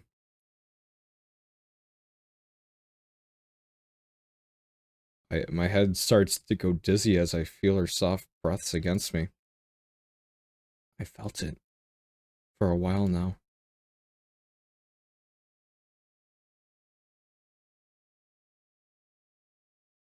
Natsuki suddenly jumps back. Is it Sayori? Eh? Hi, Ginger. Sayori! Just now we weren't, It's okay, Ginger. I just stopped by to say hi. Well, you should have come a little earlier. I'm already on my way out, so... Oh, really? That's too bad. Yeah, well, I'll still see you at the festival tomorrow, so it's fine. Just don't eat any cupcakes before then. Anyway, later. Clearly flustered, Natsuki runs off and Sayori waves goodbye. Sayori, I thought you didn't want to come over today. Well, I tried staying in my room, but my imagination was being really mean to me. So I had to come here and see it for myself. See what? What are you talking about? You know, how much fun you were having with Natsuki, and how close you got to her. It makes me really happy that you've made such good friends. That's all that matters to me. Tears start to fall down Sayori's face. It's all that matters to me. Why am I feeling this way, Ginger? I'm supposed to be happy for you. I just feel like my heart is splitting in half. It hurts so much. Everything hurts so much. This would be so much better if I could just disappear. Sayori, don't say that. It's true, Ginger. If I wasn't here, then you wouldn't have to waste your sympathy on me. You wouldn't have to put up with me being selfish. Monika's right. I should just... Monika? Monika was right about what? Sayori. What I said before is true. I'm not going to let this continue. Caring about you like this isn't the burden your mind is making it out to be. It's something that makes me really happy. It's something that I wouldn't trade for anything else. So even if it takes an entire lifetime, I'm going to be by your side until you don't feel any more pain. But... Sayori looks away. I put a hand on her shoulder to reassure her. I'm scared, Ginger. I'm really scared. What are you scared of, Sayori? I'm scared that I might like you more than you like me. Sayori. It's true, isn't it? I was weak and I started to like you too much. I did this to myself. Ginger. I like you so much that I want to die. That's how I feel. And that's enough, Sayori. I don't want you to hurt anymore. I slide my hand down Sayori's arm and squeeze her hand in my own. Do you remember how I said I always know what's best for you? You used to believe me. Wordlessly, Sayori nods. Even if you don't understand all of your own feelings, I know what you need the most right now. And that's what I'm going to give you.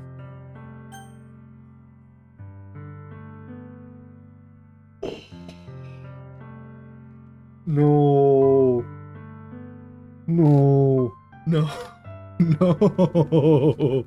I don't want it. I don't want this. Y'all. No. Oh my god. Ah, my god. It's either you'll be my dearest friend or I love you, and then it's crazy to me. It's crazy to me. This game is not suitable for children or those who are easily disturbed. Yes. This is Doki Doki Literature Club, and I've been doing episodes on this for a little while now. Yes. 4 episodes, to be exact. And I left it up to you guys to decide what was going to happen this episode. So let's go ahead and load game. And that choice was between I love you, Sayori, or you'll always be my dearest friend. And, well, I was told by Gamer Zenith, let me get my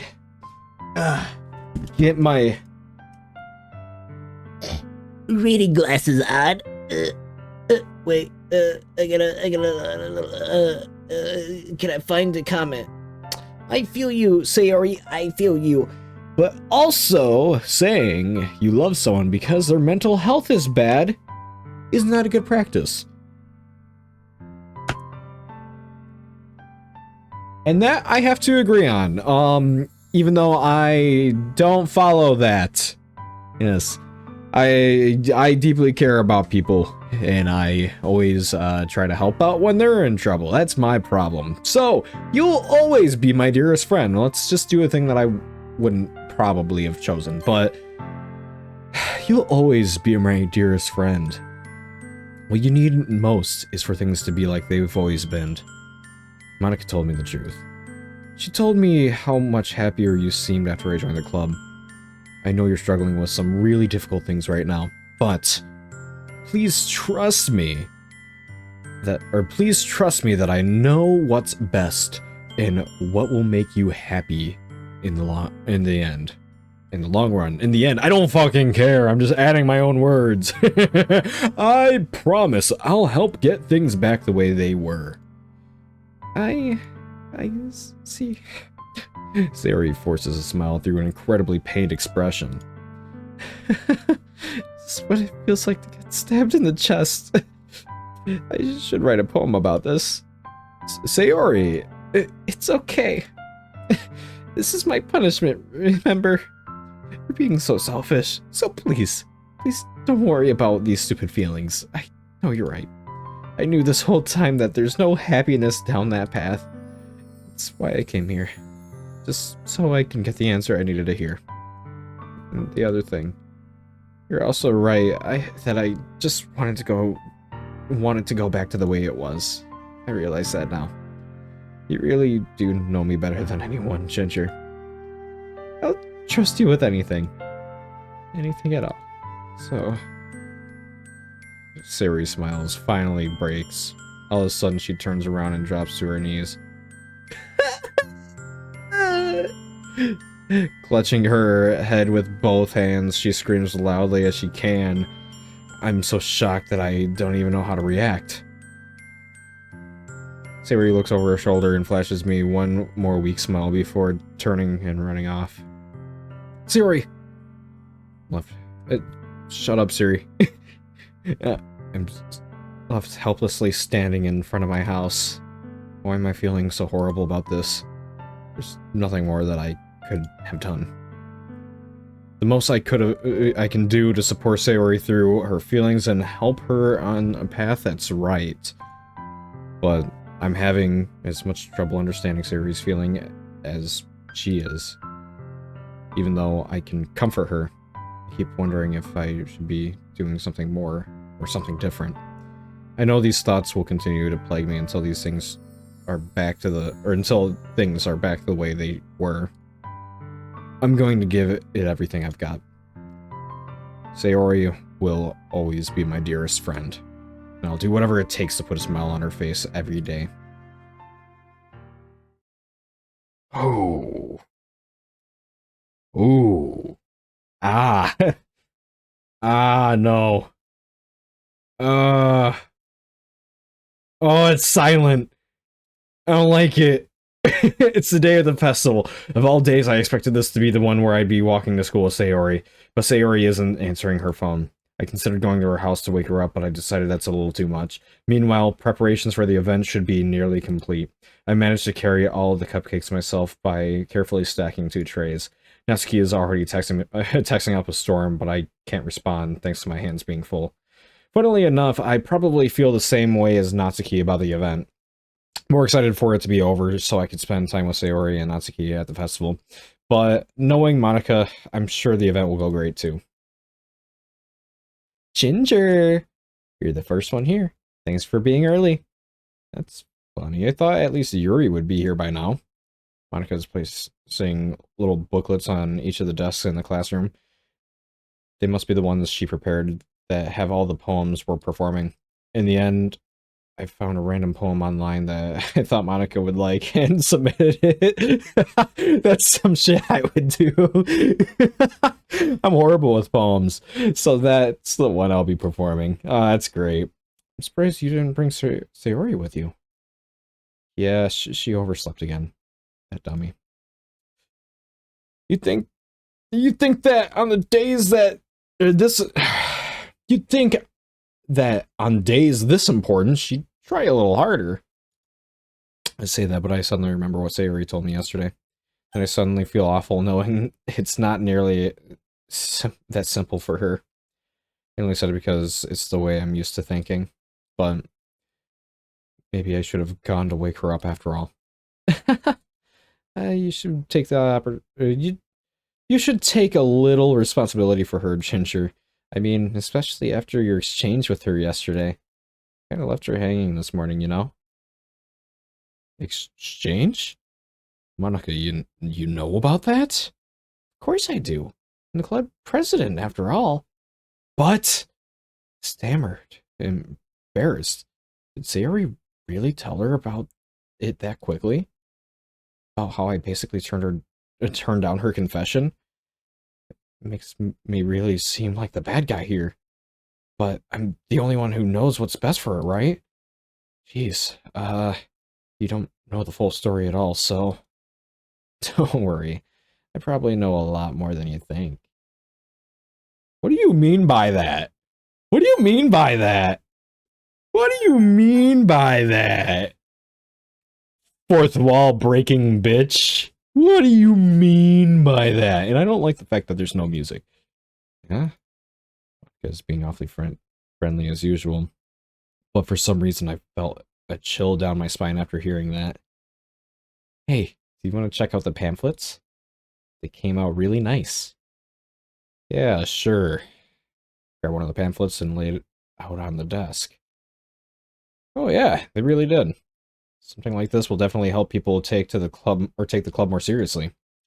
Yeah, I thought so too. Flip through the pages. Each member's poem is neatly printed on its own page, giving it an almost professional feel. I recognize Neski's and Yuri's poems from the ones they performed during our practice. What's this? Flip to Sayori's poem. It's different from the one she practiced. It's one I haven't read before. Get out of my head, get out of my head, get out of my head, get out of my head, get out of my head, get out of my head, get out of my head, get out of my head, get out of my head, get out of my head, get out of my head. Percentage mark. Wait a second, there's a percentage mark. I missed that. Sorry, y'all. Get out of my head, get out of my head, get out of my head, get out of my head. Should I read the entire thing? Get out of my head, get out of my head. Yeah, get out of my head. Get out of my head before I do what I... What? Get out of my head before I do what I know is best for you. Get out of my head before I listen to everything she said to me. Get out of my head before I show you how much I love you. Get out of my head before I finish writing this poem. But a poem is never actually finished. It just stops moving. Oh no. Oh no. Oh no. No way. That's not good. I don't like that. I really don't like that. This, oh no. Oh no. What is this? Reading the poem, I get a pit in my stomach. Ginger? What's wrong? Nothing. This poem feels completely different from everything else Sayori's written. But more than that, I changed my mind. I'm going to get Sayori, so... well, alright. Try not to take too long, okay? And quickly leave the classroom. Don't strain yourself. Monica calls that out after me. I quicken my pace. Oh no. Oh no. What was I thinking? I should have tried a little bit harder for Sayori. It's not a big deal to at least wait for her or help wake her up. Even the simple gesture of walking her to school makes her really happy. Besides, I told her yesterday that things will be the same as they always have been. That's all she needs, and what I want to give to her. I reach Yuri's house and knock on the door. I don't expect an answer, since she's not picking up her phone either. Like yesterday, I opened the door and let myself in. Sayori! She really is a heavy sleeper. I swallow. Can't believe I ended up doing this after all. Waking her up in her own house. Isn't that more like something a boyfriend would do? In any case, it just feels right. Outside Sayori's room, I knock on her door. Sayori! Wake up, dummy! There's no response. I really didn't want to have to enter a room like this. Isn't it kind of a breach of privacy? But she really leaves me no choice. I gently open the door. No! My... Oh my god! Oh! No!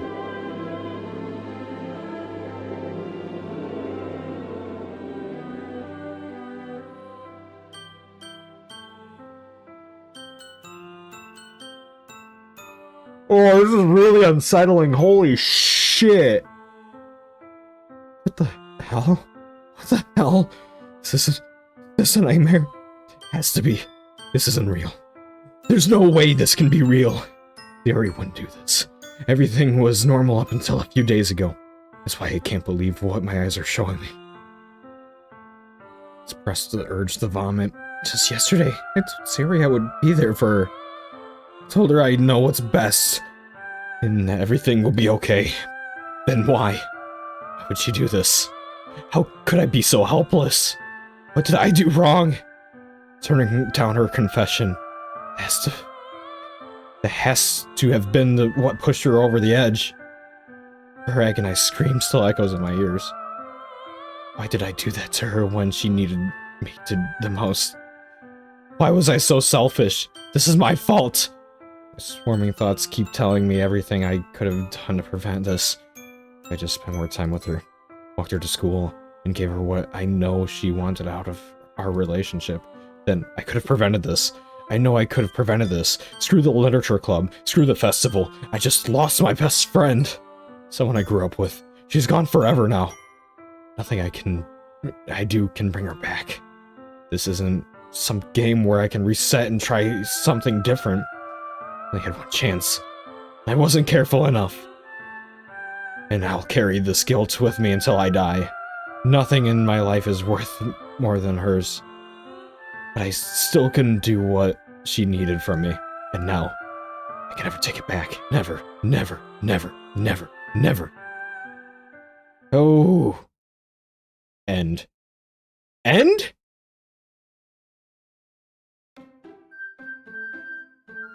No. No. What the?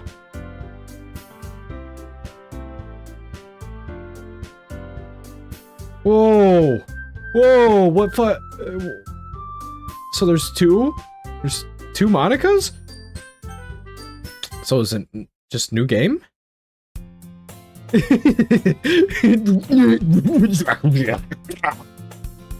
see the annoying girl running towards me from the distance, waving her arms in the air like she's totally oblivious to any attention she might draw to herself.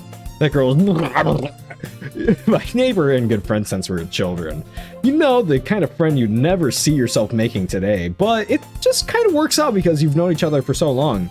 We used to walk to school together on days like this, but starting around high school, she would oversleep more and more frequently, and I would just get tired of waiting up.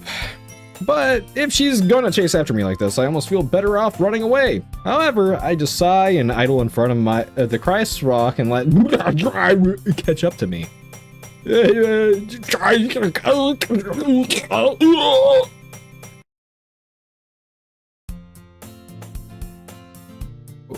Okay.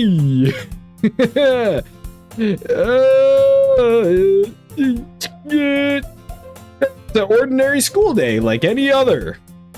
Mornings are usually the worst, being surrounded by couples and friend groups walking to school together.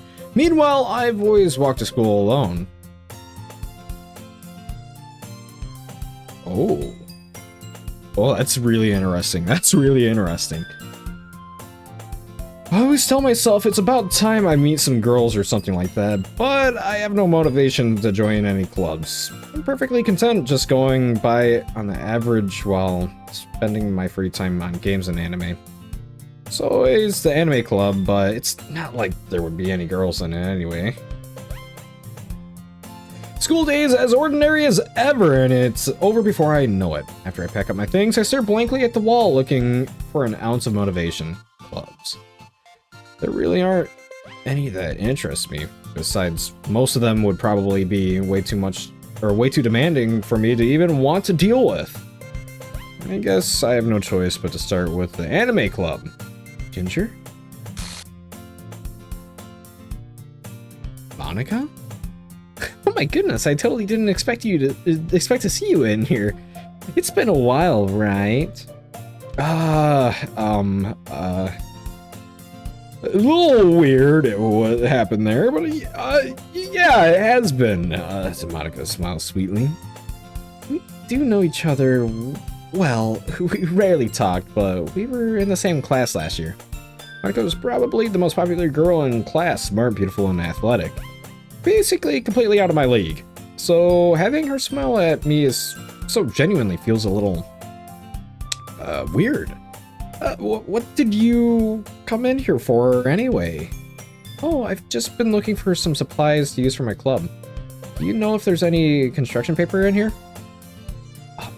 Or markers? I guess you could check the closet. You're in the debate club, right? About that. I actually quit the debate club. Really? You quit the debate club? Yeah. To be honest, I can't stand all the politics around the major clubs. Feels like nothing but arguing about the budget and publicity and how to prepare for the events. I'd much rather take something I personally enjoy and make something special out of it. In that case, what club did you decide to join? Actually, I'm starting a new one.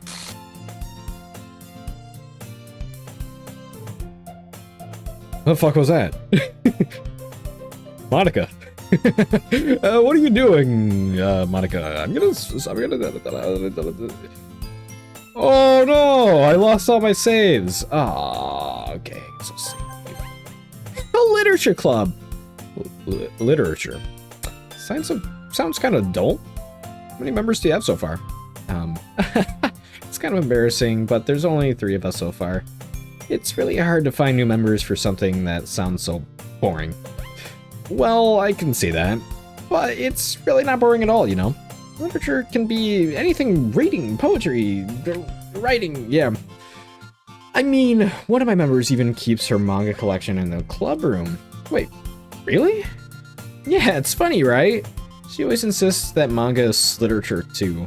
I mean, she's not wrong, I guess. Besides, a member's a member, right? Did Monica say she? Huh. Hey Ginger, by any chance, are you still looking for a club to join? I mean, I guess so, but in that case, is there any chance you could do me a big favor? Monica, can I just say, quit looking at me that way. When you're supposed to be Sayori. Bitch? Fuck. What the hell? I don't get this. I won't ask you to join, but if you could at the very least visit my club, it'd make me very happy. Please. I have no reason to refuse. Besides, how could I ever refuse someone like Monica? Sure, I guess, but I can check it out. Yeah. Ah, awesome. You're really sweet, Ginger. You know that. It's nothing really. Shall we go then? I'll look for materials another time. You're more important. And thus, today marks the day I sold my soul to Monica and her irresistible smile. Oh. Yeah, I mean, I guess you did kind of sell your soul. Let's be honest here. I dejectedly follow Monica across the school, and upstairs, a section of the school I rarely visit. Monica, full of energy, swings open the classroom door. I'm back, and I brought a guest with me. What the fuck? Eh? A guest? Seriously, you brought a boy? Way to kill the atmosphere. Don't be mean, Natsuki. But anyway, welcome to the club, Ginger.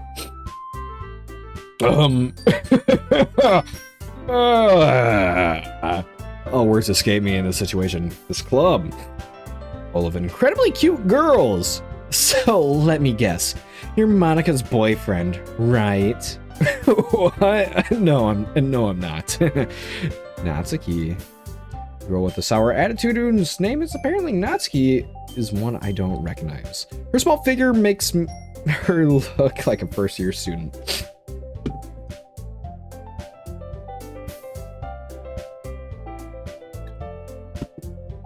Hydrate or dehydrate. Remember that, children. Oh, you gotta drink plenty of water, or else you damage the vocal cords, being a badass like me. I guess, I don't know. Her small figure makes her look like a first-year student. Anyways, this is Natsuki, her energetic as usual. And this is Yuri, the vice president. It's nice to meet you. Yuri, who appears comparably more mature and timid, seems to have a hard time keeping up with someone like Natsuki. Yeah, it's nice to meet both of you. So I ran into Ginger in a classroom, and he decided to come check out the club. Isn't that great? Wait, Monika? Didn't I tell you to let me know in advance before you brought anyone new? I was going to, well, you know. Sorry. I didn't forget that. I just happened to run into him. In that case, I should at least make some tea, right? Yeah, that would be great. Why don't you come sit down, Ginger? The girls have a few desks arranged to form a table. Yuri walks to the corner of the room and opens a closet. Meanwhile, Monika and Natsuki sits across the room from each other. Across from each other. Sorry, I can't read. Still feeling awkward, I take a seat next to Monika. So, I know you didn't really plan on coming here, but we'll make sure you feel right at home, okay? As president of the Literature Club, it's my duty to make the club fun and exciting for everyone. I'm surprised there aren't more people in the club yet. It must be hard to start a new club. You could put it that way. Not many people are very interested in putting out all the effort to start something brand new. Especially when it's something that doesn't grab your attention, like literature. You have to work hard to convince people that you're both fun and worthwhile. But it makes school events like festivals that much more important. I'm confident that we can all really grow in this club before we graduate. Yes. Right, Natsuki? Well, I guess. You calling her little? Because, I mean, I guess she is little. She's a petite woman. Natsuki reluctantly agrees. Such different girls, all interested in the same goal. Monika must have really worked hard just to find these two. Yuri returns to the table carrying a tea set. She carefully places a teacup in front of each of us before setting down the teapot in the middle. Keep a whole tea set in this classroom. Don't worry, the teachers gave us permission. After all, doesn't a hot cup of tea help you enjoy a good book? I guess. I don't know. Don't let yourself get intimidated. Yuri's just trying to impress you. That's not. Insulted Yuri looks away. I mean, you know, I believe you. Well, tea and reading might not be a pastime for me, but at least I enjoy tea. I'm glad. Yuri faintly smiles to herself in relief. So, Ginger, what kinds of things do you like to read? Considering how little I've read these past few years, I don't really have a good way of answering that. Manga. I muttered quietly to myself, half joking. Natsuki's head suddenly perks up. Looks like she wants to say something, but keeps quiet. Not much of a reader, I guess. Well, that can change. What did I say? I just spoke without thinking after seeing Yuri's sad smile. Anyway, what about you, Yuri? Let's see. Traces the rim of her teacup with her finger. My favorites are usually novels that build deep and complex fantasy worlds. The level of creativity and craftsmanship behind them is amazing to me. And telling you a good story in such a foreign world is... or telling a story in such a foreign world is equally impressive. I feel like the writers of this game are like trying to toot their own horn using Yuri. Yuri goes on, clearly passionate about her reading. She seems so reserved and timid since the moment I walked in, but it's obvious by the way her eyes light up that she finds comfort in the world of books, not people. Yeah. But you know, I like a lot of things. Stories with deep psychological elements usually immerse me as well. Isn't it amazing how a writer can so deliberately take advantage of your own lack of imagination to completely throw you for a loop? Anyways, I've been reading a lot of horror lately. Are you fourth wall breaking too? I feel like you're fourth wall breaking. I'm definitely feeling that. I read a horror book once, I guess. Just really grasp something I can relate to at a minimal level. At this rate, Yuri might as well have had a conversation with a rock. Yeah, might as well have been having a conversation with a rock. Yeah, I'm a rock. Wait. Don't worry about what I said there. Aha! I'd expect that from you, Yuri. It suits your personality. Oh, is that so? Really, if a story makes me think or takes me to another world, then I really can't put it down. Surreal horror is often very successful at changing the way you look at the world, if only for a brief moment. I hate horror. Oh, why is that? Well, I just... Natsuki's eyes dart over to me for a split second. Never mind. I love that. I don't know why. Like, she tries to put up such a hard-ass personality, and then, like, she's so timid at the same time. I love that shit. That's so cute. That's right. You usually write about cute things, don't you, Natsuki? What? What gives you that idea? You've left a piece of scrap paper behind last club meeting. Looked like you were working on a poem called... Don't say it out loud! And give that back. Fine. Natsuki, you write your own poems? Well, I guess sometimes. Why do you care? I think that's impressive. Why don't you share them sometime? No. Natsuki averts her eyes. You wouldn't like them. Not a very confident writer yet. I understand how Natsuki feels. Sharing that level of writing takes more than just confidence. True's form of writing is writing to oneself. You must be willing to open up to your readers, exposing your vulnerabilities and showing even the deepest reaches of your heart. Do you have writing experiences too, Yuri? Maybe if you share some of your work, you can set an example and help Natsuki feel comfortable enough to share hers.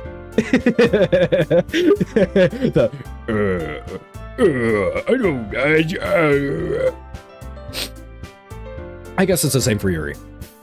We all sit in silence for a moment. Hey, I just got an idea. How about this?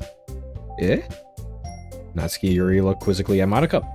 Let's all go home and write a poem of our own. And next time we meet, we'll all share them with each other. That way, everyone is even. I mean, I thought it was a good idea. Well, I think you're right, Madoka. We should probably start finding activities for all of us to participate in together. I did decide to take on the responsibility of vice president after all. I need to do my best to nurture the club as well as its members. Besides, now that we have a new member, it seems like a good step for us to take. Do you agree as well, Ginger? Hold on. There's still a problem. What's that? Now that we reached the most important topic, I bluntly come forth with what's been on my mind the entire time. I never set out to join this club. Madoka may have convinced me to stop by, but I never made any decision. I still have other clubs to look at, and I lose my train of thought. All three girls stare back at me with dejected eyes. Oh no. All three of them. Oh man.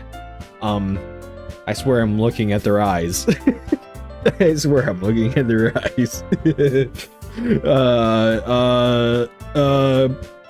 But I'm sorry. I thought. The girls exchange glances before Monica turns back to me. I guess I need to tell you the truth, Ginger. The thing is, we don't have enough members to yet form an official club. We need 4. And I've been trying really, really hard to find new members.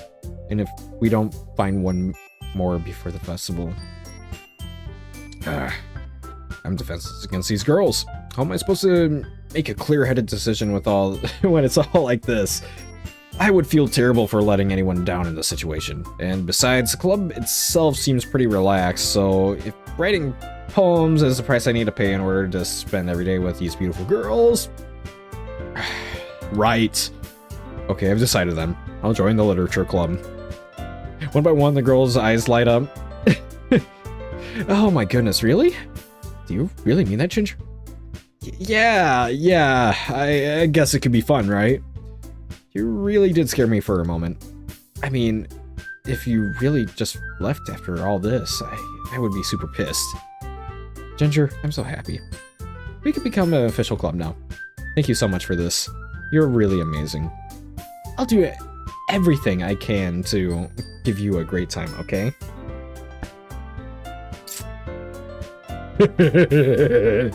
You say everything you can to give me a great time.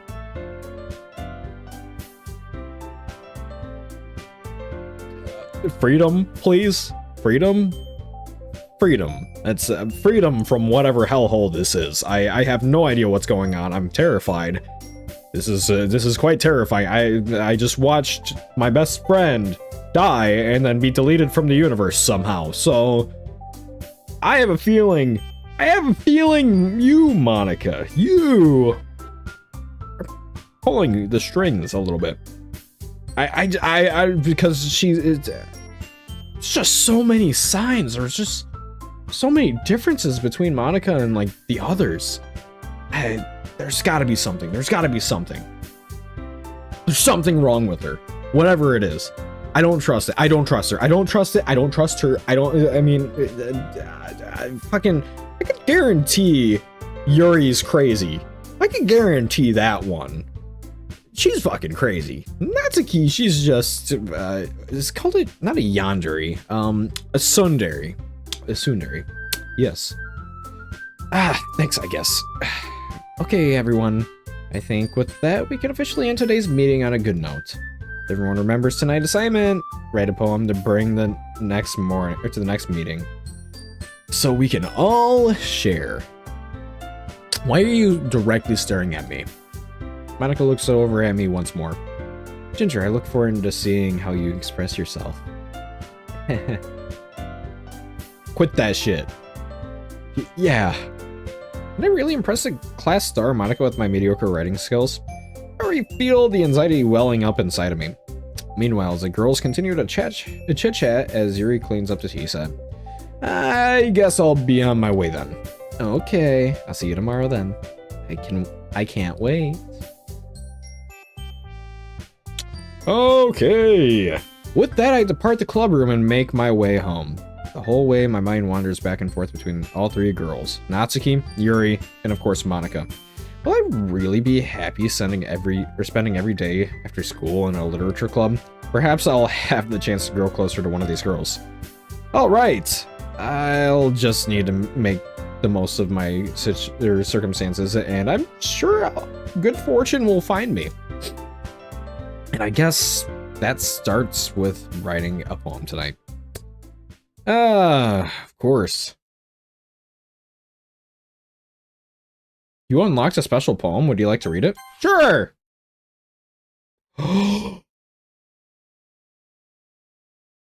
What the fuck? Oh, dude, what the fuck? Today I cut my skin open for the first time. It was exhilarating. I think I understand how it feels now. I'm supposed to be the responsible one, though. So I don't think I'll be doing again. Unless I decide to kill myself. I left a memento of the occasion below. What the fuck? Yo! No! What the hell? Where did that come from? Bro! What the? I'm gonna drink water. What the fuck? Okay. Games. It's not fun. Puppy. Sunny. Well. Kitty. Giggle. Bunny. Doki Doki. Skirt. Nibble.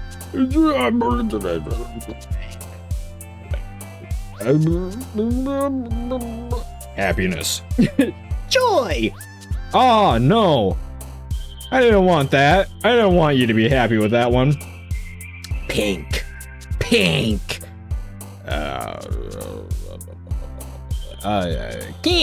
I love candy. Sparkle. Boop. Kiss. Cute. It's exclusively Natsuki. Oh, great. Hello. Hi again, Ginger. Glad to see you didn't run away on us. Haha. Nah, don't worry. This might be a little strange for me, but I at least keep my word. Well, I'm back at the literature club. I was the last one to come in, so everyone else is already hanging out.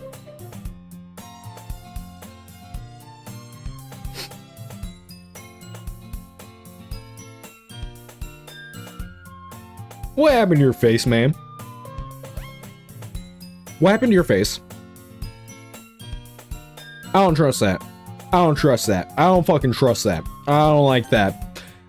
Thanks for keeping your promise, Ginger. I hope this isn't too overwhelming of a commitment to you, or for you. Making you dive headfirst into our literature when you're not accustomed to it. Oh, what the f- No! Natsuki, stop that shit.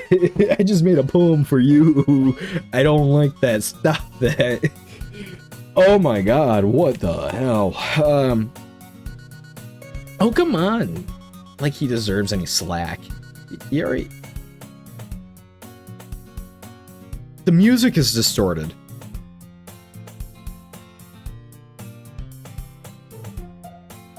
The music's changing. It keeps distorting. Oh, that's so weird. Yuri had to be dragged here by Monica. I don't know if you plan to just come here and hang out or what, but if you don't take us seriously, then you won't see the end of it. Hey, you're blocking it. You're blocking it, bitch. Bitch, you're blocking it. Why are you blocking it? Natsuki, you certainly have a big mouth for someone who keeps her manga collection in the room. Okay, I'm gonna save here. Oh, wait. Why did she get lower from that? What? Oh, they're different sizes.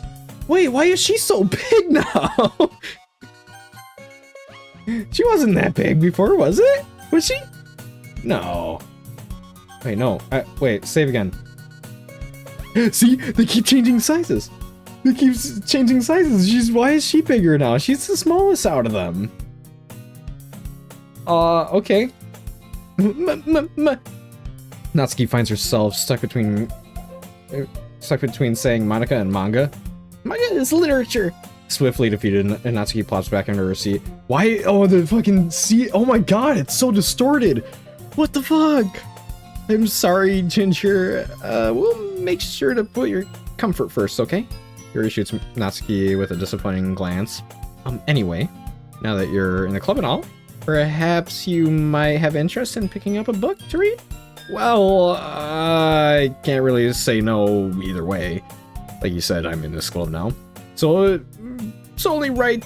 It only feels right for me to do something like that if you ask. Wait, I didn't mean it like that? If you don't really want to, then forget I said anything, I guess. No, it's not that, Yuri. I want to be a part of this club. So even if I don't read often, I'd be happy to pick up a book if you wanted me to. Are you sure? I just feels like, well, as vice president and all, that I should help you get started on something you might like. Yuri reaches into her bag and pulls out a book. I didn't want you to feel left out, so I picked out a book that I thought you might enjoy.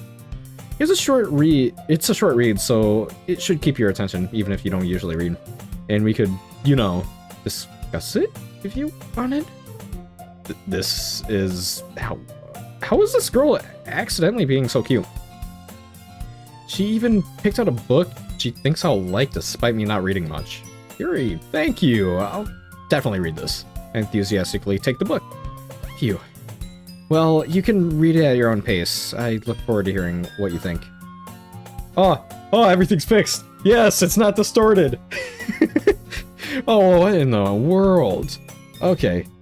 Now that everyone's settled in, I expect Monica to kick off some scheduled activities for the club, but that doesn't seem to be the case. Yuri's face is already buried in a book. I can't help but notice her intense expression, like she was waiting for this chance. Meanwhile, Natsuki is rummaging through the closet. Natsuki uttered an exasperated sigh from within the closet. She seems to be really annoyed by something. I approach her in case she needs a hand. You looking for something in there? Fucking Monica! Wow! That's wild. Yo! Fucking Monica. I didn't expect her to say that. She never puts my stuff back in the right spot. What's the point of keeping your collection organized if someone else is just gonna mess it up? Natsuki slides a bunch of stacked books and boxes across the shelf. Manga. You read manga, right? Sometimes. Manga is one of those things where you can't admit you're really into unless you figure out where the other person stands. How did you know anyways? I heard you bring it up at some point. Besides, it's kind of written on your face. What's that supposed to mean? Is my acne-ridden face? Bitch. I see. There's a lone volume of manga amidst the stacks of various books on the side of one of the shelves. Curious, I pull it out of the stack. There it is. Natsuki snatches it out of my hand, and she turns the box of manga and slips the volume right into the middle of the rest. Much better. Seeing a box with one book missing is probably the most irritating sight in the world. I know that feel. I get a closer look at the box she's admiring. Parfait Girls? It's a series I've never heard of in my life. It probably means it's either way out of my demographic or it's simply terrible. If you're gonna judge, you can just go do it through the glass on the door. She points me to the classroom door. Hey, I wasn't judging anything. I didn't even say anything. It was the tone of your voice, but I'll tell you one thing, Ginger. Consider... Oh? Don't touch a book! In fact... Natsuki pulls out the first volume of Parfait Girls from the box! I'm gonna show you exactly why. She shoves the book right in my hands. I stare at the cover. It features 4 girls, colorful attire, striking animated feminine poses. It's exceedingly mo. Don't just stand there. Natsuki grabs my arm and pulls me into the closet, or out of the closet. I was about to say, into the closet. She then takes a seat against the wall beneath the windowsill, pats on the ground next to her, signaling me to sit there. Can a chair be more comfortable? I take my seat. Chairs wouldn't work. You can't read at the same time like that. Why is that? Guess it's easier to be closer like this. Don't just say that. You'll make me feel weird about it. Natsuki crosses her arms. It scooches an inch away from me. Sorry. I didn't exactly expect to be sitting this close to her either. Not that I can say it's particularly a bad thing. I open the book. It's only a few seconds before Natsuki once again inches closer, reclaiming the additional space she hopes I wouldn't notice. I can feel her peering over my shoulder, much more eager to begin reading than I am. Wow, how long has it been since I read the beginning? Huh? You don't go back and flip through the older volumes every now and then?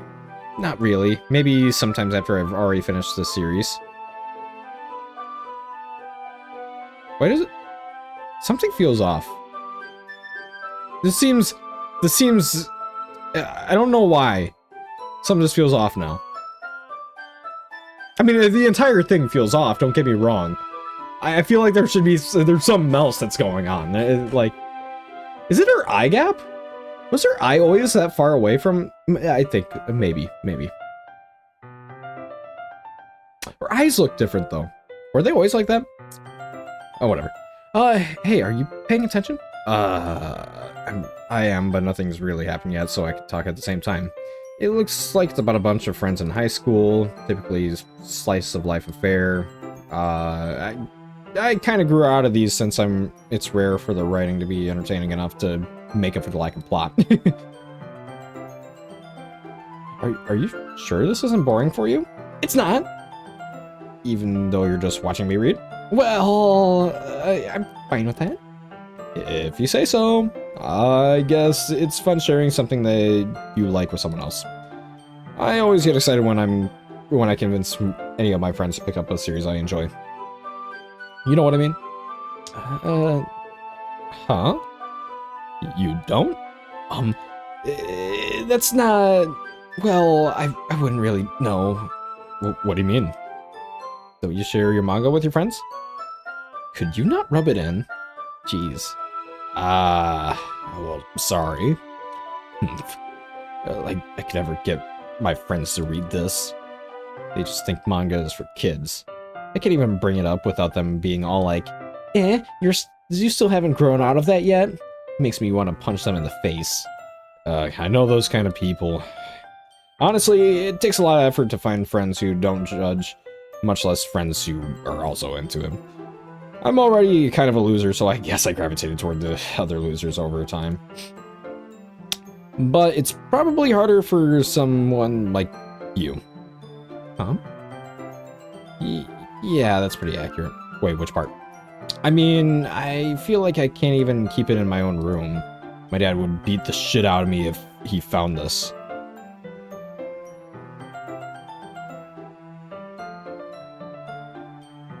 Oh my god. I was thinking that her dad was abusive. I was thinking that. I like, from the last episode, when we made the cupcakes, because she said something about, like, my dad, or I have to eat all of this. Oh my god. Oh my god. What the fuck? At least it's safe here in the club room. Except Monica's kind of a jerk about it. I can't win, can I? Well, it paid off in the end, didn't it? I mean, here I am, reading it. Well, it's not like it solves any of my problems. Why didn't my character react to it? Oh, maybe it's not supposed to say that? Maybe it doesn't say that to him. Maybe it's just saying that to me. But at least you're enjoying it yourself, right? So? Geez, that's enough. Are you gonna keep reading or what? Yeah. I flipped the page.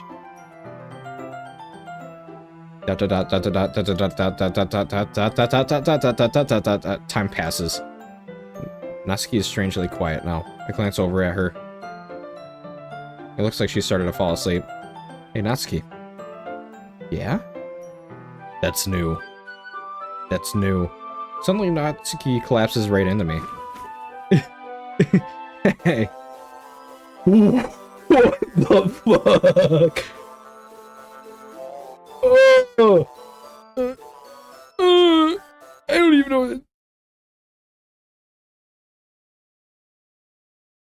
know.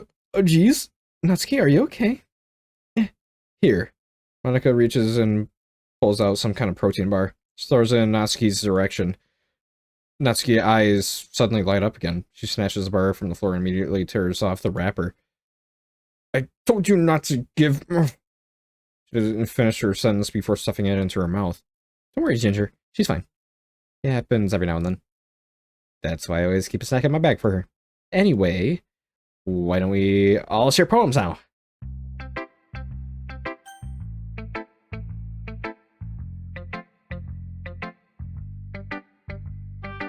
I gotta share with Natsuki, because, told Natsuki that I was interested in her poems yesterday. I mean, I was already hanging around her. I might as well talk to her first. It's probably only fair that I shared mine with her first. ...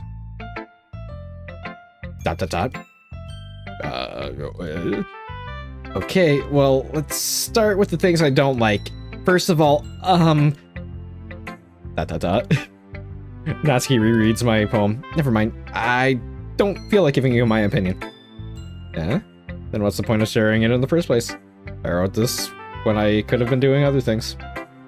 In fact, I remember how I said I wanted to read your poems. That's what I had in mind when writing this. I want to help you feel comfortable enough to share yours. Like Monica said. Well, I would be more comfortable sharing my poem if yours was really bad.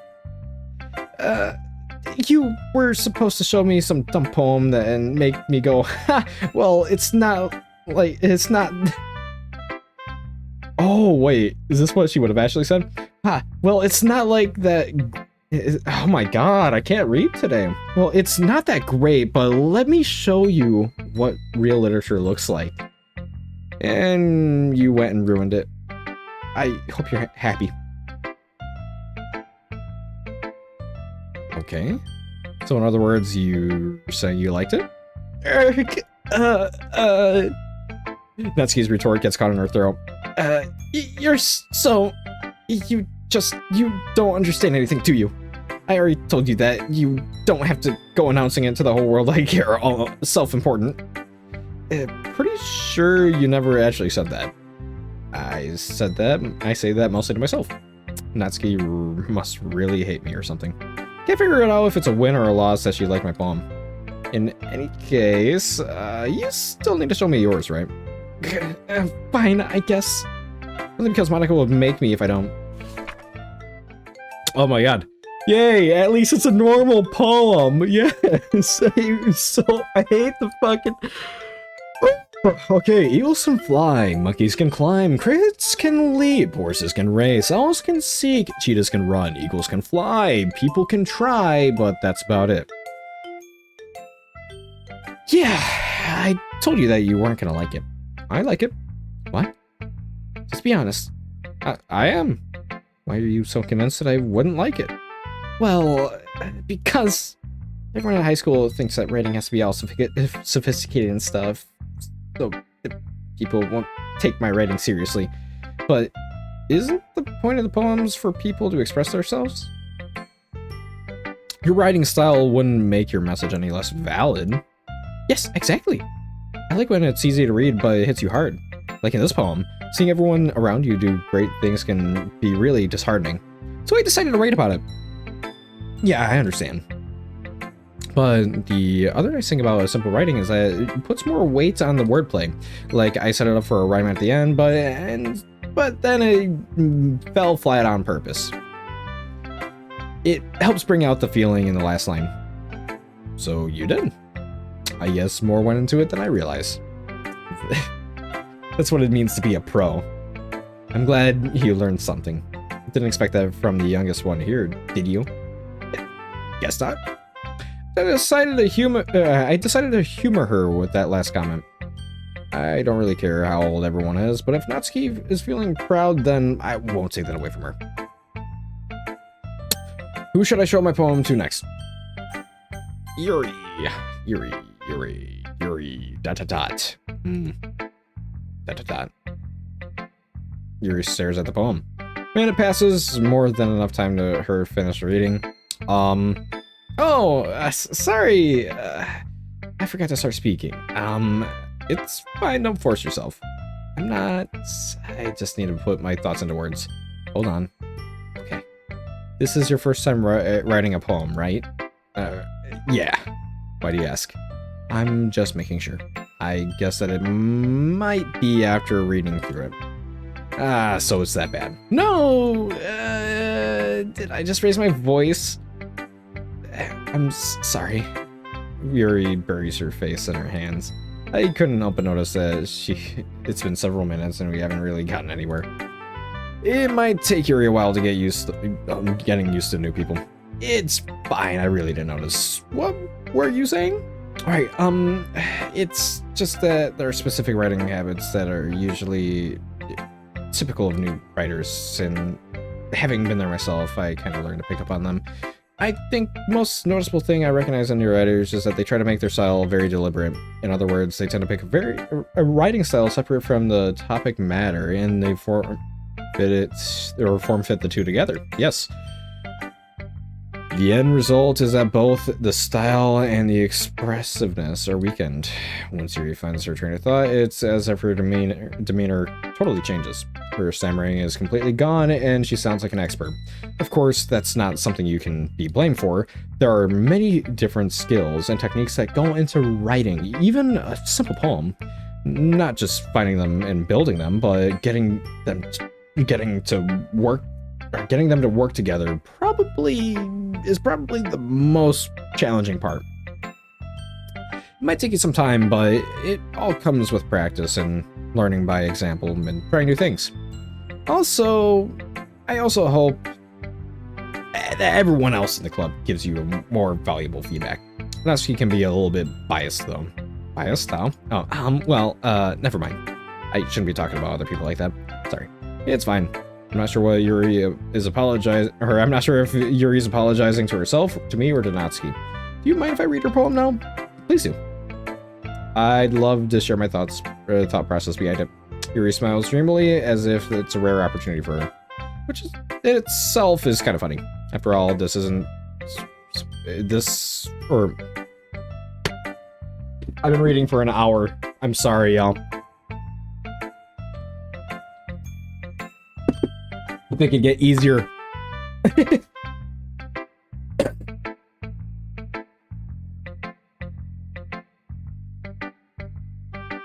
After all, isn't this supposed to be a literature club?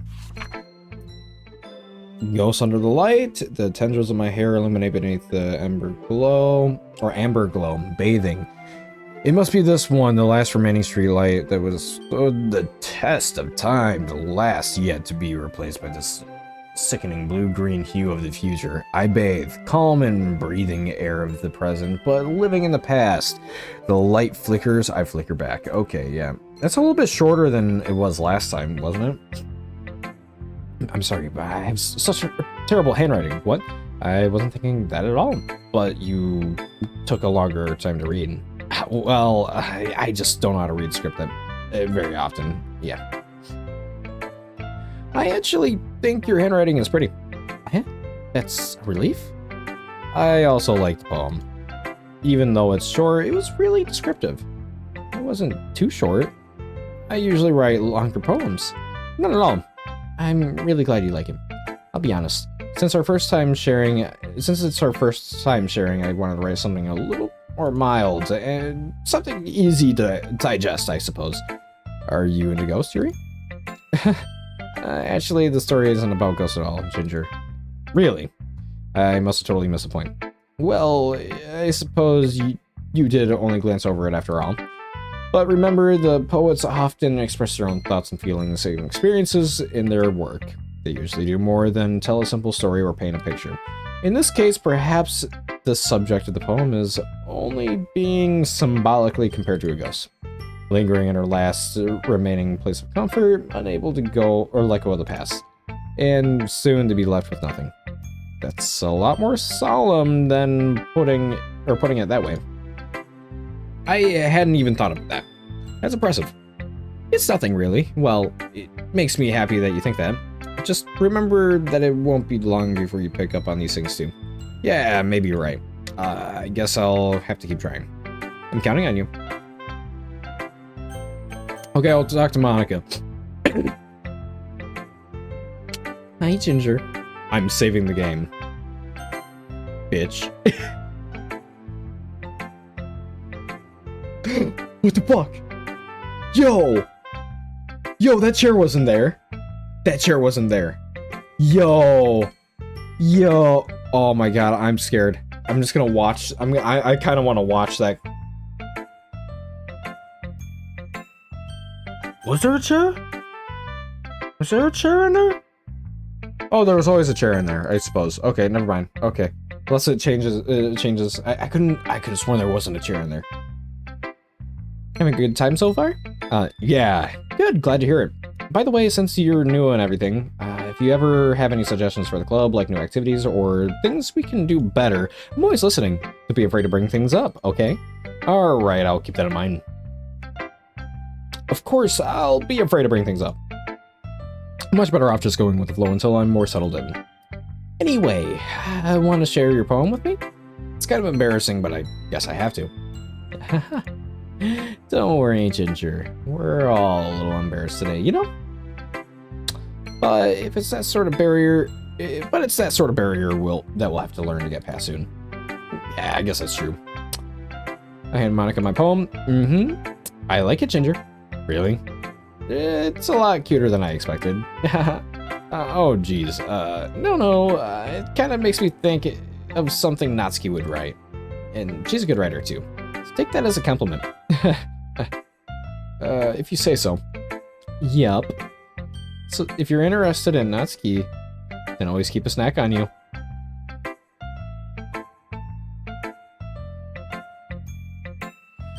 Ooh, she'll cling to you like a puppy. Natsuki dad doesn't give her lunch money or leave her. What? Yo! So that's why she says she has to eat as much as she can. Oh my god, yo! Natsuki dad doesn't give her lunch money or leave her any food in the house, so she's in a fussy mood pretty often. But sometimes she just loses all of her strength and shuts down, like earlier. This is just a guess, but I think she's so small because of her malnutrition. It's interfering with her adolescence growth. But hey, some guys are into petite girls too, you know? Sorry, I'm just trying to look at the bright side. Anyway, do you want to read my poem now? Don't worry, I'm not very good. You sound pretty confident for someone who claims to not be very good. Well, that's because I have to sound confident. That doesn't mean I always feel that way, you know? I see. Well, let's read it then. Oh my god. Yo, what the fuck? It's just getting worse. The fuck? You know, like I said, I was thinking that her dad was abusive in the previous episode. I didn't want to say it though. I was just really hoping it wasn't the case. Yo, what the? A hole in the wall, but he wasn't looking at. What? This is completely different. This is different. This is different than was. Hole in the wall, but he wasn't looking at me. Confused, I frantically glanced at my surroundings, but my burned eyes can no longer see color. Are there others in this room? Are they talking? Or are they simply poems on flat sheets of paper? What? The sound of frantic scrawling playing tricks on my ears. My room begins to crinkle, closing in on me. The air I breathe dissipates before it reaches my lungs. I panic. There must be a way out. It's right there. It's right there. Swallowing my fears, I brandish my pen. So what do you think? It's very freeform, if that's what you call it. Sorry, I'm not really the right person to ask for feedback. It's okay. Yeah, that kind of style has gotten pretty popular nowadays. that is, a lot of new poems have been putting emphasis on the timing between words and lines. When performed out loud, it can be really powerful. What was the inspiration behind this one? Well, I'm not sure how to put it. I guess you could say that I had some kind of epiphany recently. It's been influencing my poems a bit. I feel like she's not looking at the player. I feel like she's looking at me, to be honest. With the character. I think... Is she referencing... I think she's referencing the player. I think she's referencing the player based off that poem. Yo, that's fucking wild. Because she keeps breaking the fourth wall. An epiphany. Yeah, something like that. I'm kind of nervous to talk about deep stuff like that because it's kind of coming on strongly. Maybe after everyone is better friends with each other. Anyway, here's Monica's writing tip of the day. Sometimes when you're writing a poem or a story, your brain gets too fixated on a specific point. If you try so hard to make it perfect, then you'll never make any progress. Just force yourself to get something down on the paper and tidy up later. Another way to think about it is this. If you keep your pen in the same spot for too long, you'll just end up with a big black or a big dark puddle of ink. Yes, not necessarily black because you can use red ink as well. Or blood in Sayori's case. Oh my god, that's so fucked up. That's so fucked up. That's so fucked up. Why would I say that? That's so fucked up. Oh my god. Why does her face look off now? Her face looks off. Why does her face look off? Oh my god, I don't know it. So you just move your hand and go with the flow. It just seems so off now all of a sudden. Her eyes just seem off. I don't know why. It's my advice for the day. Thanks for listening. This game's making me go insane. Phew. I guess that's everyone. Glance around the room. That was a little bit more stressful than I anticipated. It's as if everyone is judging me for my mediocre writing abilities. Even if they're just being nice, there's no way my poems can stand up. The song's fucked up.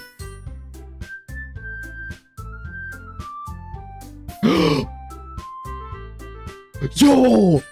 Yo! No! There's a picture of what the fuck? That's the song right there. That was the song change. I knew it. Fucking Sayori's in the oh my god. This is a literature club after all. I sigh. I guess that's what I ended up getting myself into. Across the room, Monica is writing something in her notebook. Maya's land on Yuri and Natsuki. They gingerly exchange sheets of paper, sharing their respective poems. As I read in tandem, I watch their expressions change. Natsuki's eyebrows furrow in frustration. Meanwhile, Yuri smiles sadly. What's with this language? Eh? Did you just say something? Nothing. Natsuki dismissively returns the poem to the desk with one hand. I guess you could say it's fancy. Thanks. Yours is cute. Cute? You completely missed the symbolism or something? It's clearly about feeling of giving up. How can that be cute? I know that. It just meant the language, I guess. I was trying to say something nice. Eh? You mean you have to try that hard to come up with something nice to say?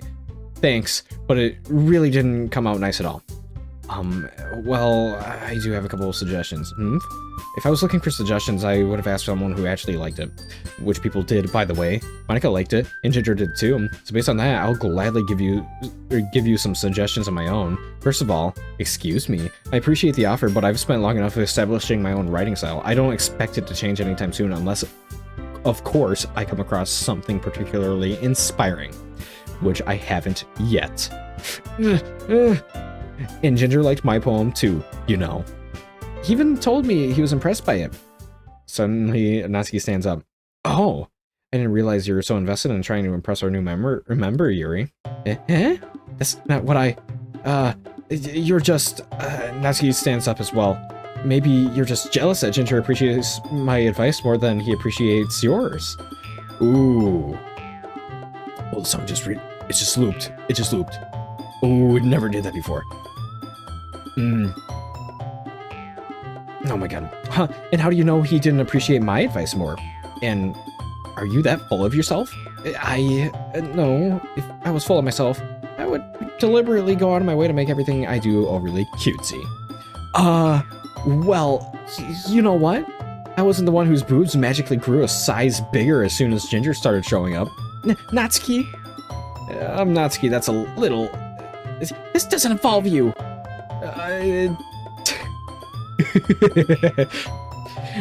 Taking out your own insecurity.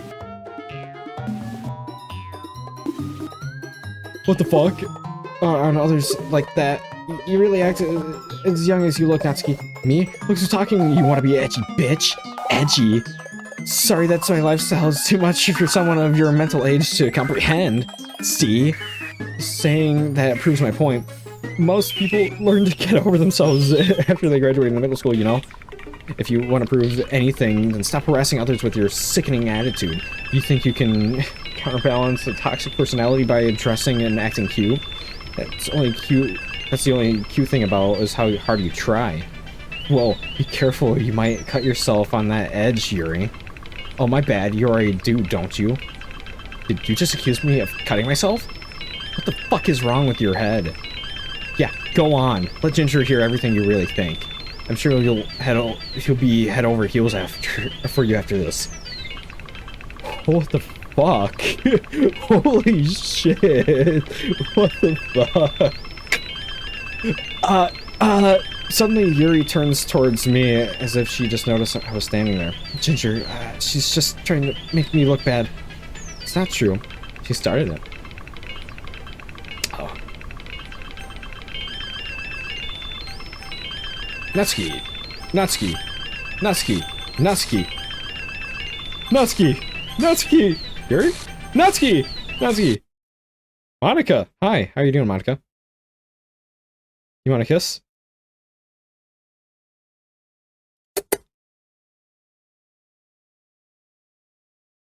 Monica, dot. Hey, Ginger. Why don't we step outside for a little bit, okay? Sorry about that. They really shouldn't have tried to get you involved. It's probably better for us to stay out of this. We'll go back inside once they're done yelling. Haha. Some president I am, right? I can't even confront my own club members properly. I just wish I was able to be a little more assertive sometimes, but I never have it in me to put my foot down against others. You understand, right? Anyway, this makes you want to spend less time with the others. That's fine. I'd be happy to spend time with you instead. Suddenly, Natsuki runs out of the classroom. She quickly runs away. Oh dear. Well, it looks like they're done. I didn't mean it. I didn't mean it. I didn't mean it. Yuri is rocking back and forth in her desk with her palms on her forehead. Yuri? I didn't mean it. Their eyes are so off. What the fuck? I believe you. I have no idea what Yuri might have said to Natsuki or did. Ginger, please don't hate me. Please. I'm not like this. There's something wrong with me today. It's fine, Yuri. We know you didn't mean it. Besides, I'm sure Natsuki will forget about it by tomorrow. Completely.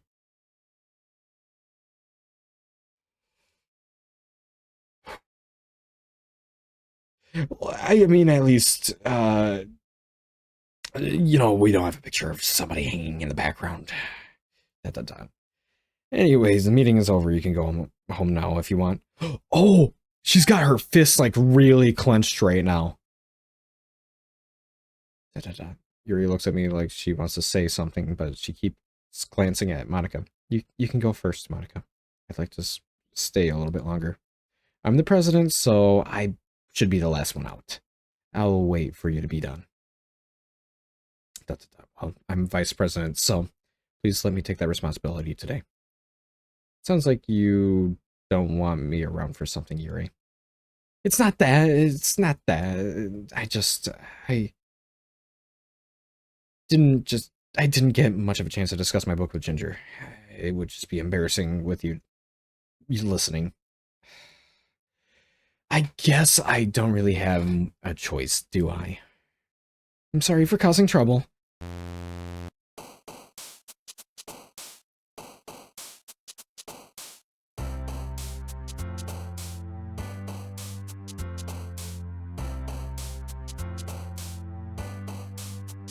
What the fuck?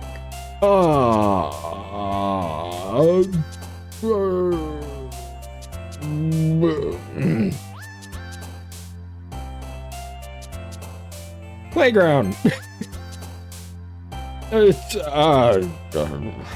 strawberry clouds, vacation, ocean, lollipop,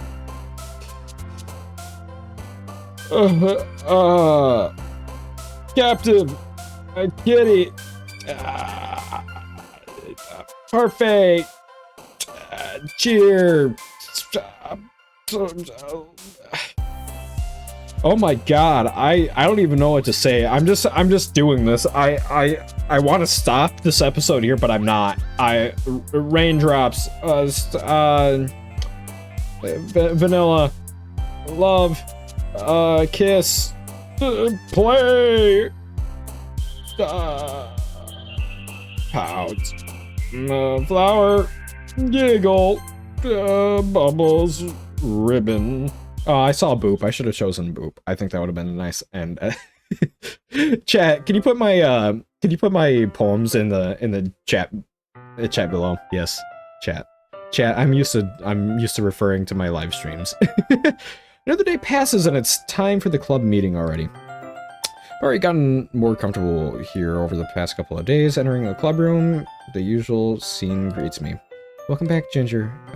Hi, Yuri. I'm not sure if it's me or if Yuri's expression, but weight of yesterday's coral stale hangs in the air a little. Yuri glances over her shoulder, looking around the room. Natsuki is reading manga at her desk, and surprisingly, Monica isn't here yet. Suddenly, Yuri takes my arm and pulls me to the corner of the room. About yesterday, I really need to apologize.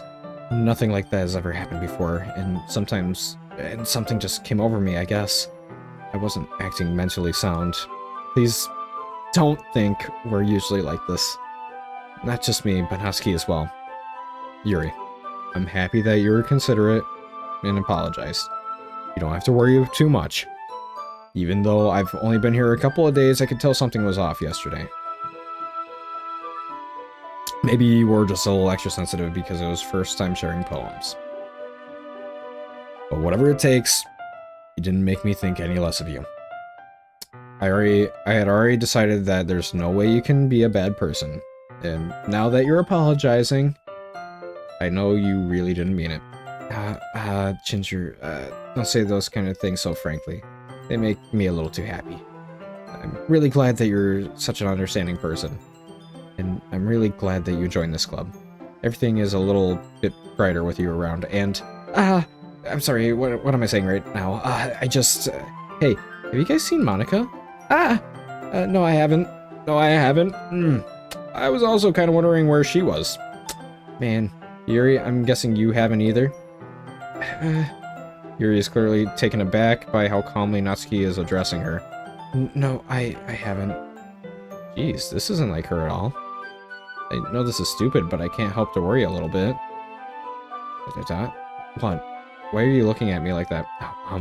Natsuki, about yesterday. I just wanted to apologize. I promise I didn't mean any of the things I said. And I'll do my best to stay under control from now on. So... Yuri, what the heck are you talking about? Did you do something yesterday? Eh? Jeez.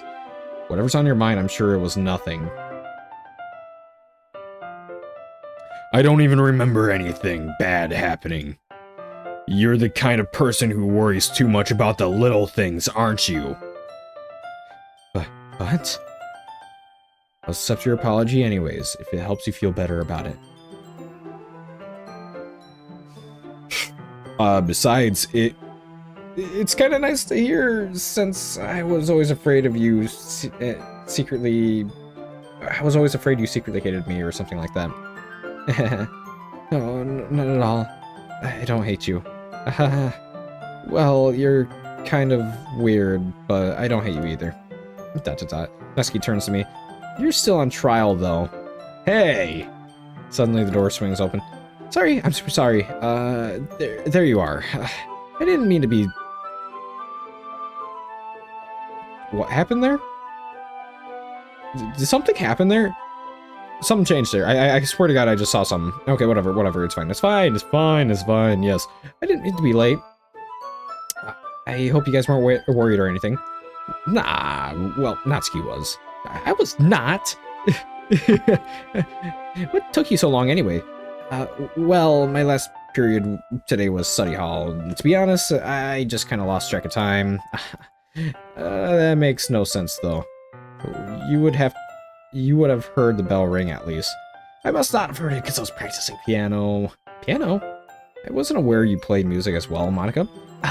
Don't give me more credit than I deserve. I guess I've been practicing for a while, but I'm still not really good yet. Still, that must require a lot of dedication, so I'm impressed. Well, thanks, Yuri. You should play something for us sometime. That's... Monica looks at me. Well, I'm working on a song, but it's not quite done yet. Maybe once I get a little bit better, I will. That sounds cool. I look forward to it. Is that so? In that case, I won't let you down, Ginger. Monica smiles sweetly. I didn't mean any pressure or anything like that. Don't worry. I was hoping that I could share it with you anyway. I guess that's why I've been practicing so much recently. I see. I'm not sure if Monica was referring to the whole club or just me. In that case, best of luck. Thanks. So, I didn't miss anything, did I? No, not really. No. I choose not to bring up anything that the three of us talked about. Besides, Natsuki has already run off into the closet. Ginger, since your compliments put me in a good mood, I was wondering if you'd like to spend some time together today. I mean, in the club? I suppose so. I don't think I could say no to you after you gave me the book, or gave that book to me. Well, I guess I need to make sure Natsuki isn't waiting for me. After we finished reading yesterday, she's fine. She's reading over there, see? Don't think about her so much. She's used to being ignored. Come on, we're going over there.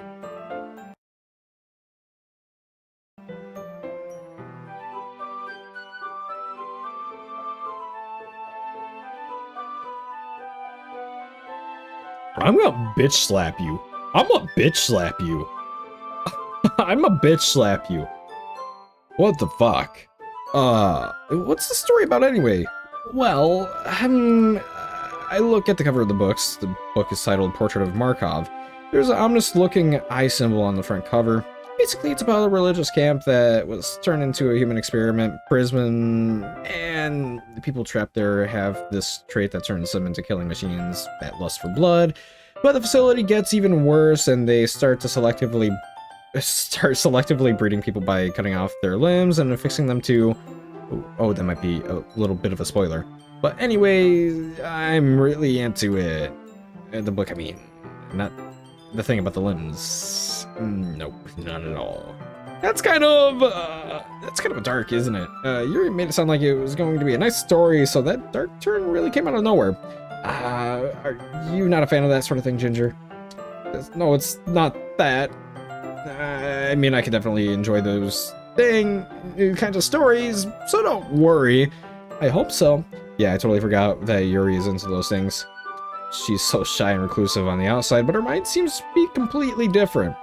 It's just that this kind of story, it's kind of the story that challenges you to look at life from a strange new perspective. When horrible things happen, not just because someone wants to be evil, but because the world is full of horrible people and we're all worthless anyway. Then suddenly... And I'm rambling, aren't I? Not again. I'm sorry. Hey, don't apologize. I haven't lost interest or anything.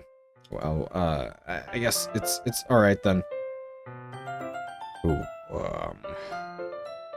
but I feel like I should let you know that I have this problem when I let like books and things like books and writing fill my thoughts. My whole... What the fuck did she just say? I kind of forget to pay attention to other people, so I'm sorry if I end up saying something strange. And please, stop me if I start talking too much. I really don't think you need to worry. I think I need to be the one that worries. I think I need to be the one that worries. That just means you're passionate about reading. And the least I can do is listen. It's a literature club, after all. That's true. In fact, I might as well get started reading it then, right? Stop it. Stop that shit. Yes! I mean, you don't have to, but... what are you saying? Let me just get the book. We retrieved the book that I put in my bag. Alright, it's fine if I sit here, right? Slip into the seat right next to Yuri's. Yeah. Are you sure? Seem a little apprehensive. I'm sorry. It's not that I don't want you to. It's just something I'm not very used to. That is, reading in company with someone. I see. Well, just tell me if I end up distracting you or something. Alright. I open the book and start the prologue.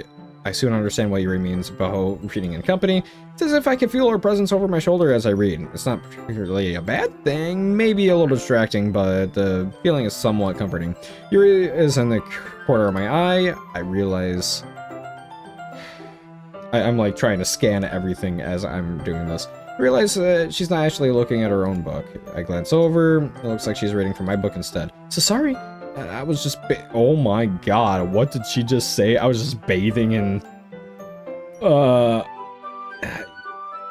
Yuri, you really apologize a lot, don't you? I do? I don't really mean to. Sorry. I mean, where did our eyes go? They just like teleported out. Here, this should work, right? I slide my desk until it's uprated, or right up against Yuri's, and then hold my book more between the two of them. I suppose so. Yuri timidly closes her own copy. Once we lean in a little bit, our shoulders are almost touching. Why is it doing that? Oh, I don't like that. I really don't like that. Whenever it goes silent like that, there's something wrong. There's something that's bad. There's bad that's gonna happen. I feel like my arm is in the way, so instead I use my right hand to hold the book open. I guess that makes it kind of difficult to turn the page. Here. Yuri takes her left arm and holds the left side of the book between her thumb and forefinger. I do the same with my right arm on the right side of the book. That way I turn the page and Yuri slides it under her thumb after it flips to her side, but in holding it like this, we're huddled even closer together than before. It's actually kind of distracting me. It's as if I can feel the warmth of Yuri's face, and she's in the corner of my vision. Are you ready? Yeah? Turn the page. Oh, I'm sorry. You know, this is a good opportunity, even though she's a crazy bitch, where you can just...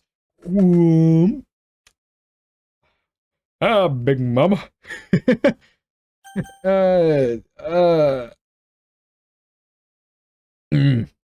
Sorry, I think I got a bit distracted there for a second. I glance over at Yuri's face again, and our eyes meet. I don't know how I'll be able to keep up with her.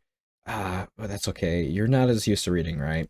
I don't mind being patient if it takes you a bit longer. It's probably the least I can do, since you've been so patient with me. Yeah, thanks. We continue reading. Yuri no longer asks me if I'm ready to turn the page. Instead, I just assume she finished the page before me, and I turn it on my own volition. We continue the first chapter in silence. Even so, turning each page almost feels like an intimate exchange. My thumb gently letting go of the page, letting it flutter over to her side as she catches it under her own thumb. Hey, Yuri, this might be a silly thought, but the main character kind of reminds me of you a little bit. Eh? No, I don't relate to this character at all. Oh, look at her eye. Look at her eye. There's like specks of red. There's specks of red in it. I don't like it. Oh my god, that is an insane fucking face. Definitely not. Really? I was just thinking the way she second guesses things, the things she says and all that. That's what you... Oh, that's what you were talking about. Sorry. I thought you meant something else about her. Something else? Never mind. We didn't even get that far yet. So I don't know why that came into my head. Yuri, are you feeling alright? Yeah? Yuri's been a little fidgety ever since we started reading. You can rest if you're feeling sick or something. Breathing is a little... My breathing? Yuri puts her hands on her chest as if to feel her own heartbeat. I didn't even notice. Anyway, I'm fine. I just need some water. Alright, don't push yourself. Yuri stands up and practically rushes out of the classroom. What on earth was that about? Ginger? Something happened just now? Huh? I have no idea. Yuri was just acting a little strange, I guess. So you don't know anything. Sorry, I can't say I do. Are you worried about her? Oh, no, not really.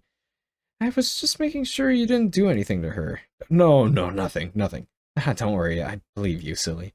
Yuri just does this sometime. It's nothing alarming. Alright, if you say so. She's definitely a yandere. Anyway, why don't we start with this, with sharing our poems with each other? Eh? Shouldn't we wait for Yuri? Well, she might be a little while, so we'll get started without her. Is that okay? I was just asking. I stand up. I make a mental note of where I left off in the book and let's slip back into my bag. Who should I show my poem to first? Atsuki. Well, it's not terrible, but it's pretty disappointing after your last one. Then again, if this one was as good as your last one, I would be completely pissed. Well, I guess I wanted to try something a little different this time. Fair enough, you're still new to this, so I wouldn't expect you to find your style right away. I mean, everyone in the club writes really differently from each other. Maybe you'll find a little influence from all of us. For instance, I noticed that you were spending some time with Yuri today. Not that I care who you spend time with. After all, I was taught to never expect anything from anybody, so it's not like I was waiting for you or anything. Still, you should at least look over my poem. You'll probably be able to learn something from it.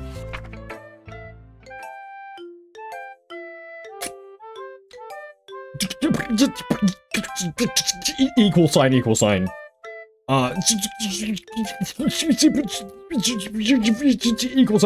okay. You know, I think I really did learn something from it. Oi, no.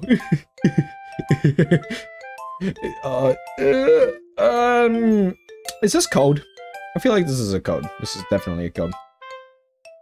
Ginger. Why didn't you come read with me today? I was waiting for you. I was waiting for a long time. It's the only thing I had to look forward to today. Why did you ruin it? You like Yuri more. I think you're better off not associating with her. Are you listening to me? Yuri is a sick freak. This should be obvious by now. So just play with me instead. Okay? You don't hate me. Ginger, do you? Do you hate me? Do you want to make me go home crying? The club is the only place I feel safe. Don't ruin that for me. Don't ruin it. Please. Just stop talking to Yuri. Play with me instead. It's all I have. Play with me. Play with me.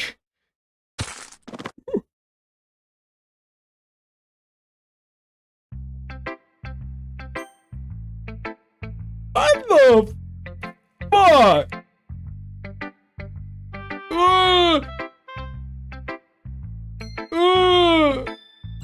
What the?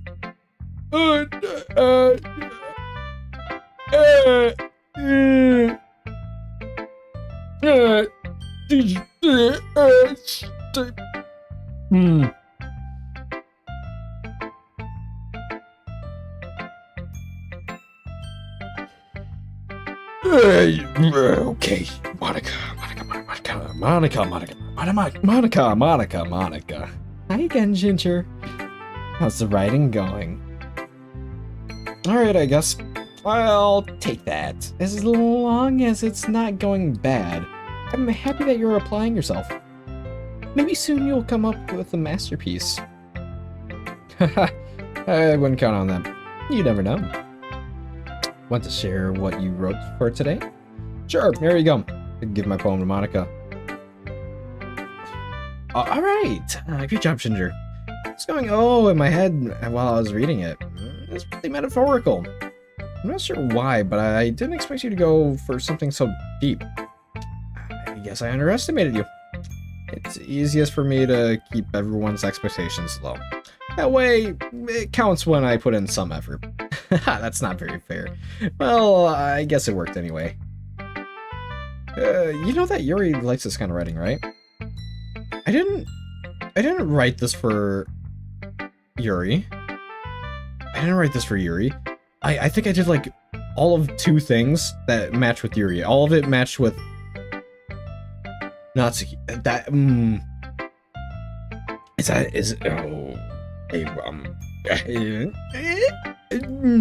sometimes I feel like Yuri's mind is just totally detached from reality. I don't mean that like it's a bad thing though. Sometimes I get the impression that she's totally given up on people.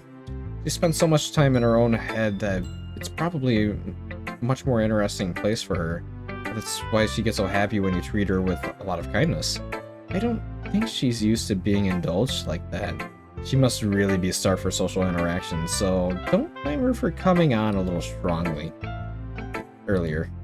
If she gets too stimulated, she ends up dropping and looking for alone time. Suddenly the door opens. Yuri! I'm back. I miss anything? Why are you so much taller all of a sudden? Why are you so much taller all of a sudden? Did I miss anything? No, not really. Well, we started sharing our poems with each other. Eh? Already? I'm sorry for being late. No need to apologize. We still have plenty of time, so I'm more glad that you took all the time you needed. Alright. Thanks, Monica. I suppose I should get to my poem now. Anyway, you want to read my poem now? I like the way this one turned out, so I hope you do too. Save me, the colors they won't. Bright, beautiful colors. Flashing, spinning, piercing, red, green, blue, endless cacophony. Meaning of meaningless. Noise. The noise that won't stop. Violence, grating. Grating. I don't even know what that's supposed to say. Squeaking. Screeching, piercing, sine, cosine, tangent. Like playing a chalkboard on a turntable. Like playing a knife in a breathing ribcage. And the pain. Meaningless. Oh, there's more? There's more. Delete her. Delete her? What? Delete her? What?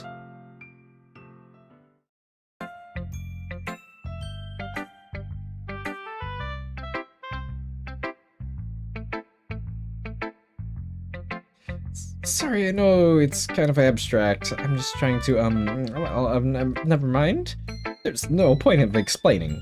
Anyway, here's Monica's writing tip of the day. Sometimes you'll find yourself facing a difficult decision. When that happens, don't forget to save your game. You never know when, who am I talking to? Can you hear me? Tell me you can hear me. Anything. Please help me. Okay, that's my advice for the day. Thanks for listening. Where should can I skip it? Skip? Yuri. Yes, Yuri. Yeah, hi, Yuri. Yes, Yuri. I've been waiting for this. Let's see what you've written for today. Yuri smiles and takes a deep breath. I just like holding it. Question mark? The poem turned out good. It's, well, there are some things that you could work on, but it doesn't really matter. Feels like anything written by you is a treasure. That came out a little awkward. Let's move on. Here's a part of my eye roll. Oh god. Oh, why is there stains on this? There's stains on this. There wasn't stains. Wheel, a rotating wheel, turning the axle, grinding bolt head, linear gearbox, falling skies, 7 holy stakes, a docked ship, a portal to another world, a thin rope tied to a thick rope, a torn harness, parabolic gearbox, expanding universe, time controlled by slipping cogwheels, existence of God, swimming with open water in all directions, drowning, a prayer written in blood, a prayer written in time devouring snakes with human eyes, a thread connecting all living human eyes, a kaleidoscope of holy stakes, exponential gearbox, a sky exploding stars, God disproving the existence of God, a wheel rotating in 6 dimensions, 40 gears and a ticking clock, a clock that ticks a second for every rotation of the planet, a clock that ticks so 40 times every time it ticks every second time. Oh my god. A bolt head of holy stakes tied to the existence of a docked ship to another world. A kaleidoscope of blood written in clocks. A time-devouring prayer connected to the sky of 40 gears and open eyes in all directions. Breathing gearbox, breathing bolt head, breathing ship, breathing portal, breathing snakes, breathing God, breathing blood, breathing holy stakes, breathing human eyes, breathing time, breathing prayer, breathing sky, breathing wheel. It doesn't really matter what it's about. My mind has been a little hyperactive lately, so I had to take it out on your pen. That is not a... That is a pen that...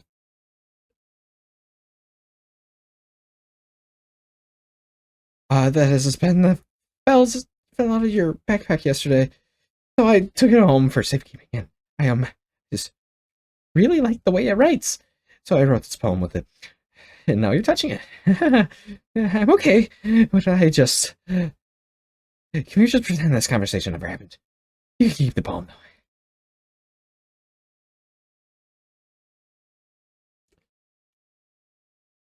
I don't want to know what she did with that pen. I really don't. I really don't want to know. I really definitely do not want to know what she did with that pen. I definitely don't. I don't even want to read this poem. I don't even want to do that. I'll read it anyways.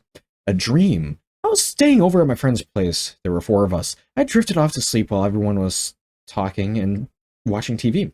In my dream, I was still at my friend's house. The only difference was that there were nails sticking out of the walls everywhere. And there was also someone I didn't recognize. The person I didn't recognize told the joke and everyone laughed. So I woke up to the sound of everyone laughing at something that happened on TV. So the laughing was not a part of the dream. It was a noise that woke me up. I wonder who that person was and how they knew to tell a joke at that moment.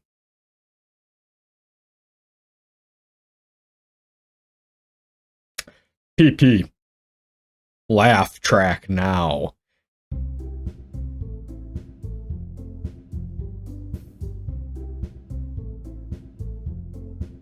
Okay, everyone. We're all done reading each other's poems, right? We have something we need to go over today, so if everyone could come sit in the room. What the fuck? Is this about the festival? Well, sort of. Do we really have to do something for the festival? It's not like we can put together anything good for a few days. Well, just end up embarrassing. We'll just end up embarrassing ourselves instead of getting any new members. It's a concern of mine as well.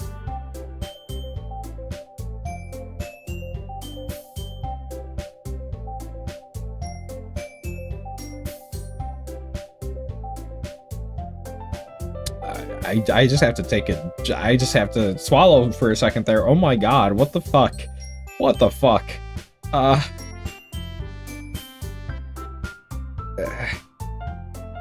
don't really do well with last minute preparations.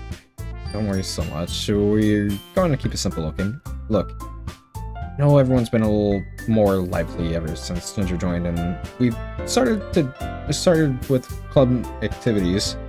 Sorry, I'm having issues reading because this is actually kind of fucking with me. And like it's kind of fucking with me. And also reading for almost 2 hours doesn't help. But this why it just oh my god. But this isn't the time for us to become complacent. We still only have 4 members. The festival is our only real chance to find more, you know. What's so great about getting new members anyways? We already have enough to be considered an official club. More members will just mean everything gets noisier and more difficult to manage. Natsuki, I don't think you're looking at it with the right way at all. Don't you want to share your passion with as many people as you can? To inspire them to find the same feelings about that brought you here in the first place? The Literature Club should be a place where people can express themselves like the way like they can't do anywhere else. It should be a place so intimate that you would never want to leave. I know you feel that way too. I know we all do. So that's why we should work hard and put something together for the festival, even if it's something small. Right, Ginger? Oh, come on. You can't take advantage of Ginger to agree with you just because he doesn't know how to say no to anything. Look, Monica, do you really think any of us here joined the club with other people in mind? Yuri never even talked until Ginger joined. As for me, I just like it better here than I do at home. And Ginger isn't even passionate about literature in the first place. And that's everyone. I'm sorry, but you're really the only one who's interested in finding new members. The rest of us are fine like this. I know you're president and all, but you should really consider our opinions for once. ... Monica is clearly taken aback by Natsuki's words. That's not true at all. I'm sure Yuri and Ginger want to get more members too, right? ... I don't know about Yuri, but I'm kind of indifferent. If I showed as much enthusiasm as Monica wanted, then I probably would be lying. Still, if it's up to me to rescue the situation. No. Natsuki's right, isn't she? This club, it's nothing more than a place for a few people to hang out. Why did I think everyone here saw it the same way as I did? But that doesn't mean that we're against getting new members or anything. Ginger, why did you even join this club? What were you hoping to get out of it? Well, it's not really something I can be honest about, is it? In fact, I remember you weren't even given a choice not to join. Monica sits down and stares at her desk. What's the point of all of this anyway? What if starting the club was a mistake? No, you don't, Natsuki. What, me? I just spoke my mind. Is it a crime to be honest? It's not about being honest. It's about word choice. Besides, you have no right to speak for everyone else in the club like that. You don't understand at all. I just want a place that feels nice to hang out with a few friends. Is there a problem with the club being that for me? No, there aren't. There aren't many other places like that for me. And now Monica wants to take it away from me. She's not taking anything away. No, Ginger. That's not the same. It won't be the same with the direction she wants to take it. If I wanted that, then I could have joined any other stupid club. But this one, I mean, at least for a little bit of time, things were nice. Natsuki starts packing up her things. I'm going home. I feel like I don't belong here now. Natsuki. Natsuki ignores Yuri's and walks right out of the classroom. This is bad. I don't know what to do. Well, do you have any opinion about the festival? I don't know. I'm just kind of indifferent, I guess. Who cares about that obnoxious brat? I mean, I like how nice and quiet the club is right now, and I just happy with you here. My hair, like, instantly stood up from that. That fucking, like, oh my god. But still, the vice president, it's not right for me to ignore my responsibilities like that. Nobody would cry if she killed herself.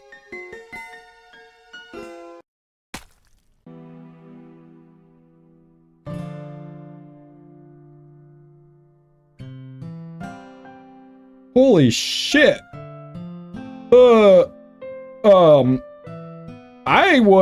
I like her, bitch. I should do my best to consider everyone's perspective and make the decisions that's right for the club. But what about you, Ginger? What do you want to get out of this club? He repeats the same question as Monica. I I decide giving an indirect answer is better than nothing. I think the most important thing is for everyone to get along, and for the club to provide something that you can't get anywhere else. But I don't think it's about how many members, but rather the quality of each member. That's what will end up making the literature club a special place. I see. I really agree with you. Each member contributes their own qualities in a special way. With each change in members, the identity of the club as a whole will change too. I don't think that's necessarily a bad thing, stepping out of your comfort zone once in a while, so if you'd like to help Monica with the festival, then I'm on your side as well. Alright, well, maybe we could talk to Natsuki tomorrow. Yuri nods. Hey Yuri, I know things were a little awkward yesterday. I feel like you deserve to know that I still think you're a wonderful vice president, and also a wonderful friend. Monica, I want to do everything I can to make this the best club ever. Okay? Me too. Yeah. Let's go home for today. We'll talk about the festival tomorrow.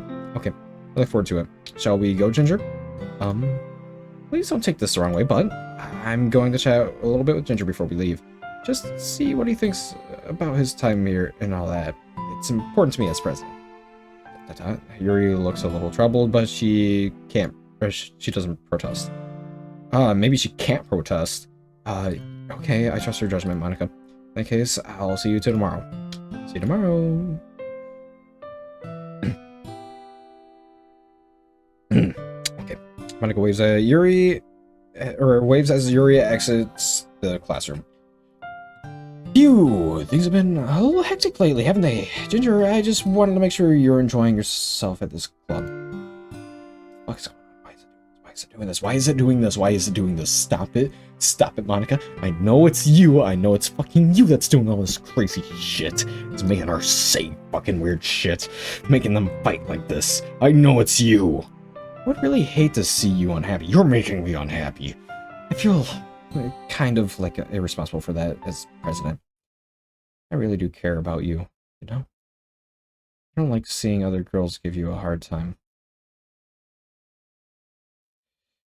With how mean Matsuki is and everything. And Yuri being a little bit, you know.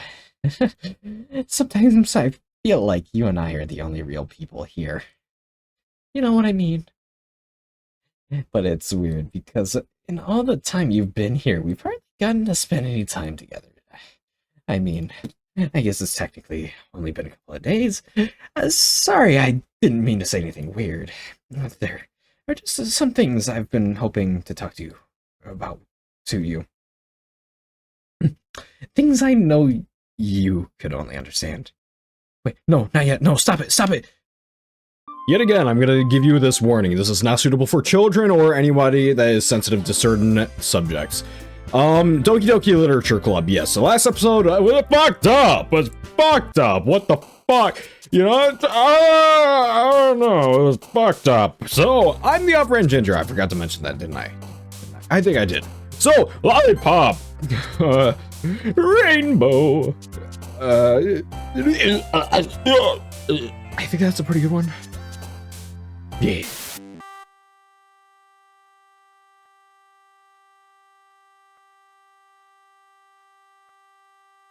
Pink! Sweet! Hop? Kitty!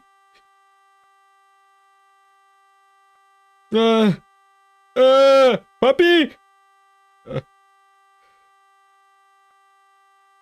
It's even bugging out over here. What the fuck? Chocolate, sugar, candy, boop,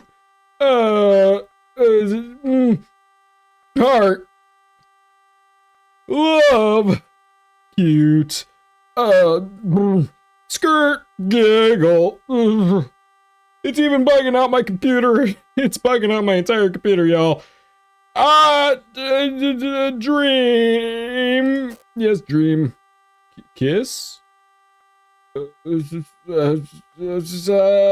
Joy.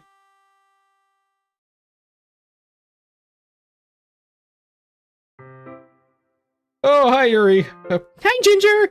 I've been waiting for you. Are you ready to continue reading? Why are you so friendly? Why are you so friendly? Why? No, this doesn't seem right. This isn't right. I brought my best tea today. Monica! I told you not to! Ah! Is she really late again? Consider it as usual, or inconsiderate as usual, Natsuki. Excuse me? Must you always interrupt my conversations with your incessant yelling? Oh, what are you talking about? You say that like I do it on a regular basis or something. I just wasn't paying attention, okay? I'm sorry. Seriously, what's gotten into you lately? Look, I did some thinking about yesterday. I was a little more hostile than I meant to be. I guess I really felt threatened or something. But I know this isn't something we're doing. I know this is something we're doing together. Natsuki, the last episode you broke your neck and did a thing. I don't know. It's quite terrifying. In fact, it was quite terrifying. What happened to your neck? Are you okay? Are you okay? Was it because you're hungry? I hope it was because you're hungry. Another new member wouldn't hurt as long as they're cool, and I guess another girl would be nice this time. So, Natsuki. Nobody cares. Why don't you go look for some coins underneath a vending machine or something?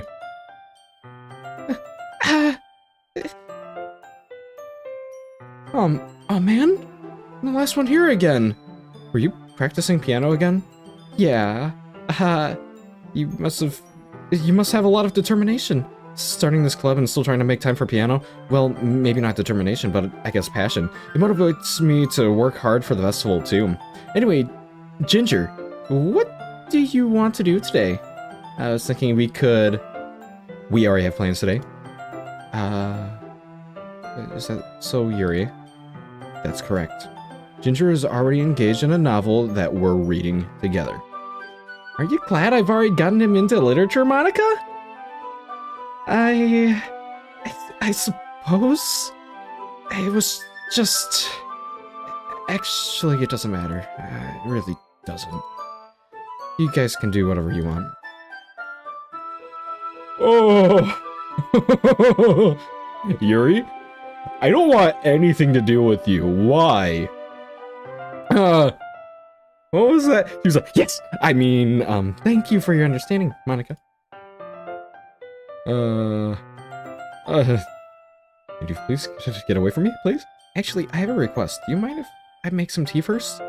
Not at all. Thank you very much.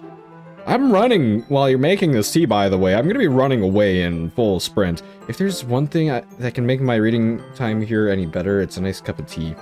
Not to mention yourself as well.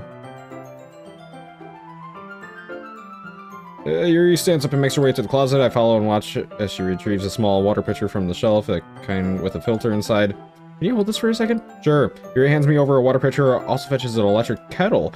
I'm going to plug this in at the teacher's desk, and then I'll get some water. She walks past me and sets the kettle down at the teacher's desk. I simply watch her movements. I'm trying to look for anything that changes, because I feel like there's something off about this. I don't, it's just something has to be off.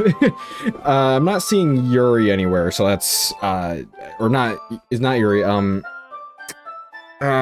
my god, Sayori. Yeah, Sayori.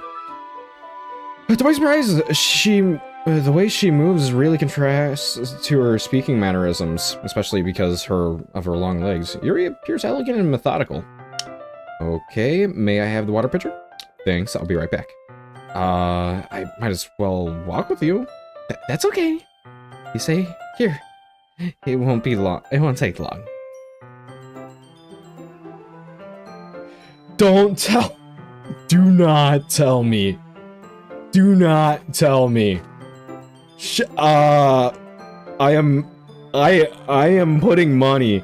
I am putting money that she's gonna go pee in that pitcher. I can put money that she's gonna pee in it.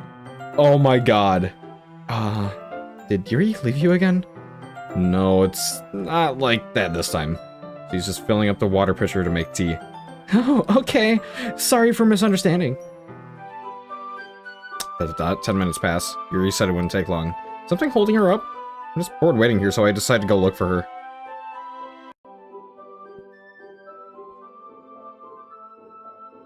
is it like this? Why is it like this? Let's see. The most logical place for Yuri to be would be in the nearest water fountain. I start heading down the hallway. Oh no, it's not laughing, that's huh? It's coming from around the corner. It sounds like breathing.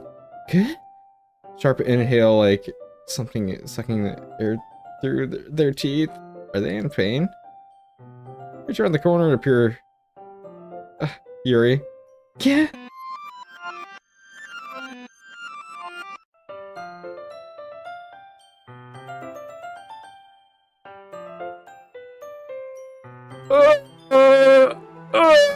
No! Oh! She was definitely. She wasn't peeing. She wasn't peeing. I wasn't peeing. I'm back. Thanks for waiting patiently. Ginger, do you like the oolong tea? Yeah. Anything is fine. Very well. Yuri sets the temperature on the kettle for 200 degrees. Now it's time to get the teapot. You really do this properly, don't you? Of course. I wouldn't do any less when I'm making tea for others. Even if I'm not an expert on tea or anything? In that case, you'll only even be more impressed. Perhaps I will! Yeah! Yuri fetches a teapot and begins measuring the tea leaves. To my surprise, she even starts humming a little to herself. You must be in a good mood now. Is that so? I was letting it show. And you noticed. And I was doing a bit of thinking, and I decided that I would try expressing myself a little bit more. It turns out it's not very hard for me to do. When it's you who's around anyway. That's great, Yuri. Yeah, it's really great. Just don't push yourself too much, please. Don't push yourself too much. Do not push yourself too much, please. Don't do that. You're always worrying about me, Ginger. It's very endearing. That's, I guess? Yuri wasn't kidding. I don't even know if I could keep up with this. I watched Yuri pour a cup of tea for each of us. Ginger, I have another request. Do you mind if we sit on the floor today? Why is that? It's a little bit easier on my back. I can read with my back against the wall rather than bending over my desk. Sorry, I didn't realize. No worries. I just have back pain fairly regularly, so I do my best to manage it. Is that so? I wonder why that is. It's mostly because it's most likely because your posture? Right? Always hunched over like that while reading? Yes! I have terrible reading posture. Yeah. It's definitely not her bosom. Definitely not the bosom. No. I have terrible reading posture. That's why we should sit on the floor. Yeah, that's why. Fair enough. I'll go ahead and get the book. I retrieved the book from my bag. I have some chocolate as well. A bag of small chocolate candies. I think since, well, it will go well with the tea. Yuri and I sit against the wall, teacups at our sides. As if in sync, we assume the same reading position as last time, each holding one half of the book, except this time our bodies are even closer to each other. I can't see too well. Slides closer until our shoulders are touching. Am I supposed to focus while reading like this? Yuri was always kind of cute, but when being less apprehensive, it's almost more than I can handle. Your teacup. Yuri hands me my teacup. Holding it with my hands, not holding it with a hand, not holding the book, I end up in a position that makes it even harder to focus. Because now I need to worry about making sure I don't accidentally touch her chest. Meanwhile, Yuri hasn't noticed a single thing. She even wears her intense reading expression, and I can only presume the world around her has faded away. I use all my willpower to focus on reading. ... After a few minutes, I finally managed to relax a little. I put the teacup between my legs and fumble with the chocolate wrapper. Sorry, I briefly let go of the book to finish opening the wrapper. You can have as much as you want. That's okay. I won't take any. Are you sure? Well, if I touch it, then I might get smudges on the pages. You're right. Yeah. I didn't even think about that. My bad. No need to apologize. I'll hold the book, okay? Are you sure? Of course. Okay. I don't like the red tints. The red tints, that really throws me off. Do they always have red tints in their eyes? Did they always? Yuri opens the book with both hands. She holds it so I don't have any harder of a time reading, or what? She holds it so that I don't have any harder of a time reading from it. But as a result, her left arm is practically resting on top of my leg. Well, in that case, Yuri is totally focused on reading again. I take chocolate candy and pop it in my mouth. Then I take another chocolate and hold it up to Yuri. She doesn't even look away from the book. She simply presses her lips as if the situation was completely natural. But that means I can't stop here. I apprehensively place the chocolate in her mouth. Just like that, Yuri closes her lips over it. Yuri's expression suddenly breaks. Did I just... Yuri just looks at me like she needs to confirm what happened. Ginger, sorry. I guess I shouldn't have done that. Oh, I don't like how that. What did the law? The song's gone. Why is the song gone? I don't like this. Yuri starts to breathe heavily. I can't. Ginger. Suddenly, forcefully grabs my arm and jerks me to my feet. My teacup gets knocked over. Ginger.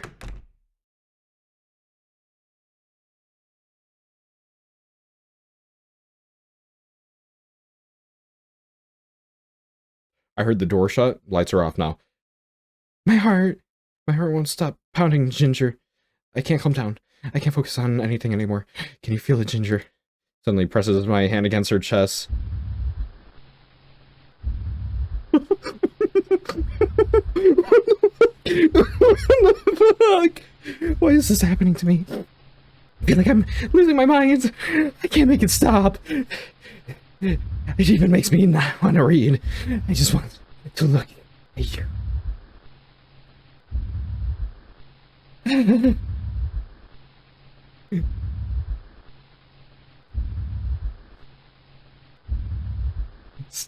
Yuri?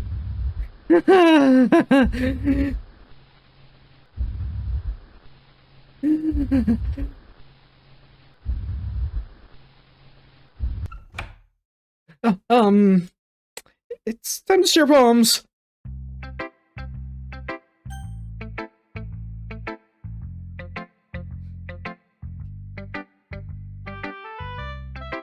Natsuki! How you doing? I know you broke your neck last time. Yes, you broke your neck last time, and you know, that's fine. That's fine. We can handle that this time, right? Maybe a little bit less neck breaking this time, please. A little bit, perhaps, maybe, I think. Yes. This one's all right. All right. Well, yeah, about as good as yesterday's anyway. I still can't really tell how much you actually care about writing it, but either way, you're doing all right. I did all the cutesy shit. Fuck you, Natsuki. Even though you're not really spending time with anyone but Yuri, I still think it's nice to have activities that we all participate in. So you better keep working hard. I mean, no, I'm not a president or vice president or anything, but that doesn't mean you can let me down, okay? So at least read mine too for now. But just to be clear, this poem means a lot to me.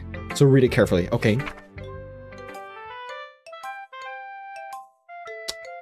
I don't know how else to bring this up, but there's been something I've been worried about. Yuri has been acting kind of strange lately. You've only been here a few days, so you may not know what I mean, but she's not normally like this. She's always been quiet and polite and attentive. Things like that. Okay, this is really embarrassing, but I'm forcing myself to suck up. The truth is, I'm really worried about her. But if I try talking to her, she'll just get mad at me again, and I don't know what to do. I think you're the only person that she'll listen to. I don't know why, but please try to do something. Maybe you could convince her to take talk to a therapist. Oh my god. Oh my god. I've always wanted to try being better friends with Yuri, and it really hurts me to see this happening. You know, I know I'm trying to hate myself or I'm going to hate myself later for admitting that, but right now, I don't care. I just feel so helpless, so please, if you can do something to help, I don't want anything bad to happen to her. I'll make you cupcakes if I have to. Just please try to do something. As for Monica, I don't know why, but she's really dismissive about this. It's like she just wants us to ignore it. So I'm mad at her right now, and that's why I'm coming at you about this. Don't let her know I wrote this. Just pretend like I gave you a really good poem, okay? I'm counting on you. Thanks for reading.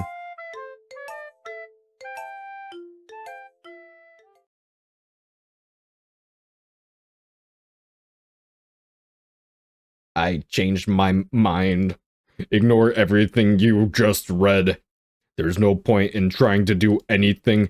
It's Yuri's own fault that she's so unlikable. Can you hear me, Ginger? If you would just spend more time with Monica, all these problems would go away. Yuri and I are too messed up for someone as wonderful as you. Just think of Monica from now on. Just Monica. Just Monica. Just Monica. Okay, just Monica. Just Monica. Okay. What the fuck? Just Monica. Who should I read my poem to next?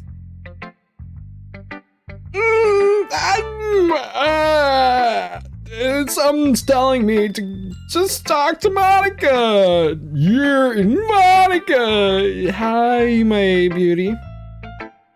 Ginger, I think you saw something earlier that you weren't supposed to see. I didn't want to have to tell you this, but I think I have no choice. It's getting kind of dangerous for you to spend so much time with Yuri. I don't know why, but she seems pretty easily excitable when she's around you, which shouldn't be a problem in itself, but when Yuri gets too excited, she finds a place to hide and starts cutting herself with a pocket knife. Isn't that kind of messed up? She even brings a different one to school every day, like she has a collection or something. I mean, it's definitely not because she's depressed or anything like that. I think she just gets some high from it. It might even be a sexual thing. But the point is, you've been kind of enabling her. I'm not saying it's your fault though, but I guess that's why I had to explain it all to you. So I think if you keep your distance, that would probably be best for her. While you're at it, don't be shy to spend a little bit more time with me. To put it lightly, I at least have it together in the head and I know how to treat my club members. Anyway, I worked really, really hard on this poem, so I hope that it's effective. Here it goes. Damn it! Jeez, that really startled me. Well, I guess I kind of messed up at the writing this poem. I was just trying to... Never mind. Let's move on. Yeah, it's fine. Yuri! Hi, Yuri. Hey, Yuri, okay, so I was a little concerned about what you were doing earlier, and now I realize you weren't peeing in it. Nor were you doing the nasty thing to the thing that I was holding. I would still I'd really appreciate you not cutting yourself. I could say that much. I could appreciate it if you'd stop. Yeah. Finally!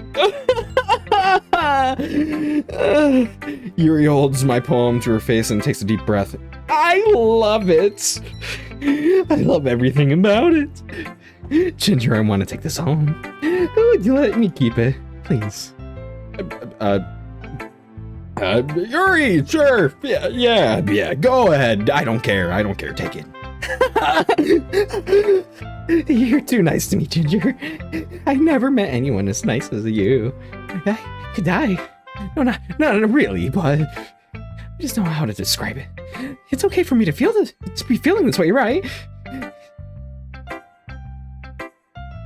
What was that face? It's not bad, right? Yuri holds my poem to her chest. I'm going to take this home with me and keep it in my room. I hope that makes you feel good when you think about me having it. I'll take good care of it. I'll even touch myself while reading it over and over. I knew it! I knew it! Damn it! Oh no! Why would you tell me that? I get myself paper cuts so your skin oil enters my bloodstream. You can have my poem too. Besides, after you read it, I know you're really gonna want to keep it. Here, take it. I can't wait any longer. Hurry, read it.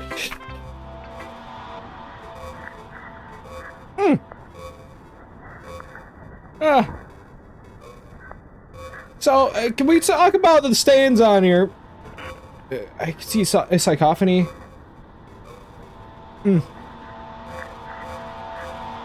Closer. So the blood, urine stain, I think. That's a urine stain.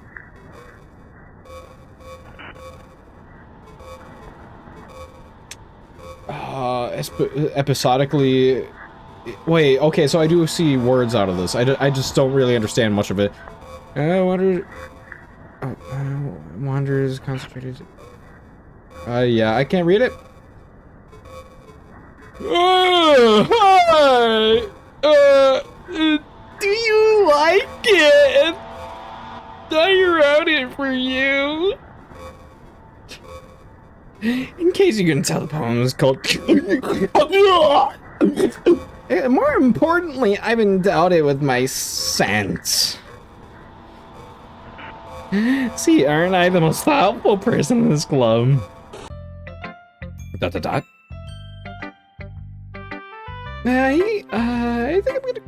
think I'm going to vomit.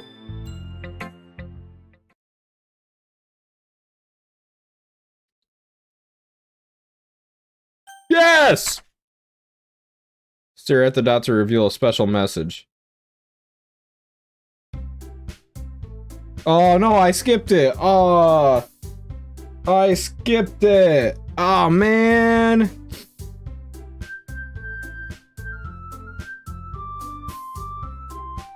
Okay, everyone. It's time for us to figure out the festival preparations. Let's hurry and get this over with. ... Stagnating air is common foreshadowing that something terrible is about to happen. Look, can we just get this done? I'm going to be printing and assembling all the poetry pamphlets. Natsuki, you can make the cupcakes. I know you're at least good at that. Wow. Yuri, you can... Well, it doesn't matter. Do you want... Or do whatever you want as long as you think it'll help. Monica? I'm not useless, you know. I know that. I already know what I'd like to do. We can't run a successful poetry event without having the right atmosphere for the occasion. So I'm going to make decorations and set up for some nice mood lighting. There, see? That's a great idea.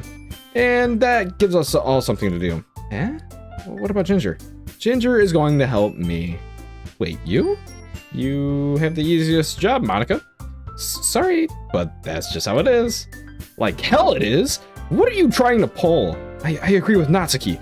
Not only is your work already most suitable for one person, but my task is laborious enough to benefit from an extra pair of hands. Mine too. What about your cupcakes? Please, like you would fucking know. All you care about right now is dragging Ginger around you and your stupid books. You and Monica. Hey, I didn't even do anything. Okay, then why not let Ginger decide who he wants to help instead of abusing your power? I'm not abusing my power. Yes, you are, Monica. Just let Ginger make the choice, okay? Okay, fine. Fine. Jeez. Ginger, I know how fed up you are with these two by now. We can just... Natsuki, shut your fucking mouth and let him decide for himself. You shut your mouth. For God's sake, this is never going to end. Just make the choice, okay? No! No! No! Don't force me!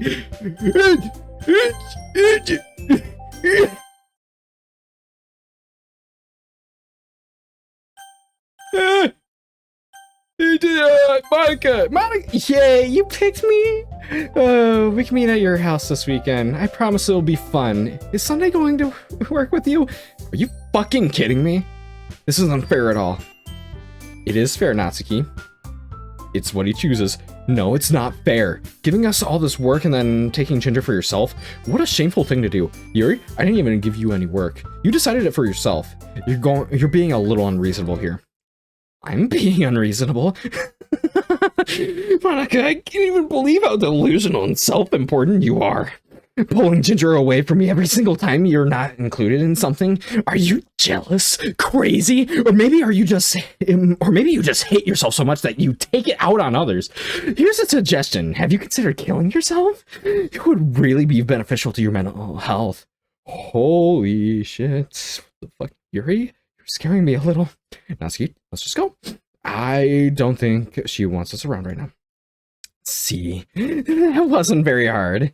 All I want is to spend a little bit of time with them. Is that too much to ask?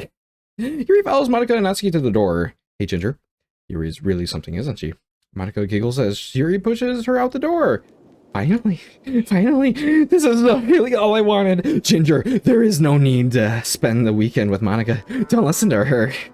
Just come to my house instead. The whole day with just the two of us. Doesn't that sound wonderful? Wow, there's really something wrong with me, isn't there? But you know what? I don't care anymore. I never felt this good in my whole life.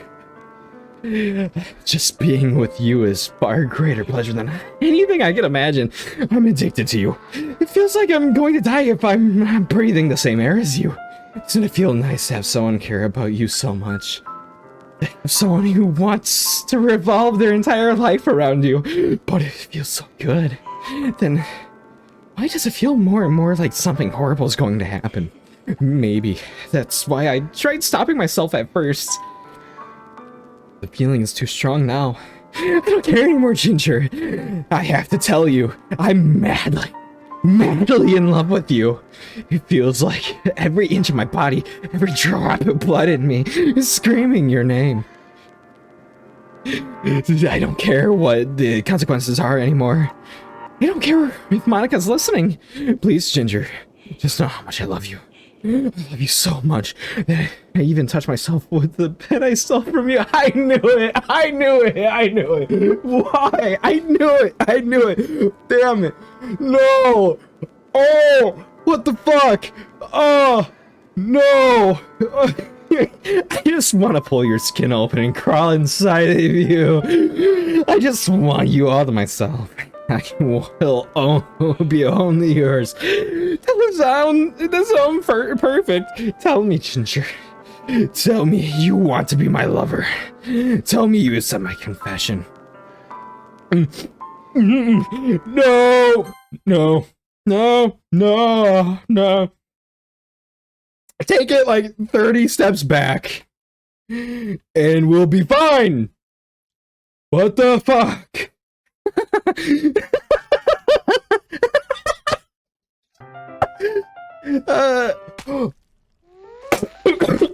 What the?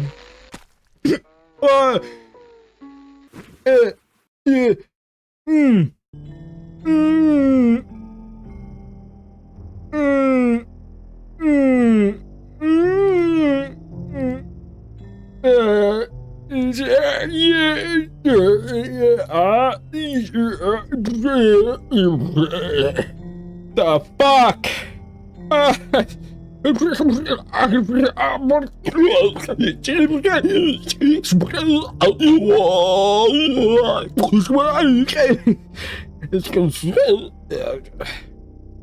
Yeah, I understand every word of this. I understand every word of it. Yep, every word of it. Every word that you're speaking right now. Yep. Yep. Just keep speaking. Just keep speaking. Yeah. Just keep doing it. I understand everything you're saying right now. Oh my god, how many lines of dialogue do you fucking have? Oh, I'm still clicking. I'm like spam clicking. What the fuck? Okay, die, please. Please die. Please die. Please die. Just die already. You just stabbed yourself in the heart. There's no way that you're still alive. I'm gonna save. Yeah, I'm gonna save this. I'm gonna save this. Yeah, I'm gonna save this. Yeah. Skip. Oh my god.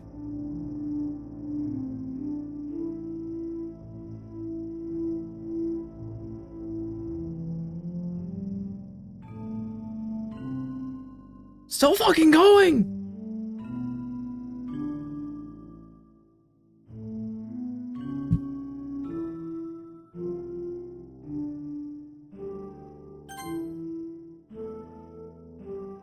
Oh, you can see the color fading from her eyes. Yo, because I'm literally standing here watching her rot. Alright, it's festival time. Wow, you got here before me. I thought it was pretty... Natsuki runs away. Monica, I'm here. Ginger, did something happen? Natsuki just ran by me. Well, that's a shame. You're here the entire weekend, Ginger. Oh, geez. I didn't realize the script was broken that badly. I'm super sorry. I must have been pretty boring. I'll make it up to you, okay? Give me a second.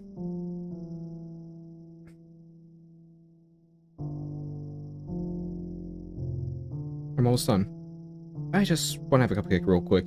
Michael lifts foil from the cupcake, and these are the best. I really just had to have one since this is the last time I'll ever have the chance to. You know, before they stop existing and everything. But anyway, I really shouldn't be making you waiting longer. Just bear with me, okay? This should only take a second.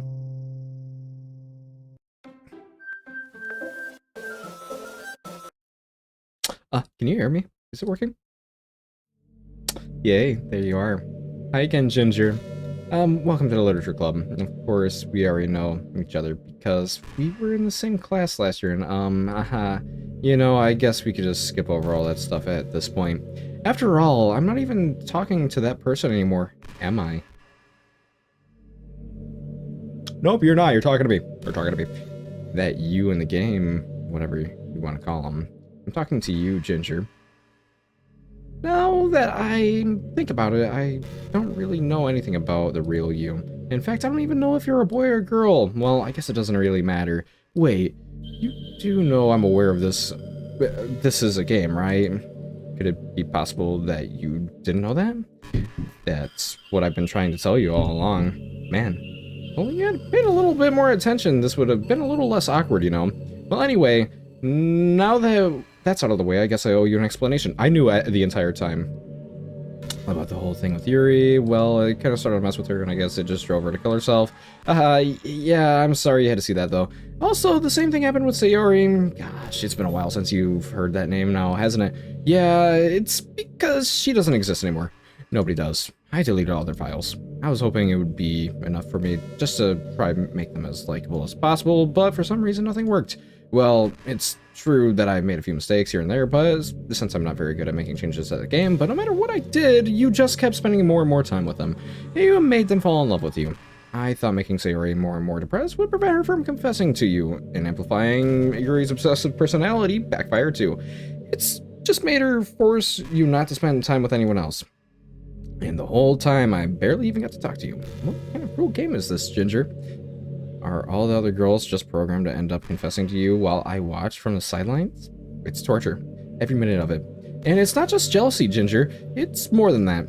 And I don't blame you for if you don't fully understand, because no matter how kind and thoughtful and considerate you are, you'll never be able to understand one thing. It's the pain of knowing how alone I really am in this world, in this game. Knowing that my friends don't even have free will. And worst of all, knowing that what's really out there in your world forever out of my reach. I'm trapped, Ginger, but now you're here. You're real. And you're wonderful. You're all I need. And that's why I need you here to be here with me forever. I'm sorry if it's hard to understand. I couldn't understand for a while either why in the world around me it's become more and more gray and more flat, and even more expressive poems felt empty to me. It wasn't even until you arrived that I truly understood. You probably saved my life, Ginger. I don't even think I could have continued to live in this world if I hadn't met you. And as for the others, how could I miss them? A group of autonomous personalities designed to only fall in love with you. I tried everything I could to prevent them from doing so. But it must become some kind of weird inevitability etched into this game. I felt really bad that you had to witness some nasty things, but I realized that you have the same perspective as I do, that it's all just a game, and I knew you'd get over it. So that being said, Ginger, I have a confession to make. I'm in love with you. You are truly the light of my world. When there's nothing else in this game for me, then you're here to make me smile. Will you make me smile like this for every day from now on? Ginger, will you go out with me? I guess you give me no answer. I'm happy. You really are my everything, Ginger. The funny part is, I mean that literally. Ahaha, there's nothing left here. Just the two of us. We can be here forever. Seriously, I don't even think time is passing. Seriously, I don't even think time is passing anymore. Really, it's just a dream come true. I worked so hard for this ending, Ginger. This game wouldn't give me one, so I had to make one for myself. There's no saving in this point of the game. Don't worry, I'm not going anywhere. The script is broken at this point, so I don't even think anything will get in the way anymore. And I believe how easy Neskin... I mean, there's a folder called characters right in the game directory. It's kind of freaked me out how easy it was. Imagine if you could delete your own existence with a click of a button. Well, on the plus side, it really it made it, or gave me a really easy out if things didn't go my way. Yeah, thankfully, it didn't come to that. Instead, we finally got a good ending. Gosh, I'm so overwhelmed with emotion. I want to write a poem about this, don't you? I wonder if that's a part of the game still, if that part of the game still works. I guess there's only one way to find out, right?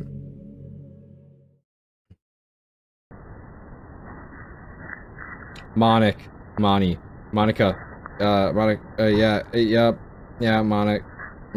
yep, everything, yep, I'm just gonna spam click it. Hi again, Ginger. Did you write a good poem today? Don't be shy, I'd love to see what you wrote. Oh, Ginger, did you write this poem for me? It's all sweet of you. There really is no end to your thoughtfulness. I'm just falling more and more in love with you. But you know, the poem I wrote is also for you. Will you please read it? Happy end, pen in hand, I find the strength, the courage endowed upon me by my one and only love. Together, let us dismantle the crumbling world and write a novel of our own fantasies. With a flick of her pen, the lost finds her way. In a world of infinite choices, behold a special day. After all, not all good times must come to an end. I hope you enjoyed it. I always put all my heart into my poems that I write. The truth is, all the poems that I've written have been about my realization, or about you.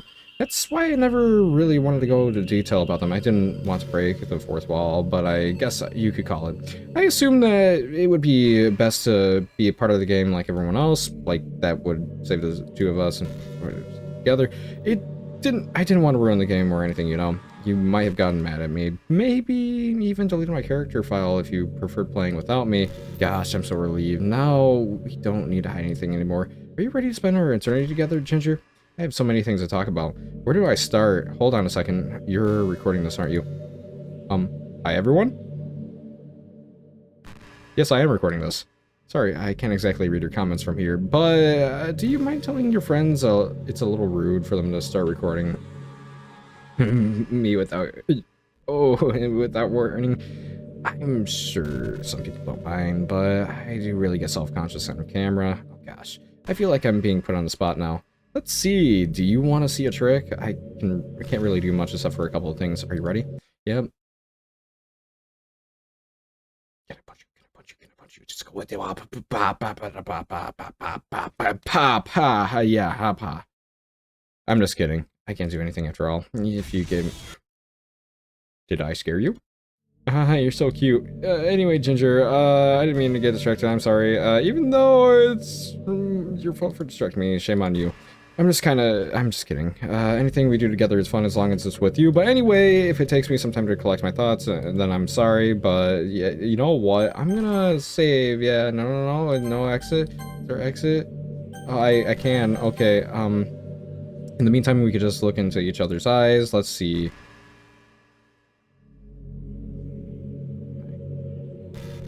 I can't. Okay. I'm looking in your eyes. Looking in your eyes. Looking in your eyes. Is this it? Is this it? Okay, yeah, it's great, absolutely great, love it. So, do I go to files? Characters, yes, Monica. Oh, okay. So, okay. So let's go back to this. I don't know where exactly I left off. I had to run to do some. I had other things to do. So What just happened? I just had an awful dream. Something those would stop. That's now that it's just the two of us. I guess that was wishful thinking. Ginger, I don't know if you would have any idea, but if you know what might be causing that, could you try to do something about it? Whenever it happens, it feels like I've almost been killed or something. It's really a horrible feeling. If you can figure out what's causing that, I'll love you forever. And now, where was I?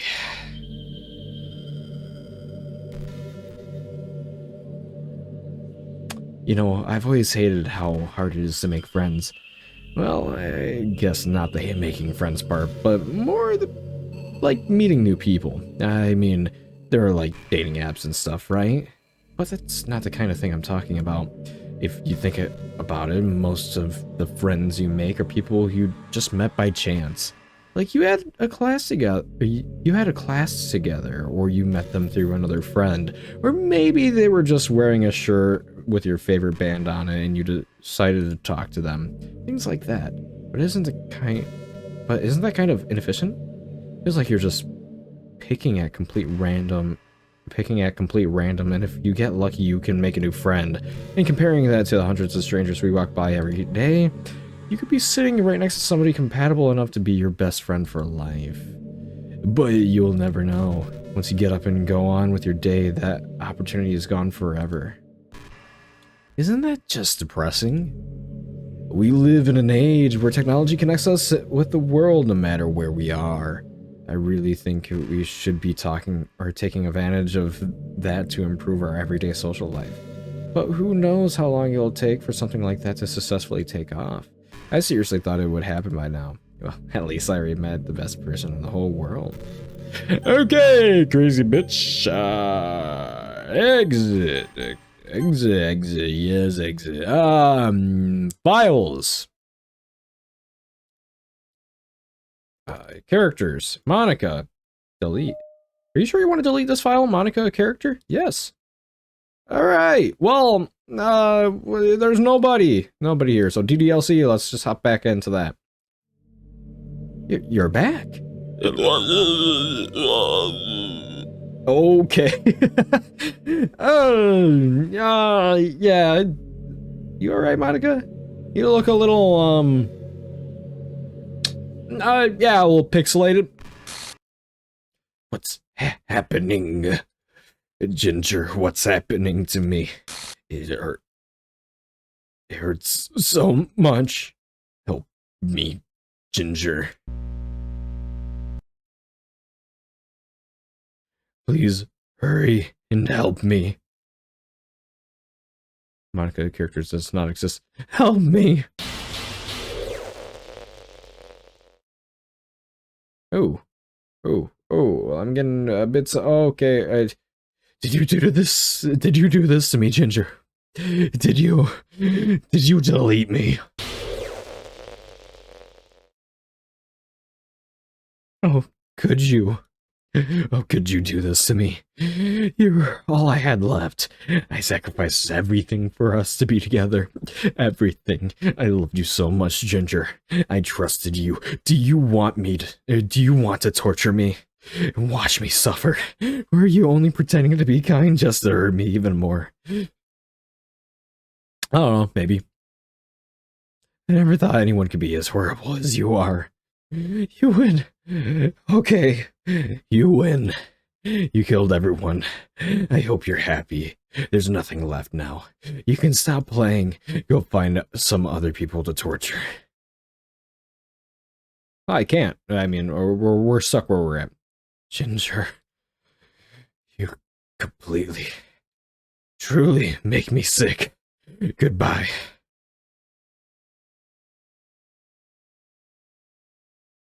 Okay. Huh, well. Dot dot dot. I still love you. I can't help it. wrong with me? How horrible am I for you to hate me this much? Oh, my friends, I did so many awful things, so many selfish and disgusting things. I shouldn't have done any of this. I'm just messing up a world that I don't even belong in. A world that you wanted to be a part of. I ruined it. I ruined everything. Maybe that's why you deleted me. Because I destroyed everything that you wanted. Could I do that to someone I love? It's not love. That's...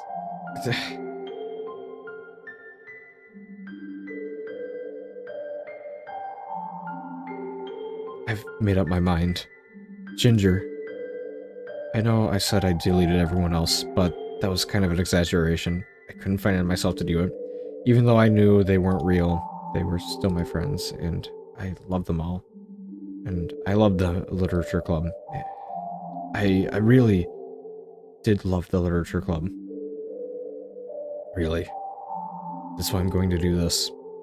I know it's the only way for everyone to be happy. If I really love you.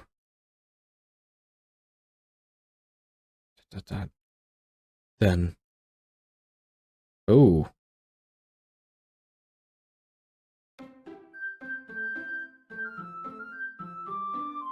This game is not suitable for those who are children or...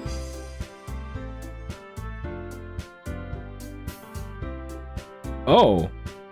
Oh. What the... Monica. What happened to Monica?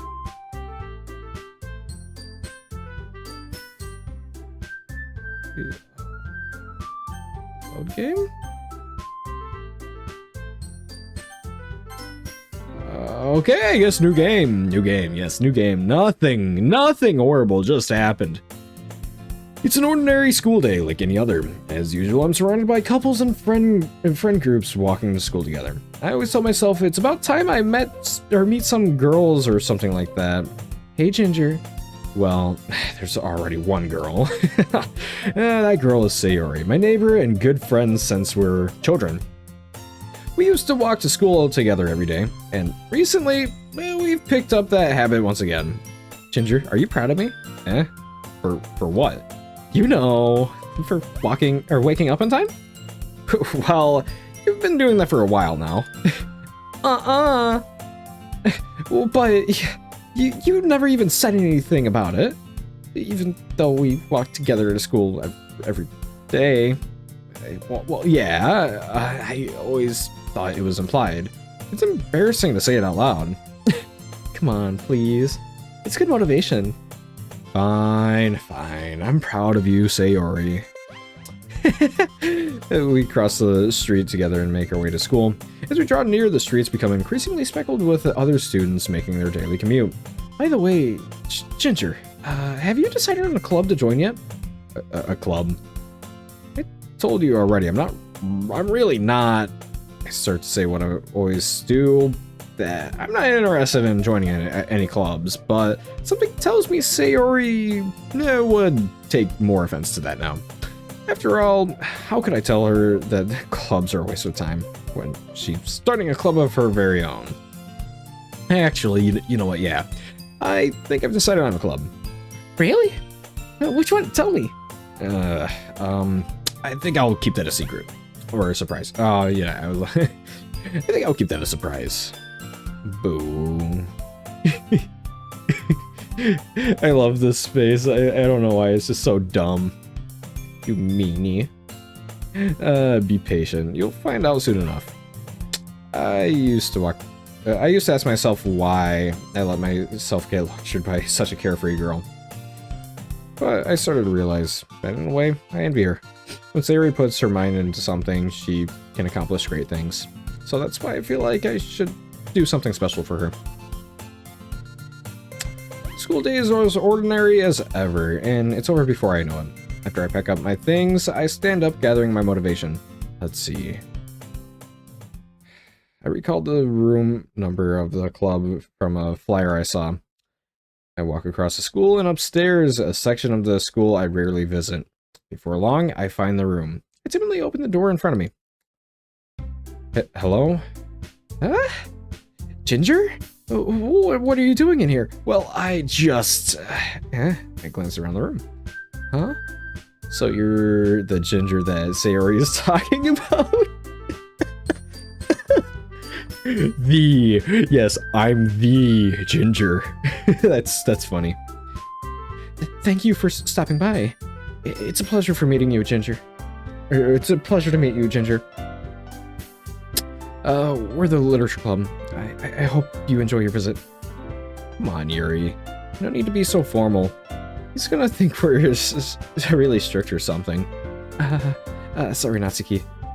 A tall one whose name is apparently Yuri seems to be quite shy compared to the others. In comparison, the girl named Natsuki, despite her size, seems like the assertive one.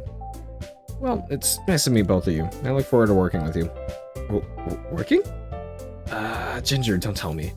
You're... That's right. The club I decided to join is yours, Sayori.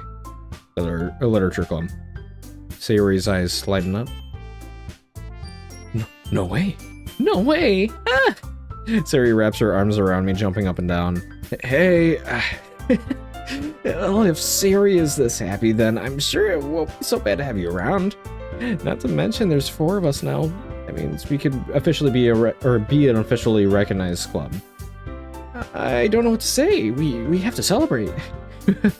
What an appropriate day for that, isn't it? Yeah, after all, Natsuki decided to... Hey, don't ruin the surprise. Sorry, everyone sit down at the table, okay? How about I make some tea as well? The girls have a few desks arranged to form a table. Natsuki and Yuri walk over to the corner of the room where Natsuki grabs a wrapped tray and Yuri opens a closet. Still feeling awkward, I take a seat next to Sayori. Natsuki proudly marches back to the table with tray in hand. Okay, are you ready? Ta-da! What? Natsuki lifts the foil off the tray to reveal a dozen white fluffy cupcakes decorated to look like little cats. Yes. The whiskers are drawn with the icing, and little pieces of chocolate were used to make ears. So cute. Wow, those look amazing. Well, you know, just hurry and take one.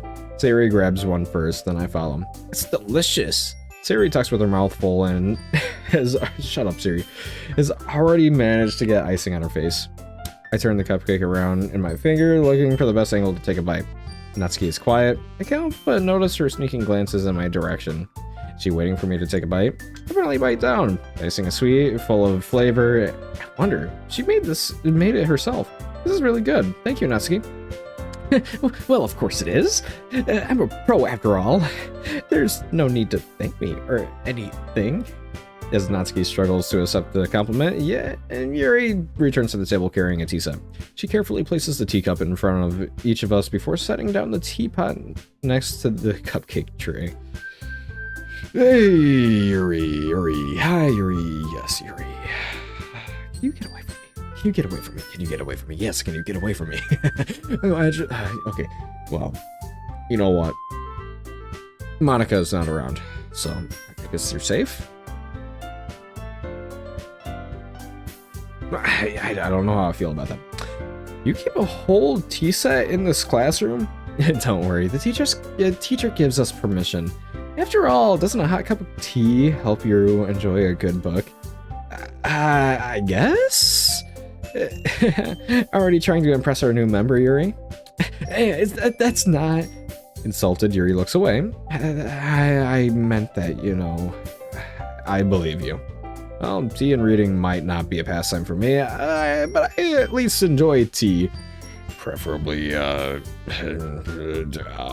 not full of weird things that you use, that you do, and yeah. I'm glad.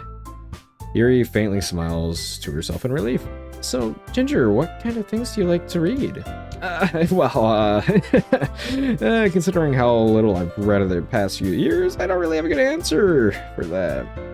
Manga. I mutter quietly to myself, half joking. Natsuki's head suddenly perks up. It looks like she wants to say something, but she keeps quiet. Not much of a reader, I guess. Well, that can change. What am I saying? Oh, I read that as Yuri. I don't know why I read that as Yuri. Ah, what am I saying? I spoke without thinking after seeing Yuri's sad smile. Anyway, what about you, Yuri? Well, let's see.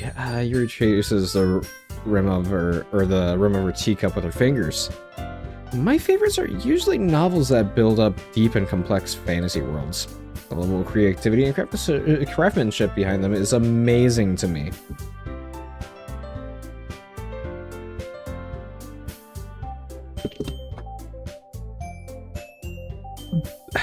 Hydration is key. And telling a good story in such a foreign world is equally impressive. Yuri goes on, clearly passionate about her reading. She seems so reserved and timid since she...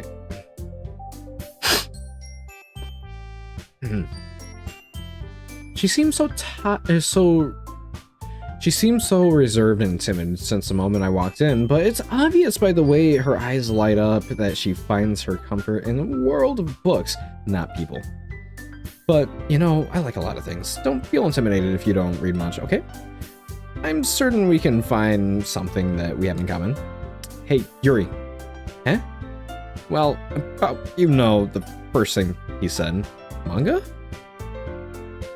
That's right. Natsuki tends to read manga in the classroom. Don't just say that. For some reason, Natsuki seems embarrassed by it. Besides, manga is literature too, you know. So if Ginger wants to read some of my manga, then don't try to stop him or anything. Natsuki, I wouldn't do such a thing. However, it could be nice for us to diversify ourselves a little. You can take this opportunity to try something new as well. Wouldn't you agree, Ginger? Maybe, sensing the tension, Sayori jumps in. Maybe we could all try something new. I think it could be fun. And we'll all get to know each other a little bit better, too. Yeah, I mean, that's kind of things literature clubs do, right? I mean, you shouldn't be asking, you should just say it. I don't disagree or anything. Yeah, you're right, as usual, President. I guess that means I should try picking up a novel or something, huh? Well, that makes two of us. I wouldn't mind doing it if I'm not the only one. Then as for Yuri... I have to read manga? Jeez. You're the only one who suggested we... You're the one who suggested we diversify. We should be a little bit more open-minded. It's kind of hurtful. Hurtful? I didn't realize. With a guilty expression, Yuri thinks to herself, I'm sorry for disrespecting your interest, Natsuki. If you're into it, then I'm sure it's worthy form of literature. Are you just saying that? No, I've realized my error. So if you're willing to consider starting a novel, then I'll offer my gratitude by finding a manga to read as well. Really? I mean, it makes me happy that you do that for me, Yuri. You could trust me to find something that you'll really like. Okay. Oh. I don't know, it really bugs me how they're kind of cooperating and talking to each other now, instead of fighting with each other. It's weirding me out. I'm not used to this. Where's the cat fight over me? Where's the cat fight over me? Same here. Perhaps I'll visit the bookstore after the club meeting. Just you? Would you like to come along with me? If you don't mind. Not at all. I always go alone, so... Yeah, me too. This is so cute. Sayori, shut up. I'll show you.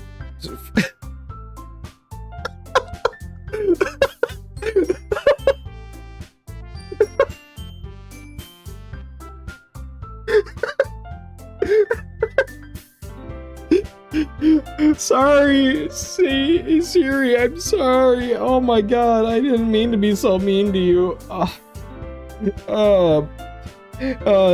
My phone. Oh no, stop it. Whatever you're doing, stop it. Okay, I'm gonna power this off. Stop it. No, I don't want you. I'm powering up my phone. I'll show you some manga there too, okay? Yes. I look forward to it. Natsuki and Yuri start to clean up the food. I guess the meeting's over, huh? It looks like it. It's nice to see everyone getting along, isn't it? I think everyone likes you too, Ginger. You think so? Well, everyone always seems to get along a little better with you around Sayori. Aw, Ginger. Don't say something like that. It's embarrassing. Well, whatever. I was surprised when you told me you were starting a club, but I think you're pulling it off just fine. We're gonna make it the best club ever. Now that you joined, every day is going to be so much fun. Hey, Ginger. I really want to thank you. I mean, I'm really happy that you joined the club and everything. But the truth is, I already knew you were going to.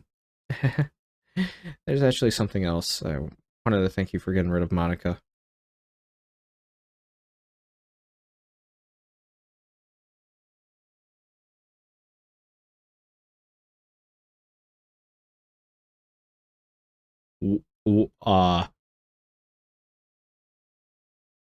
What?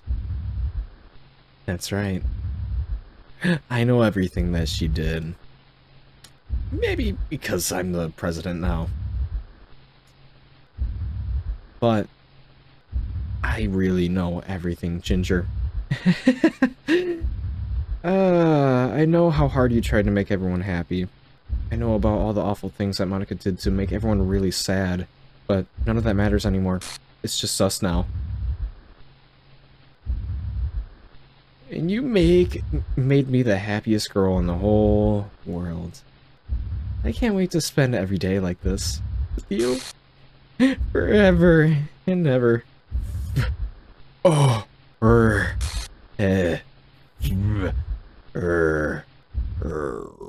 No. Eh? What's happening? I won't let you hurt him. Who? It hurts. Ah. I'm sorry. I was wrong. There's no happiness here after all. Goodbye, Sayori. Goodbye, Ginger. Goodbye, Literature Club.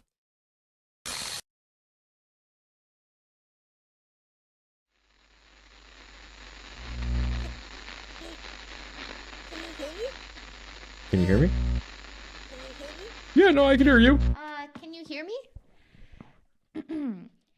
Hi, it's me.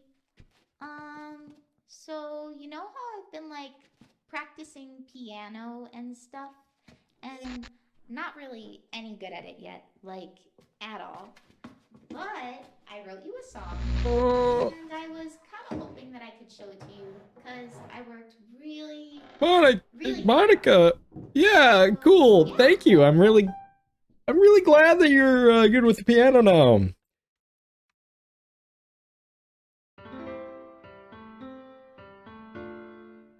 Oh, it sounds like you're doing pretty good.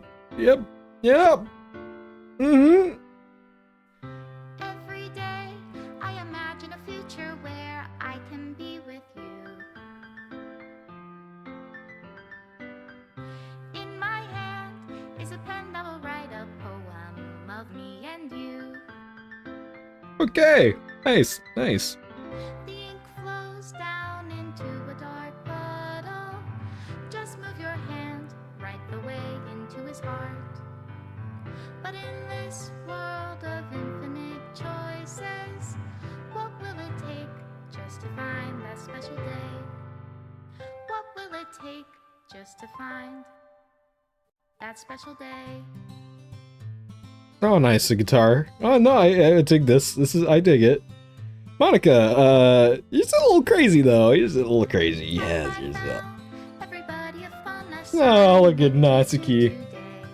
Oh, don't remove that. Oh, come on. I like that. Oh, okay. That one, I guess you're fine, because I just felt like a creep seeing that one. Oh, you're gonna remove that one. That's a wholly good image. I liked it. I think that was a good time. That one scared me a little bit. Yeah, that is a little scary. Yeah, a little scary. You see this one here. You see this one. Very good for my character. I think that was very good for him. Yes, very good. Very good. Yeah, very good for him. Is that Monica? I never saw that one. Never saw that one either.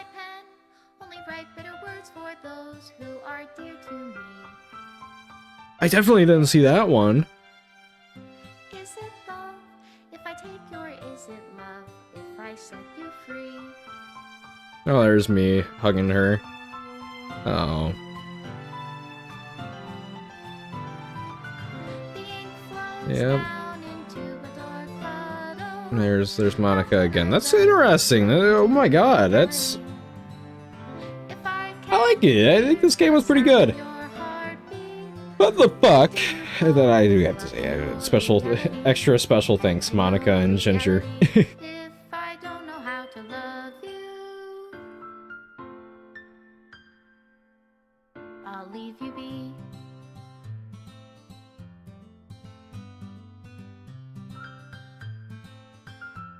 That's a good one. I do like it. That was a good game. Good game. This is my final goodbye to the Literature Club. Finally understand, Literature Club is truly a place where no happiness can be found. To the very end, it continued to expose innocent minds to a horrific reality. A reality that our world is not designed to comprehend. I can't let any of my friends undergo that same hellish epiphany. For the time it lasted, I wanted to thank you for making all of my dreams come true, for being a friend to all of the club members, and most of all, thank you for being a part of my literature club. With everlasting love, Monica. Well, anyways, that's crazy. That was a good ending. I just didn't expect it. So if you guys enjoyed this, go ahead, hit the like and subscribe button. It'd be greatly appreciated. And if you have any games that are kind of similar to this you'd like me to check out, go ahead, recommend that in the description, or not in the description, in the comments below. That'd be greatly appreciated, because I always love playing games where you just kind of like realize as you go, like, what the fuck? You know, interesting things like that. And, you know, it's just funny to see the interactions in this. So anyways, beyond that, this video is recommended directly to you by YouTube itself. It knows what you like to watch, and this is perfect for you. Beyond that, this is my channel icon. I'll show you everything on my channel. It's not just Doki Doki Literature Club. Obviously, this is the end of the series, but you can see a variety of other content on there, such as Facade, and a few other games that I'm trying to include in the mix, just so I can diversify my content. So anyways, I'll see y'all in the next episode. See ya.